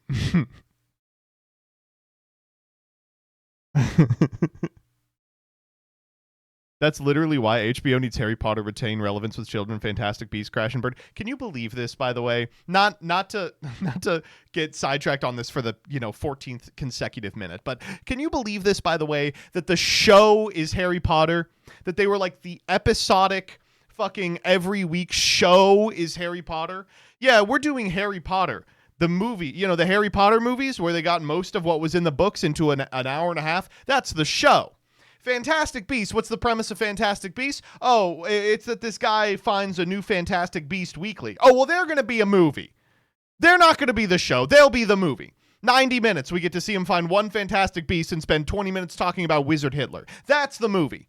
I'm telling you, episodic Fantastic Beasts show. Every week, it's the autistic guy and the big fat guy have to find a new Fantastic Beast, and maybe the like really mousy lady from the first one is like chasing around with them or like trying to track them or something at the same time. And Newt Scamander is like, oh, I this week we'll have to find the furry fuckler. And then the big fat guy goes, oh, not the furry fuckler. Oh, what am I gonna tell my wife? And then they go find the furry fuckler every week, a new episode. I can't believe that they're doing Harry Potter as the show and they're not doing Fantastic Beasts at the show. They don't know anything. These people don't know anything about anything. They don't know anything about making movies, anything about making TV. All they know is we have one IP that's made money in the last 30 years, and God willing, we're going to milk it till it's dry. Oscar, 15 Emmys. What about the Percy Jackson TV shows versus the movies? I was never a Percy Jackson kid. I watched the Percy Jackson TV show with Danny and Jillian because they were, it was fine. You know, it wasn't really for me, but it was fine. It just does Monster of the Week so well. Fantastic Beasts is literally Monster of the Week. Because you're an unk. No, I was a child when Percy Jackson was coming out. I just wasn't into it.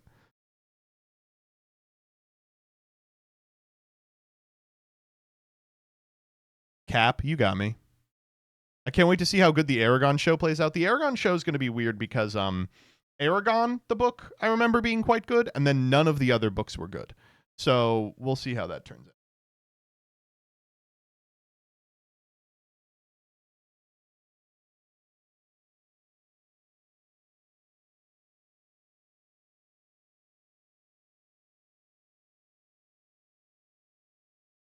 Okay, you're out here telling me Percy Jackson was big when I was young, and you're 10 years older than me. Percy Jackson Lightning Thief came out in 2005. I was 11 years old.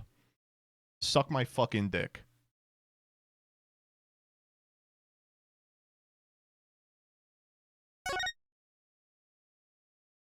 That's pretty loud.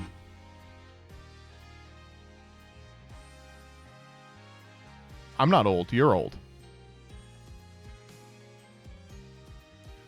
You know, it was kind of a weird, like, stupid millennial slop TV show?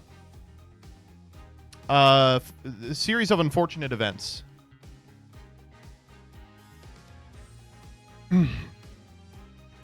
I did end up liking that, I think, but it was very strange.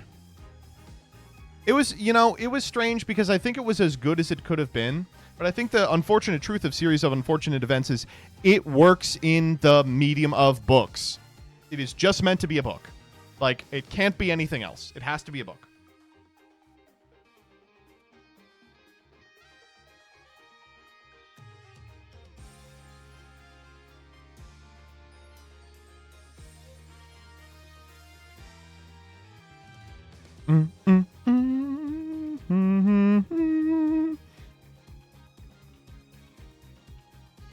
But it wasn't bad. It could have been worse. There's an insanely good quote from the guy who wrote those. What's his real name? Lemony Snicket?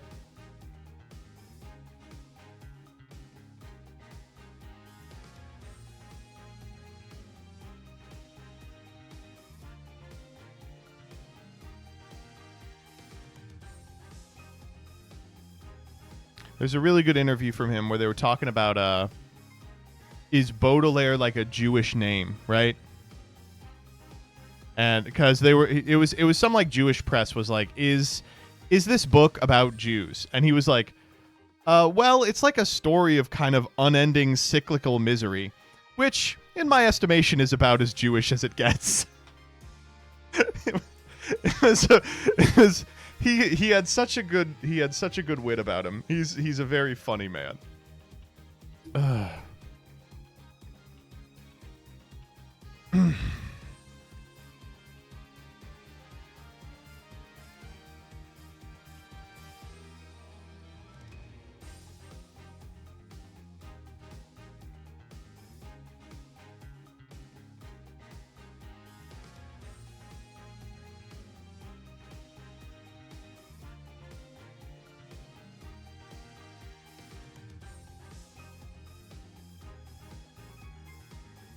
What were the books you read growing up?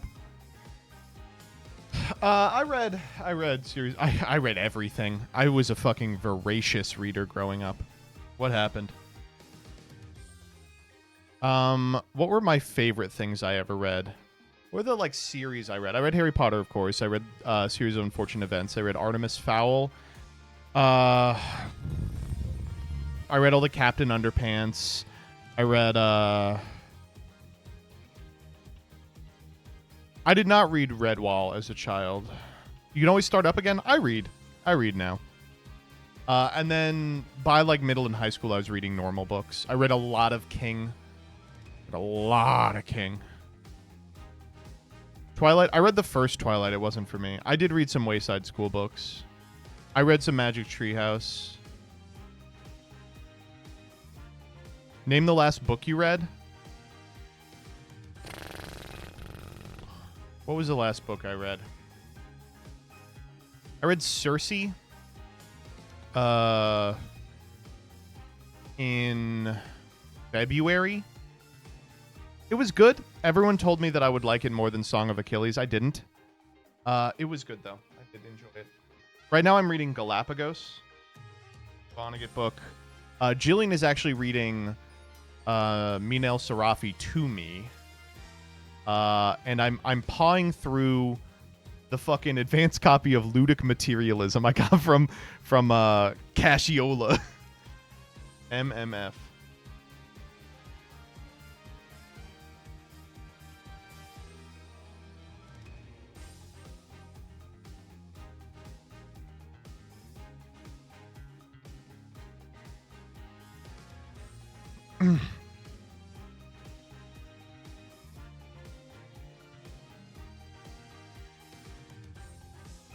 Why can't I find this? Dual Destinies.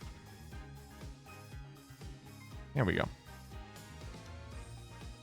Why don't you read the visual novel called Ace Attorney Apollo Justice Trilogy? That's a great idea, actually. Let's get it going.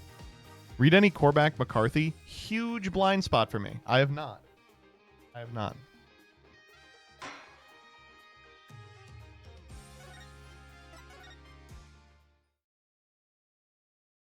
To my gay friends, yeah, I'm reading BL. To my literature friends, yeah, I'm dabbling in Mishima. Stupid. Fuck off. You're annoying. You are so annoying.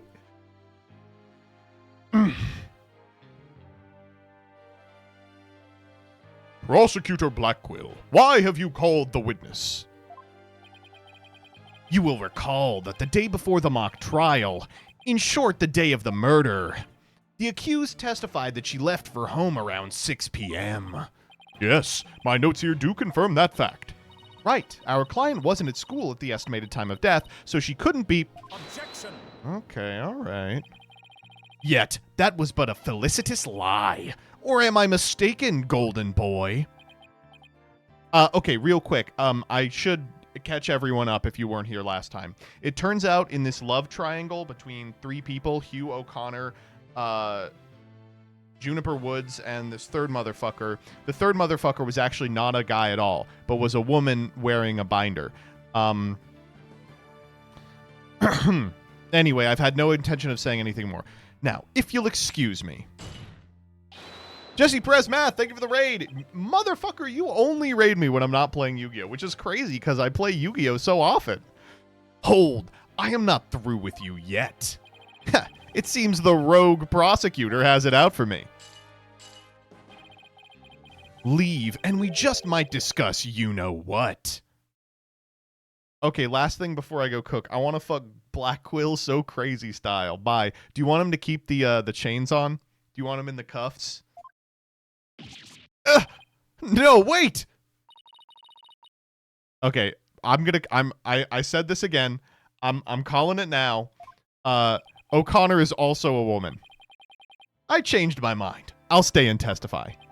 Are you sure, Mr. O'Connor? Heh, the word of a genius is as good as gold. Let's get on with this. Hugh O'Connor, a senior at Themis Illegal Academy lawyer course. How's that? Just fine. Your testimony, then, please. You're up against the top of the class now. I'd be careful if I were you. I know Junie would never lie like that. That pompous schoolboy won't know what hit him.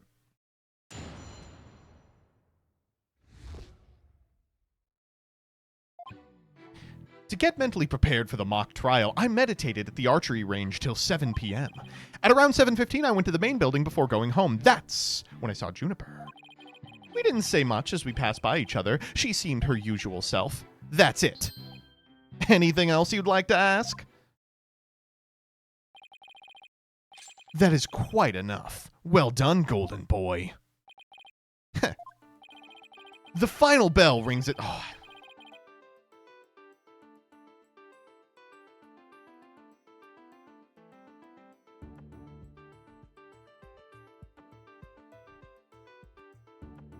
The final bell rings at 7 p.m., at which point the campus is a desolate place. Now, you will recall the tape recorder. We know the time of the voice recording. It was 7:10 p.m., the day before the mock trial. That was the dark hour of this heinous crime. Do you have any proof of that? As its final bell, this school plays a special broadcast when the clock strikes 7. The female voice on the tape appears 10 minutes after that broadcast. The killer waited until the school was empty to spring her devious and deadly trap. Interesting. So, when the witness saw the defendant, that would have been... Indeed. It was 5 minutes after the voice was captured on tape in the art room. Ergo, we know the accused was still in the main building even after the killing. So the time of the murder and the time of when the body was moved... Great. Another inconvenient testimony. Miss Sykes, your cross-examination, please. All right, let's fuck him up. You little prissy-ass prick. I'm gonna bend you over and snap you in half. Do you meditate often?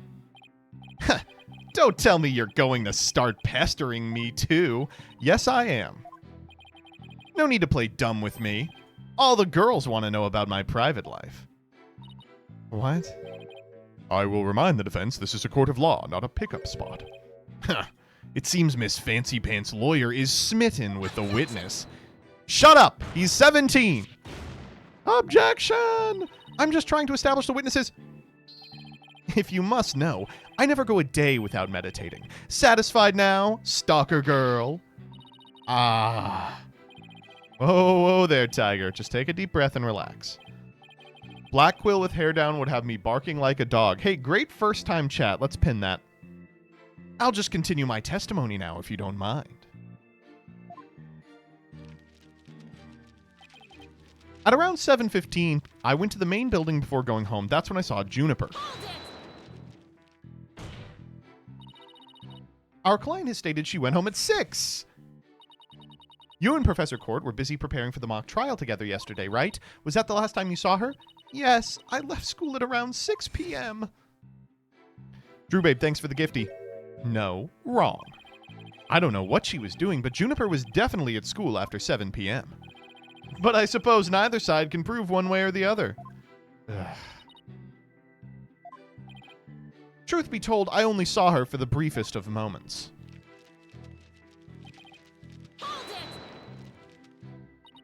So you just walked past a good friend barely saying a word? The final bell had already rung. They get mad when you stand around chatting. Then again, we're not like you people, talking endlessly in those annoyingly loud voices. Shut the fuck up, you stinking ass cracker. I'd like it. I'd like it if you refrained from insulting my partner like that.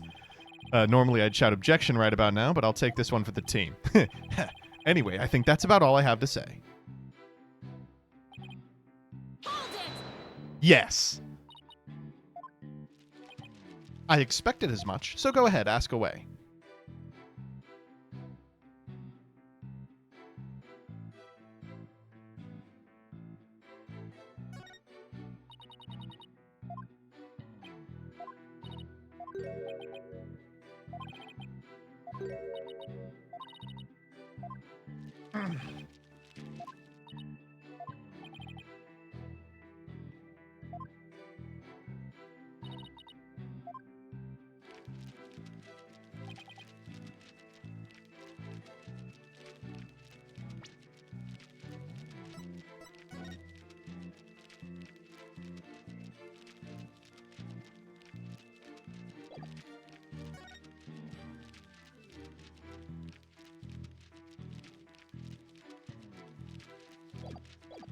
Surely it's that, right?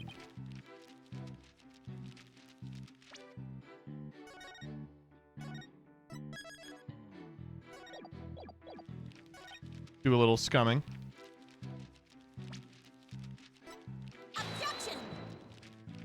Audio didn't end.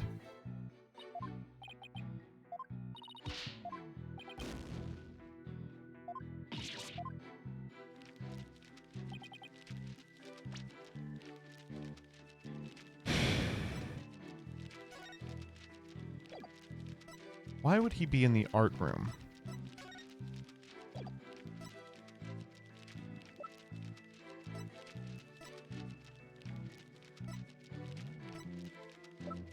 It's possible that he wouldn't be.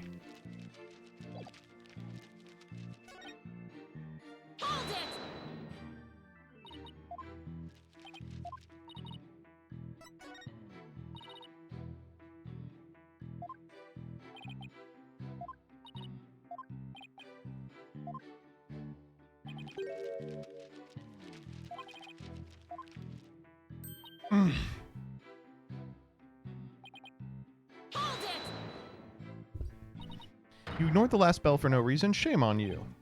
No shame on you pressing me for no reason.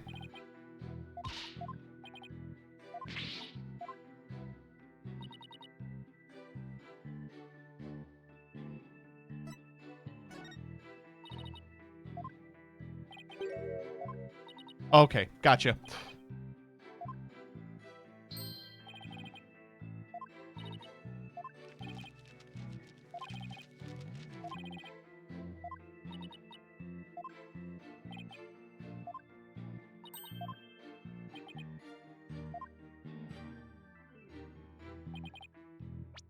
See, I had it. Oh, really? You stupid fuck? So, you didn't talk to anyone on October 23rd. Are you sure about that? I already told you. My word is as good as gold. Okay, then how do you explain this? And don't spare any details. Sorry, never seen that before. This is the victim's planner. She recorded all of her plans in great detail. Take a look at this page here. It reads, 23rd, meet with Hugh and important. Don't you find that interesting? What? Where'd you get that? The key word here is important. You say you were at the archery range all day. But you also said a few students came and went while you were there. That doesn't sound like a great place for an important talk. But the entire campus was buzzing with activity before the mock trial. Where could they have possibly had a private conversation? I thought about that too, but the situation changes after the last bell.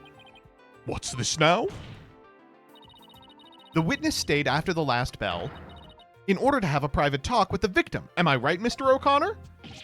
This is insane. Oh. Must we go through this yet again? I suppose you also have no evidence as usual. No, I don't have any direct evidence. However, the witness was meditating until after the last bell, and he attempted to conceal his private meeting with the victim.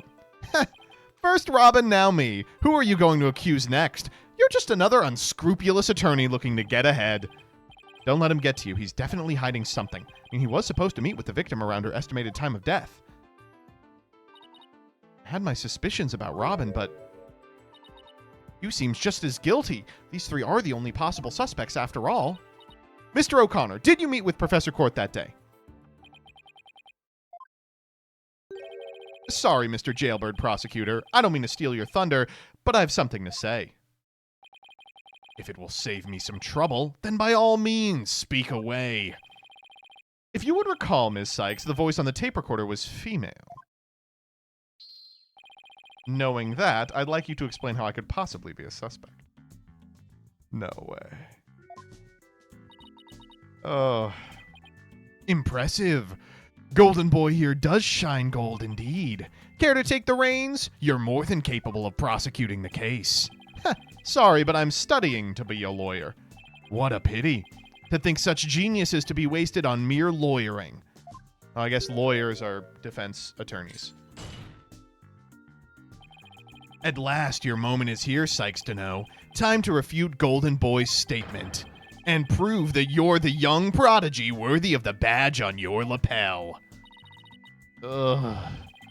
The voice is unmistakably female, so there's no point in arguing about that. In which case...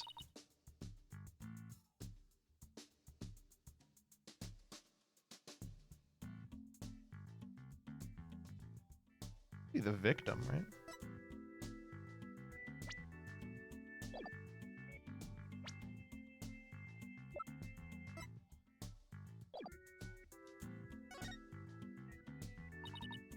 Objection!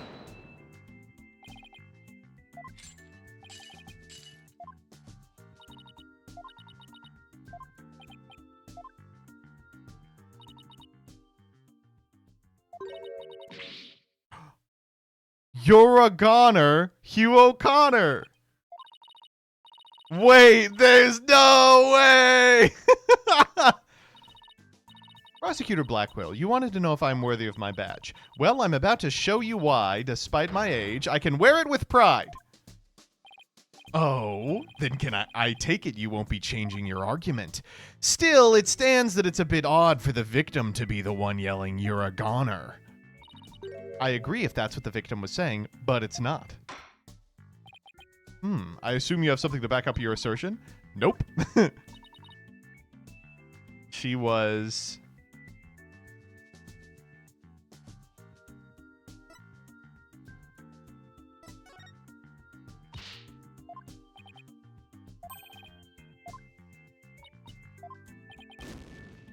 Fuck.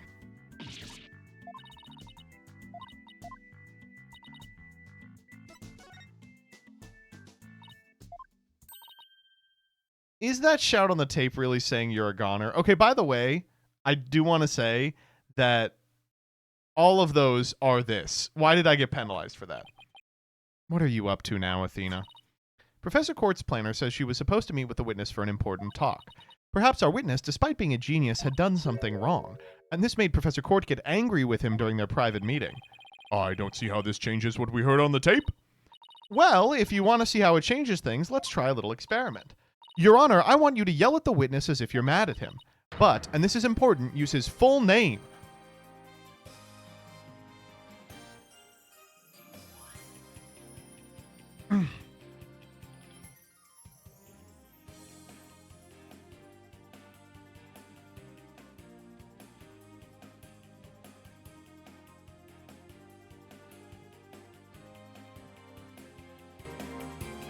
Yeah, I'll turn up the BGM a little. Oh, okay, Hugh O'Connor. What did I do to deserve that? Yes, like that. Now try again, but faster. Hugh O'Connor. Hugh O'Connor? Hugh O'Connor? Wait a second. No, this can't be. You think I'd spend the energy to lead you this far if it wasn't true? Ah, but it is, Your Honor. Humans are not perfect. That's a scientific fact. We sometimes mistake shadows for monsters or the wind for voices. Now that you mention it. The sound on the tape recorder never was the phrase, "You're a goner." That's only what we thought we heard when in fact it was the witness getting yelled at. The court will note that this is different from the selective hearing men are so good at. Never mind. The important thing is that voice that was recorded isn't our client's. And since it was the victim scolding the witness, he must now join the list of suspects. Objection! Huh. I had thought that testimony would suffice, but it seems it has come to this. I will not allow such fallacious quibbles to upend this case. The prosecution has one final piece of evidence to present the court. Fuck!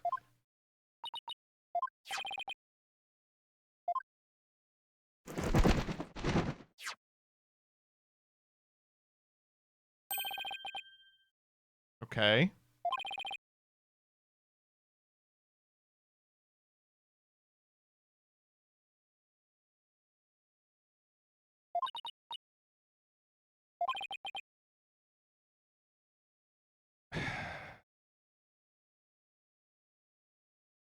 Dude, god damn it.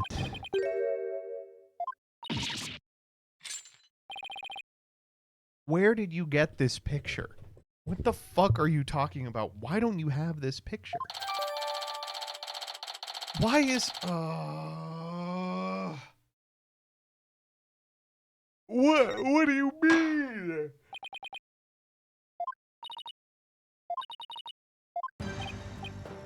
Well, the good news is that I watched that Columbo episode. So I know that it's backwards. Whoa. I missed that last one.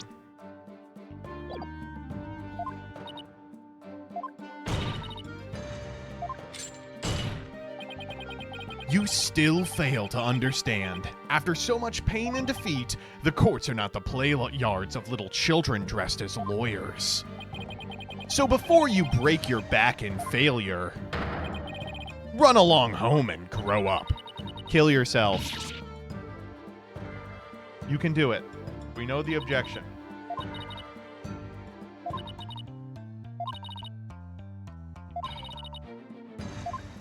You can do it, Athena.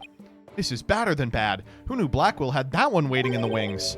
Why didn't that twisted samurai just present it at the beginning?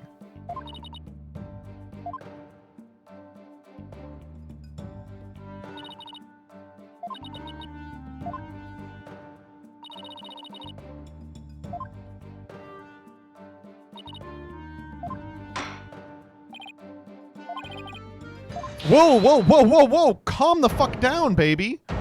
We are not ready. Hi. No! That's not gonna happen, man! What's the meaning of this? You can't interrupt a judge about to hand down a... Tee-hee-hee. Maybe, but false verdicts are an N-O-N-O. What? Ms. Newman, please explain yourself. Juniper's not the killer. I know because I know who the real killer is. You do? You know who the real killer is? Yup. I know because the real killer is M.E. Me. Tee-hee. All right, this is good work, Ms. Newman. I appreciate it. She's trying to make sure Juniper doesn't get killed. What? It was me! I did it all alone! Just me! I don't get it. Why is she confessing? Miss Newman was witness near the stage. There's even a related photo of her. The more I think about it, the more suspicious she seems. Robin Newman isn't the kind of guy who pins the blame on friends! Just so he can walk free! Get it over with! Declare me guilty already! Calm the fuck down. This is gonna be Blackwell. Wait, no. Juniper? Please, wait. Juniper, what are you doing? Oh. Thank you for all you've done, Thena, but you'll have to forgive me. I can't let my friends take the blame any longer. Junie? What? Hugh and Robin have done nothing wrong. They have absolutely no connection to this case. The real killer is me. I alone am responsible for the entire crime. What? Objection! Hold up, wait. Junie, you know that's not true. Retract your statement. I'm afraid it is true. Forgive me, Thena. Alright, now it's Hugh's turn to take the blame. Order. Will someone please explain what's going on here? I see right through your cheap ploy. School rules state that a prior conviction terminates one's eligibility to graduate. A guilty verdict here would make whatever dreams one had go up in a puff of smoke. Oh, I wasn't aware. Even meek little mice will fight when cornered. A pitiful spectacle, I might add. These vermin are trying to protect each other now that they've nowhere else to run. Protect each other? So is Robin just trying to protect Junie? If so, the real killer is... He's gonna confess now, too.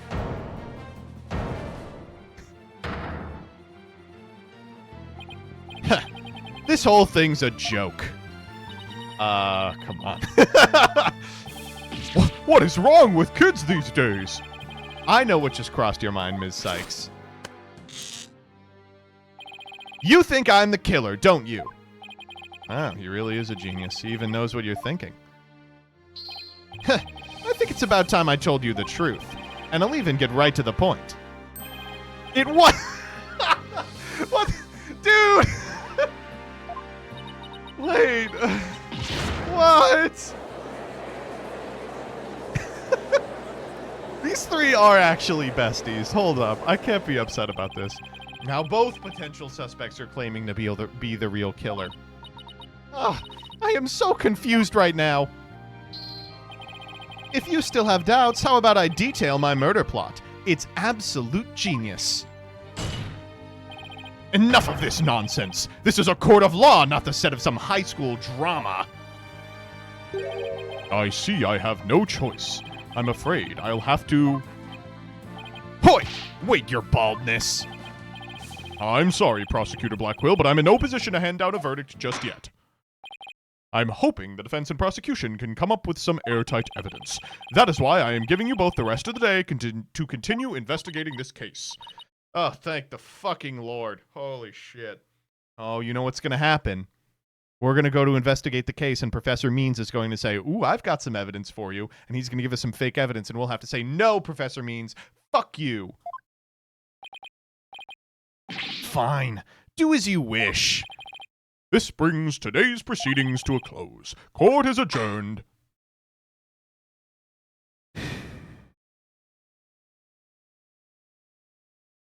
Wow.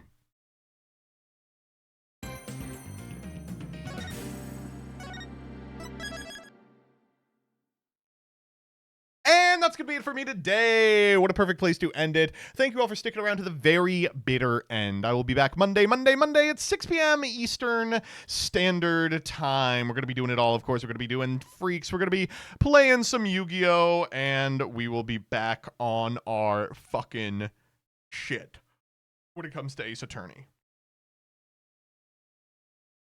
I'm going to throw you over to our VTuber friend, Check Bits. Yeah, I'm stupid as fuck. Why don't I just click everything? Dude, I hate how Streamlabs works. I hate that Streamlabs is a bad site.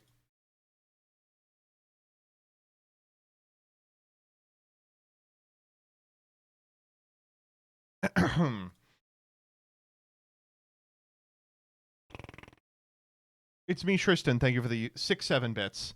And says, I'm looking to make a card game, but only playable as draft. What would you say are the most important things for a draft set to make it fun, balanced, and fresh feeling over many games? Big question. I guess the big thing would be draft strategies. You can't just put generic cards into a draft and be like, it's fun. It has to have strategies involved. What happened to the raid? Did it not take? It must not have.